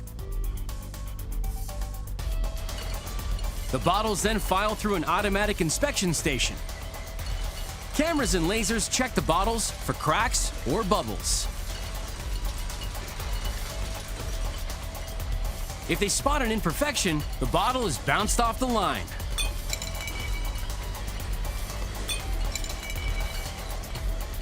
After passing inspection, the bottles collect on pallets.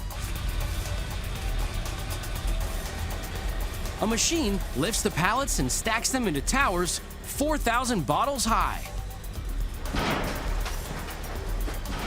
A machine wraps the towers in plastic and readies them for shipment to the brewery.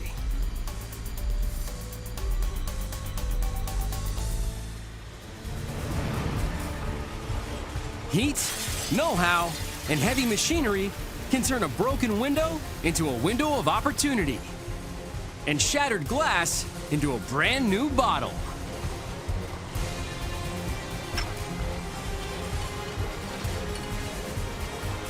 The answer is clear. A good idea, like a good beer, is worth bottling.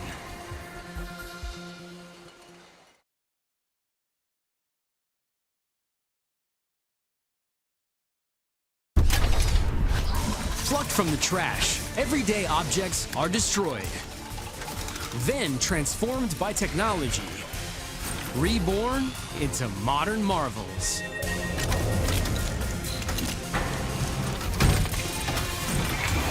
Fishing nets resurface as carpet tiles. Records break into eyewear. Pet ashes are reborn into memorial glass vases. These are the things that are made by destruction. Every year, over 600,000 tons of damaged fishing nets are tossed overboard into the sea. That's about 10% of all marine litter. These abandoned ghost nets drift in the world's oceans, trapping and killing marine life.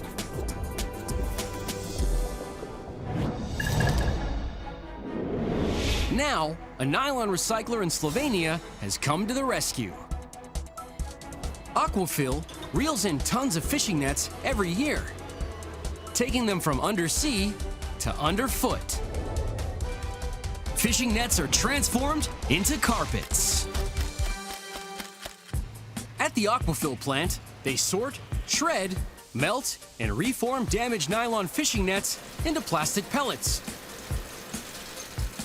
a raw material that can be tufted into carpets. The first step in the destruction process is shredding. Instead of being dumped at sea, old fishing nets are collected and shipped to the factory.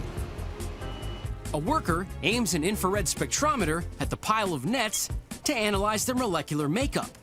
He's looking for nets made of nylon number 6.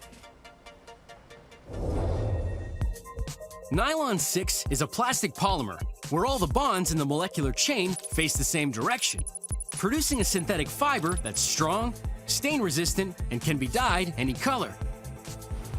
Perfect for making long-lasting carpets. Once the material has been identified, a forklift ferries the nylon 6 netting to a hopper. It falls into a shredder, which catches the nets in its spinning blades, cutting them into small pieces. The nylon shred drops onto a conveyor belt. The next step in the process is washing the nets. The ground-up netting sails along a conveyor belt and plunges into a washing machine. The nylon soaks in a water trough, while a rotating auger compacts and pre-washes the material. The rinsed netting flows into a washer-dryer. Inside, a separator screens out any foreign material in the shred and ejects it through a pipe. The machine heats the nets, drying the nylon into fluffy clumps. Ready for the next step, purifying.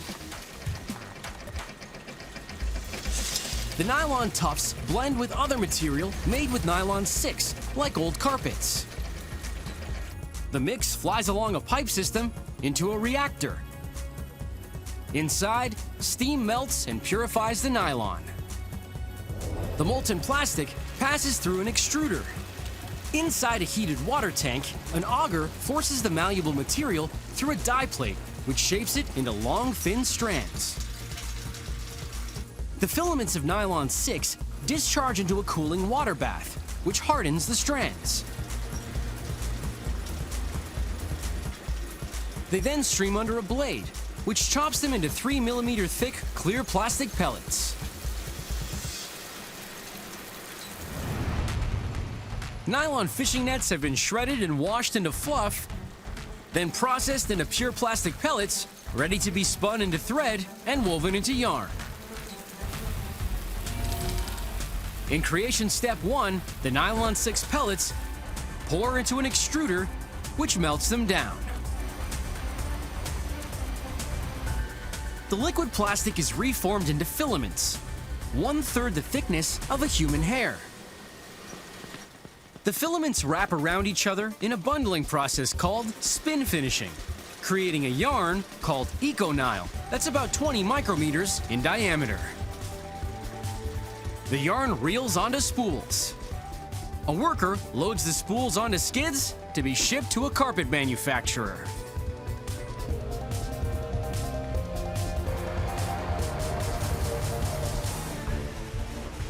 Former fishing nets complete their transformation from cast-off to carpet.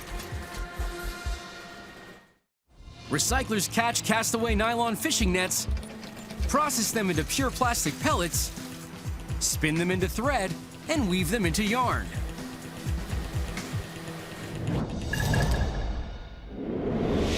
Interface in Scherpenzeel, Netherlands, receives the yarn and transforms it into stylish carpet tiles. In creation step 2, the nylon 6 yarn is fixed into a carpet backing in a process called tufting. A forklift unloads a shipment of yarn made from ground-up fishing nets. An operator loads spools of white and gray yarn onto a creel rack. The yarn from each spool feeds into a tube that guides the yarn to a specific needle in the tufting machine. Upwards of 1,000 spools feed the same number of needles in order to loop a stretch of carpet on a 2-meter wide backing.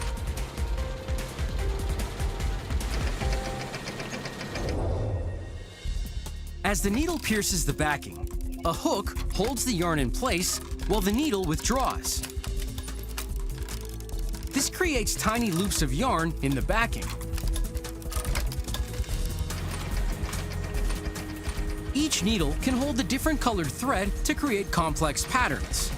The tufting machine can be programmed to loop the yarn at varying heights and density, which defines the carpet's pattern and pile. In the next step, a secondary backing is added to stabilize the weave.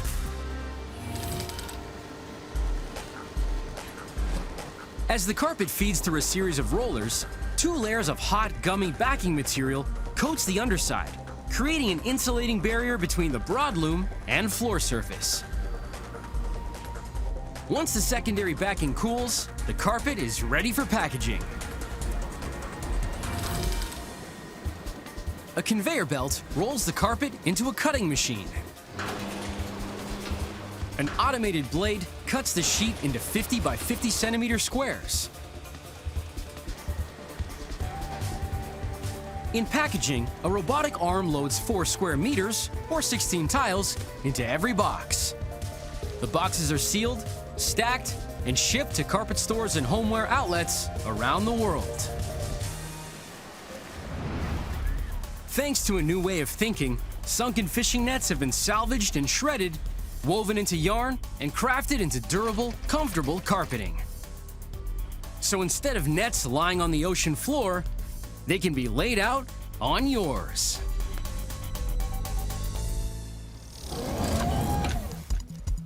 For most of the 20th century, people listened to music on vinyl records. But when audio technology went digital, the vinyl record lost its groove.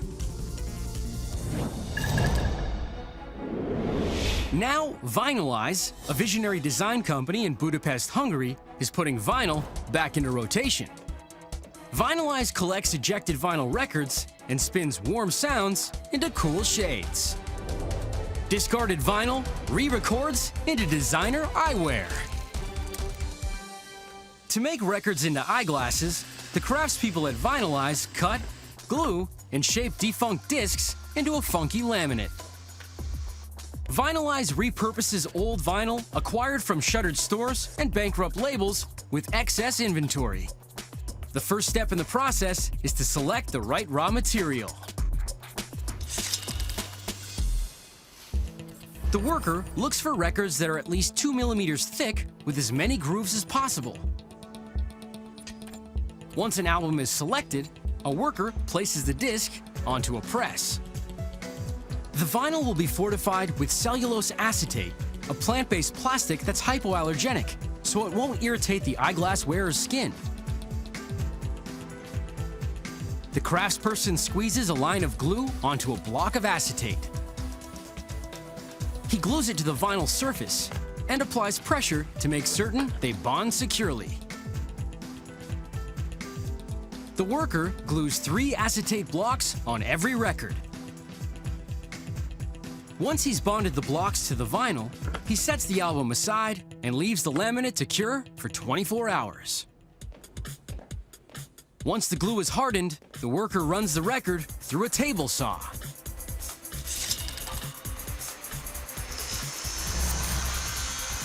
He cuts the round disc into 3 pieces. Then he trims away the excess vinyl from the edges. What were once vinyl records are now laminate blocks, ready to be transformed into eye-catching eyewear. Workers mill, clean, and assemble the laminate into cool-looking glasses that are bound to be a hit. Workers at Vinylize in Budapest take obsolete vinyl records and fuse them with a plant-based plastic to produce a laminate block that will be crafted into designer eyeglass frames. The first step in the creation process is milling.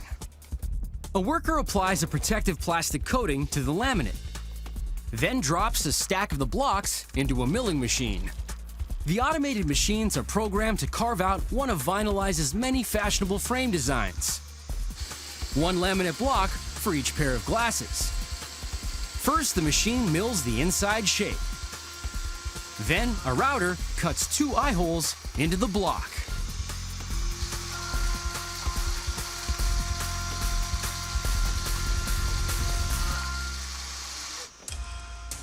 A craftsman transfers the block into a second mill. The computerized router quickly sculpts the contour of the frame.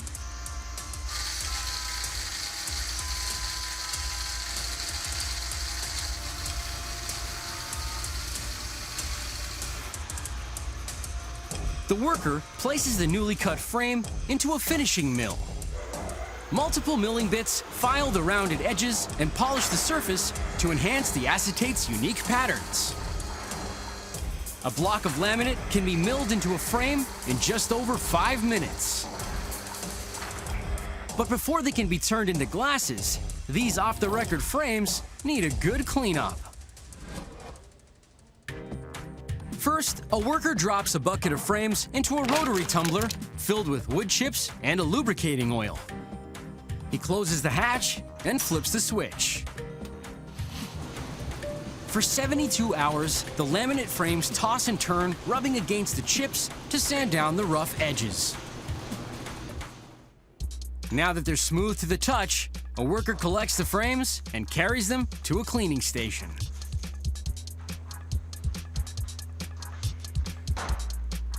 A technician peels off the protective coating to expose the grooves on the recycled record. He arranges them on a rack.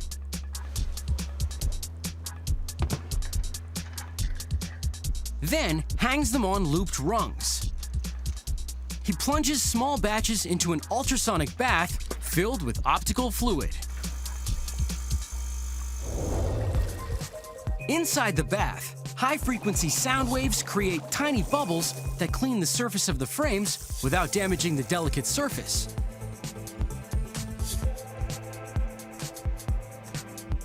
The frames are now ready to be assembled. A craftsman uses a lever press to embed the hinges into the arm. Then he heat prints the logo onto the side of the arm.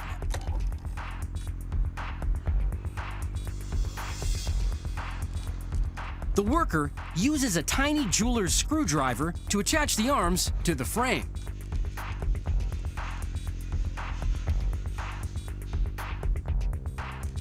He inserts the arms into a jig to bend the earpieces into shape.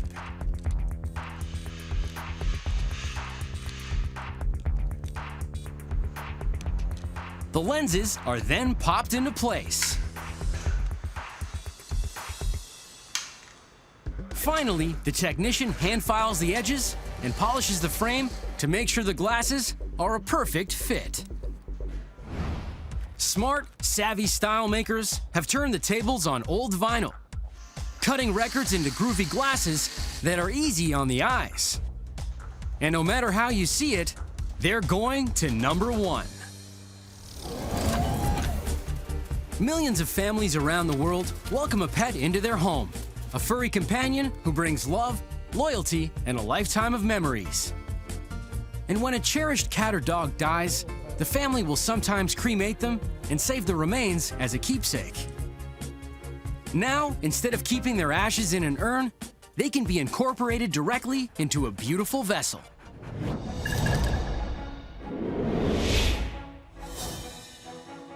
Blown Away Glass Studios in Elora, Canada have developed a way to combine pet ashes with blown glass to create a unique memorial. Pet ashes are reborn as a memorial glass vase. To craft this one-of-a-kind tribute, artisans must first mix the ashes with two kinds of recycled glass material. Guthrie, a lab terrier mix, gave his family 15 years of friendship. After his passing, they chose to preserve his memory with a glass vase. A glass worker opens the box containing the ashes and carefully lays out a tablespoonful in a straight line. Guthrie's owners requested a vase with tones of blue, so he measures out beads of blue and white ground glass called frit. In Destruction Step 2, the artisan prepares the clear glass.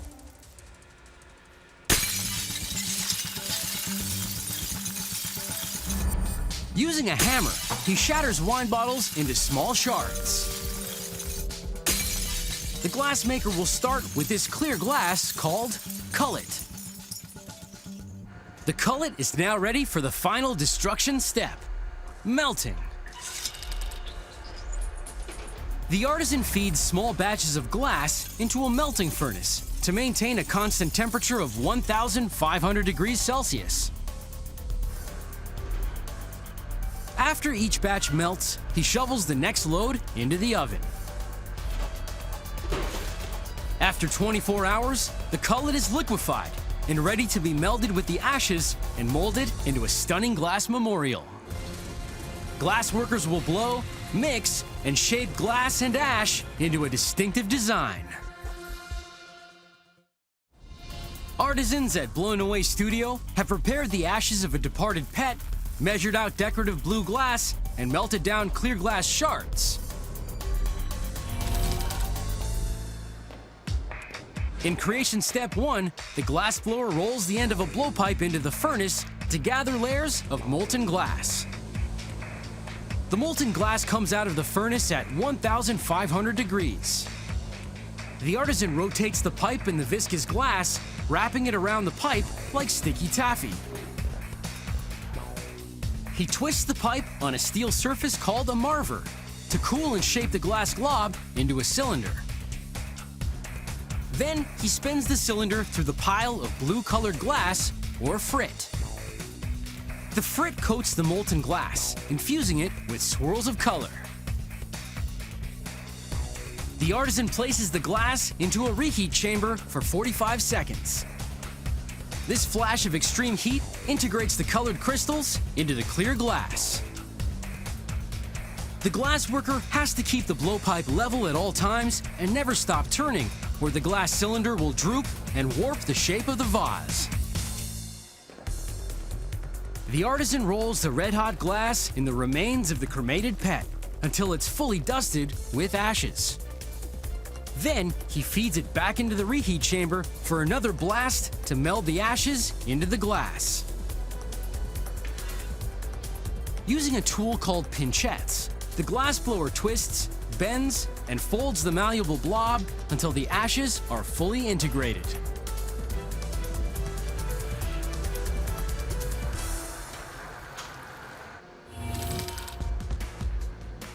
The artisan reinserts the pipe into the furnace and gathers another glob of molten cullet. On the blowbench, the glassblower rolls the pipe back and forth along the raised side. He cups the cylinder in a 5 cm thick wad of wet newspaper to shape it by hand. While one artisan rotates the pipe, a second glassblower blows into it, inflating the glass into a bubble and thinning out the walls. Once the vase is the requisite size, the glassblower uses large tongs to trim away the excess glass, pinching and stretching to shape the bottom. The glass artist then uses a wooden paddle to flatten the top of the piece. The glass is so hot, it ignites the wooden paddle. The blown glass is ready to come off the pipe. In creation step 3, the artisan uses the tongs to make an indent in the level side of the vase. Meanwhile, another glassblower gathers a small dollop of molten glass onto a separate pipe. She fuses the glass plug into the indent. This side will become the base of the vase. The artisan thins out the other side with the tongs to release the cylinder from the first blowpipe. A few light taps of the tong and the glass breaks free, transferring the vase from the first pipe to the second one. After a quick reheat, the glassblower uses the tongs to open the mouth of the vase.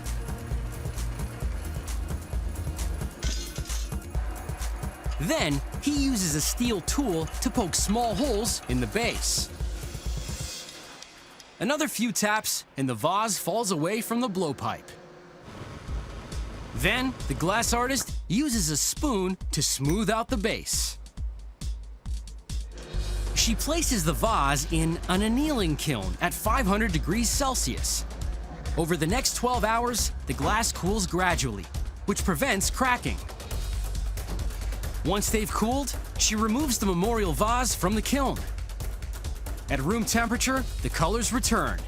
The clear glass is dappled with striking blue tones. Guthrie's ashes have been merged, melded, and blown into a beautiful handmade memento.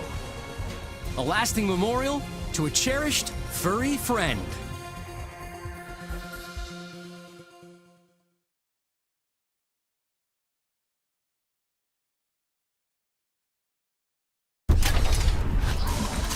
Plucked from the trash, everyday objects are destroyed, then transformed by technology, reborn into modern marvels.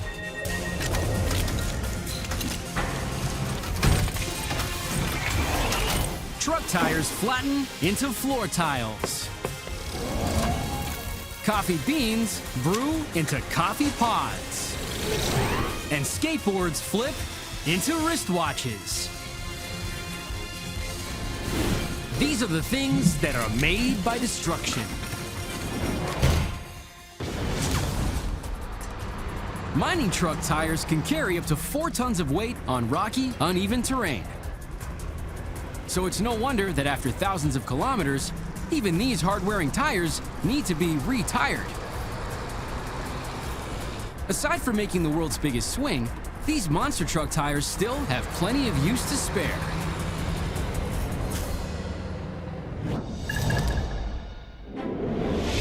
Next Source Recycling in Chatham, Canada has found a new way to keep the rubber on the road. Heavy-duty truck tires are being changed into outdoor tiles.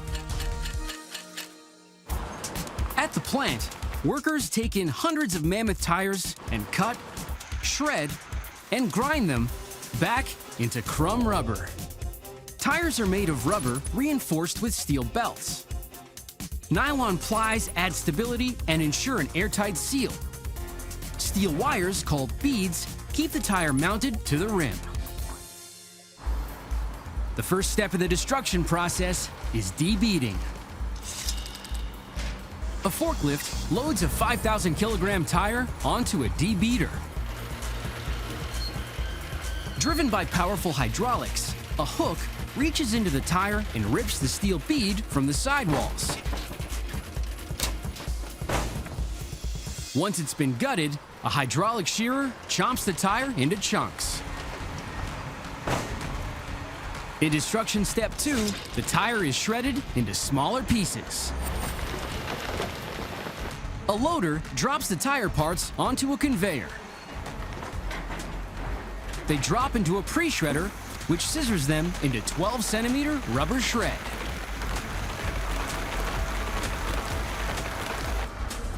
The rubber rolls into a rotating drum sieve, which screens out the steel and nylon debris.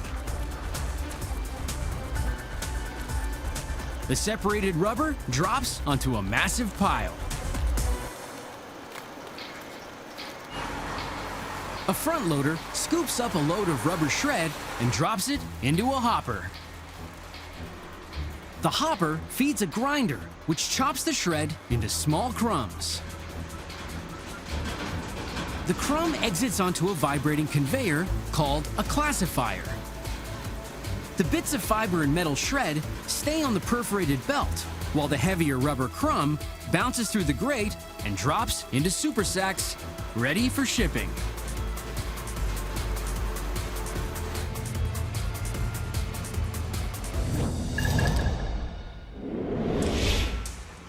New Rubber Technologies in Tilbury, Canada processes tons of recycled rubber crumb every year. The next step in the process is devulcanizing. At the factory, a front loader fills a hopper with rubber crumb. To make rubber less sticky and to help it keep its shape, rubber is vulcanized. Sulfur is added to the rubber, which creates crosslinks between individual polymer chains. To recycle the rubber, these links need to be broken. A worker adds a proprietary additive. When combined with shear force, it will devulcanize the ground-up tires.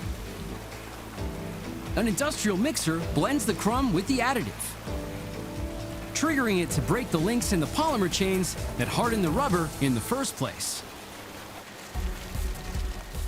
The naturalized rubber comes out in fluffy clumps. A conveyor transports the material to the end of the line and drops it into a bin.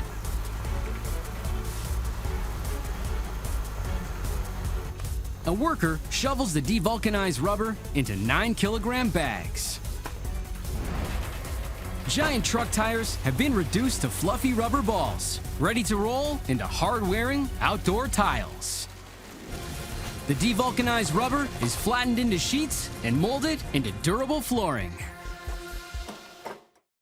Rubber recyclers tear apart massive truck tires, grind the rubber into crumb, then devulcanize it to restore its original state. The first step in making rubber floor tiles is to convert the devulcanized rubber back into a material that can be shaped and hardened. A worker loads the 9-kilogram bags of rubber crumb onto a conveyor belt. He adds a strip of natural rubber, oils, and the key ingredient in vulcanization, sulfur. The belt feeds the materials into a mixer, which works the blend to a doughy consistency.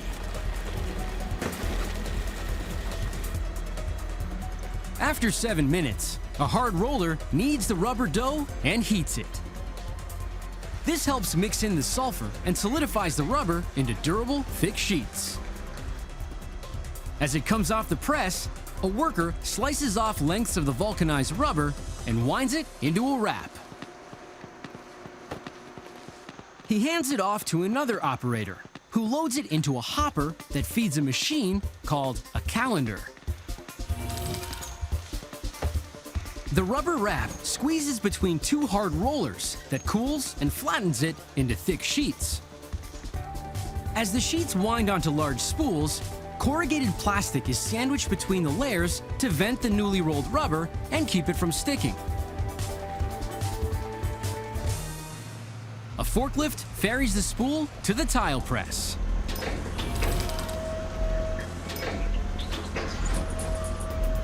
First, a worker drapes the rubber sheet on a table and peels away the plastic coating. Guided by a tile-sized plexiglass template, he cuts the sheet into pieces. Then the worker sprays lubricant into the tile presses. He loads each press with a rubber square, which will form the face of the tile. He layers smaller strips on the square to form the bottom of the tile. The lids drop on the mold that shuttle into a press that cures the rubber at 176 degrees Celsius. After 7 minutes, the molds pop open. An operator pulls out the freshly cured rubber tiles. They're flexible and durable, with snap-on edges that make them easy to install. Decommissioned truck tires are back on the ground, gutted, shredded, and rolled into a patio floor tile that's weatherproof, comfortable, and easy to clean. Proving there's more than one way to change a tire.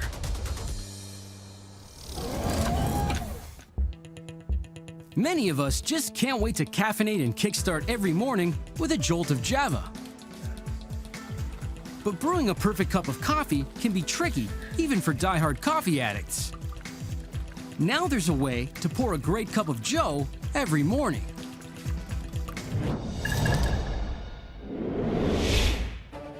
Club Coffee in Rexdale, Canada doesn't just roast coffee beans. They turn them into their own single-serve compostable containers. Coffee beans are transformed into eco-friendly coffee pods. In their 12,000 square meter factory, coffee workers roast and separate the skin from the coffee bean to turn it into a reusable raw material. The first step in removing the skins is roasting the beans. A load of green coffee beans drop into the roaster that heats to just over 200 degrees Celsius. The skin or chaff of a coffee bean is a strong husk that protects the bean. When heat is applied, the skin becomes brittle and falls off, while the bean turns an aromatic, darkish brown. Fans pipe the chaff into 360 kilogram sacks. A forklift carries the bags for shipment to the next stop in their transformation from coffee skin to coffee pod.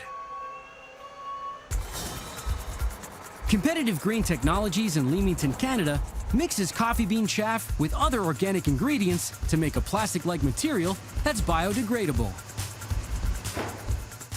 Before they can blend coffee skins with other ingredients, an analyst scoops a sample onto a moisture meter to make sure it's dry. The chaff must contain less than 5% water to combine with other material. The worker hoists the bag of dry coffee bean skins over the mixer and unloads the contents. As the chaff moves along a conveyor belt, 3 proprietary plant-based ingredients drop onto the line. When they're mixed with the chaff, they'll form a resin that's as sturdy and as flexible as plastic, but will naturally decompose over time. The bioblend passes into an extruder. A heated screw melts the material and pushes it through a die plate. A rotating blade chops the molten resin into pellets that then pass through water to cool and harden. The bioresin pellets shoot into large cardboard boxes lined with aluminum foil. The pellets are now a darker brown from roasting in the hot extruder. 20-ton batches are headed to the next location and the next stop in their transformation. The pellets are melted, molded, and assembled into single-serve coffee pods. Coffee workers roast the beans to remove the chaff, then mix it with plant-based plastics and mold it into pellets. Loads of the pellets land at 4Mark Manufacturing in Oakville, Canada. The company uses bioresins to produce the ring that holds the coffee pod together. The bioplastic shaft ring secures the dome-shaped filter, the paper lid, and the coffee grinds inside. Every part of the pod will break down after use. Step 2 of the creation process is molding. A worker vacuums the pellets into a hopper, which fills an extruder. Inside, the pellets melt into a pliable plastic. The hot coffee chaff pellets move into an injection molding machine. The bioresin is injected at high pressure in a ring mold. Once the resin is cooled, the plates open and inject the rings. The factory produces over 1 million coffee pod rings every day, replacing plastic and aluminum with a product that will hold things together when it needs to and break down when it doesn't. The rings fly off the conveyor belt and drop into boxes. Pellets made from coffee chaff have been melted and formed into compostable rings. The compostable rings ship back to Club Coffee to be assembled into coffee pods. The components come together in a multi-station pod machine. First, a worker empties a bag of rings into a hopper. The rings pass through a sorter, which flips them into position and sends them into 6 moving lanes. A large roll of filter paper threads through the machine. A heated piston pushes the paper into a mold on a rotating drum, shaping it into the domed filter that will hold the coffee grinds. This station processes 180 domes a minute. The pods roll under 6 augers that measure out 11 grams of coffee into each filter. A roll of compostable paper lids, printed with specially manufactured biodegradable ink, feeds into a machine. It punches out the lid and caps the dome. Once the bioresin ring locks everything together, the coffee pods are ready for shipping. Forward-thinking coffee makers have brewed up a great idea: separating the skin of a coffee bean, then mixing and molding it into the world's first compostable coffee pod. So your next single-serve cup of joe isn't just a rich dark brown, it's green too. It might look easy, but pulling off these skateboard moves is no free ride. It takes practice, precision, and time. But all these gnarly tricks mean skateboard decks wear out every few months. Now, a Canadian company called Second Shot is giving old skateboards a second chance. They're turning previously loved skateboards into jewelry that will stand the test of time. Skateboards are transformed into wristwatches. At Second Shot, they strip, laminate, and saw discarded decks to create the new face of a cool timepiece. The first step in the destruction process is selecting. The craftsperson is checking for boards with interesting color patterns in the wood laminate. Skateboard decks are constructed with 7 layers of multicolored maple. To expose the laminate, the worker has to peel away the grip tape.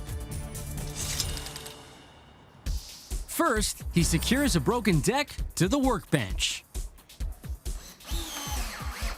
He aims a heat gun at the surface to soften the glue holding the tape down. Once it's hot, the grip tape separates in one smooth tug.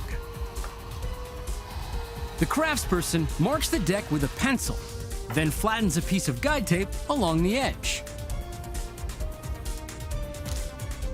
He cuts the end off the board with a bandsaw.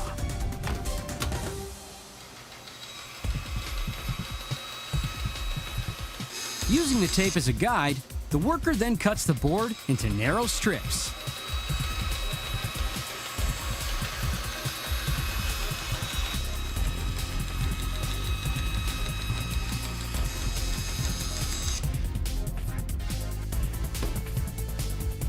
A belt sander scrapes away lacquer and wax and removes any remaining board graphics.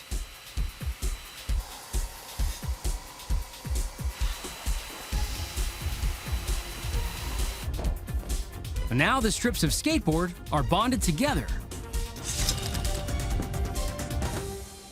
A worker spreads an even coat of glue on the wood strips and stacks them on top of one another.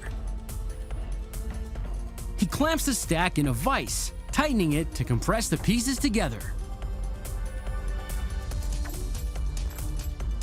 The worker wipes off the excess glue. Heat speeds up the drying process. After several hours, the stack is cured into a single chunk of laminated maple. Back at the bandsaw, the worker cuts the chunks into small cubes.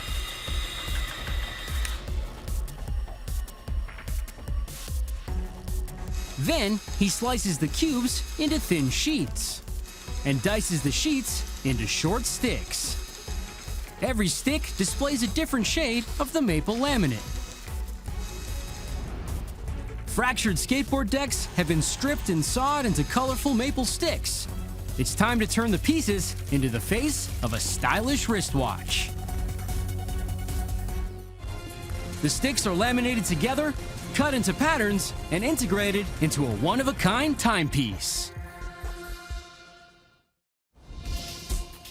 Old skateboard decks have been stripped, stacked, and sliced into multicolored laminated sticks.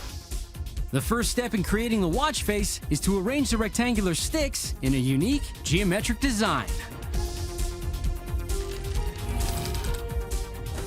A worker glues 6 laminated sticks side by side into a square. Then he glues the squares into a stack, building a wooden block. Running it over a belt sander exposes the layered stick's colorful pattern. The worker uses a bandsaw to cut slices off the block.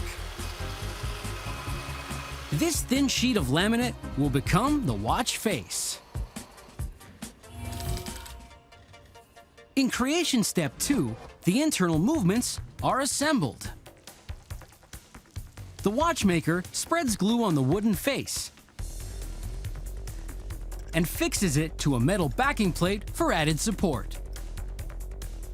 Once it's fused together, he uses a drill press to make holes for the hands and hour indicators.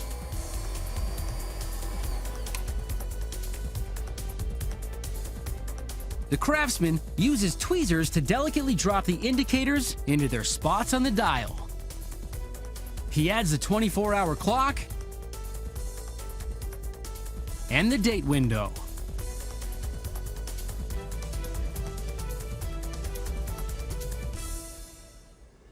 Then, the watchmaker installs the quartz movement. Inside the movement, battery-powered electricity passes through a quartz crystal, causing it to vibrate. The vibrations are converted into 1-second pulses, powering the motorized gears that spin the hands.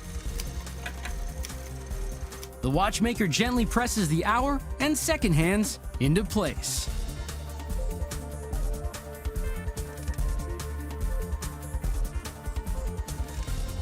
Once he's determined that all the components are in precise position, the craftsman can enclose the dial in its case.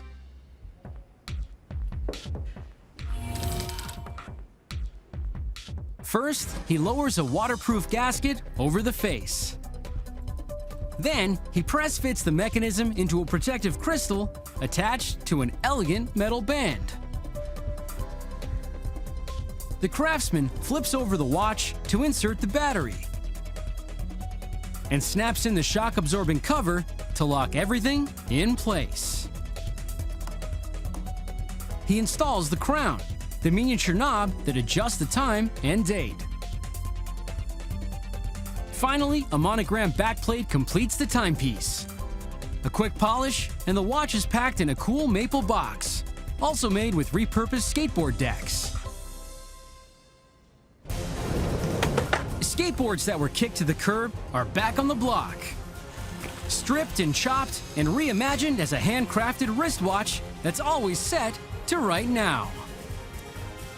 Because when you combine craft and creativity with the right material, it's really just a matter of time.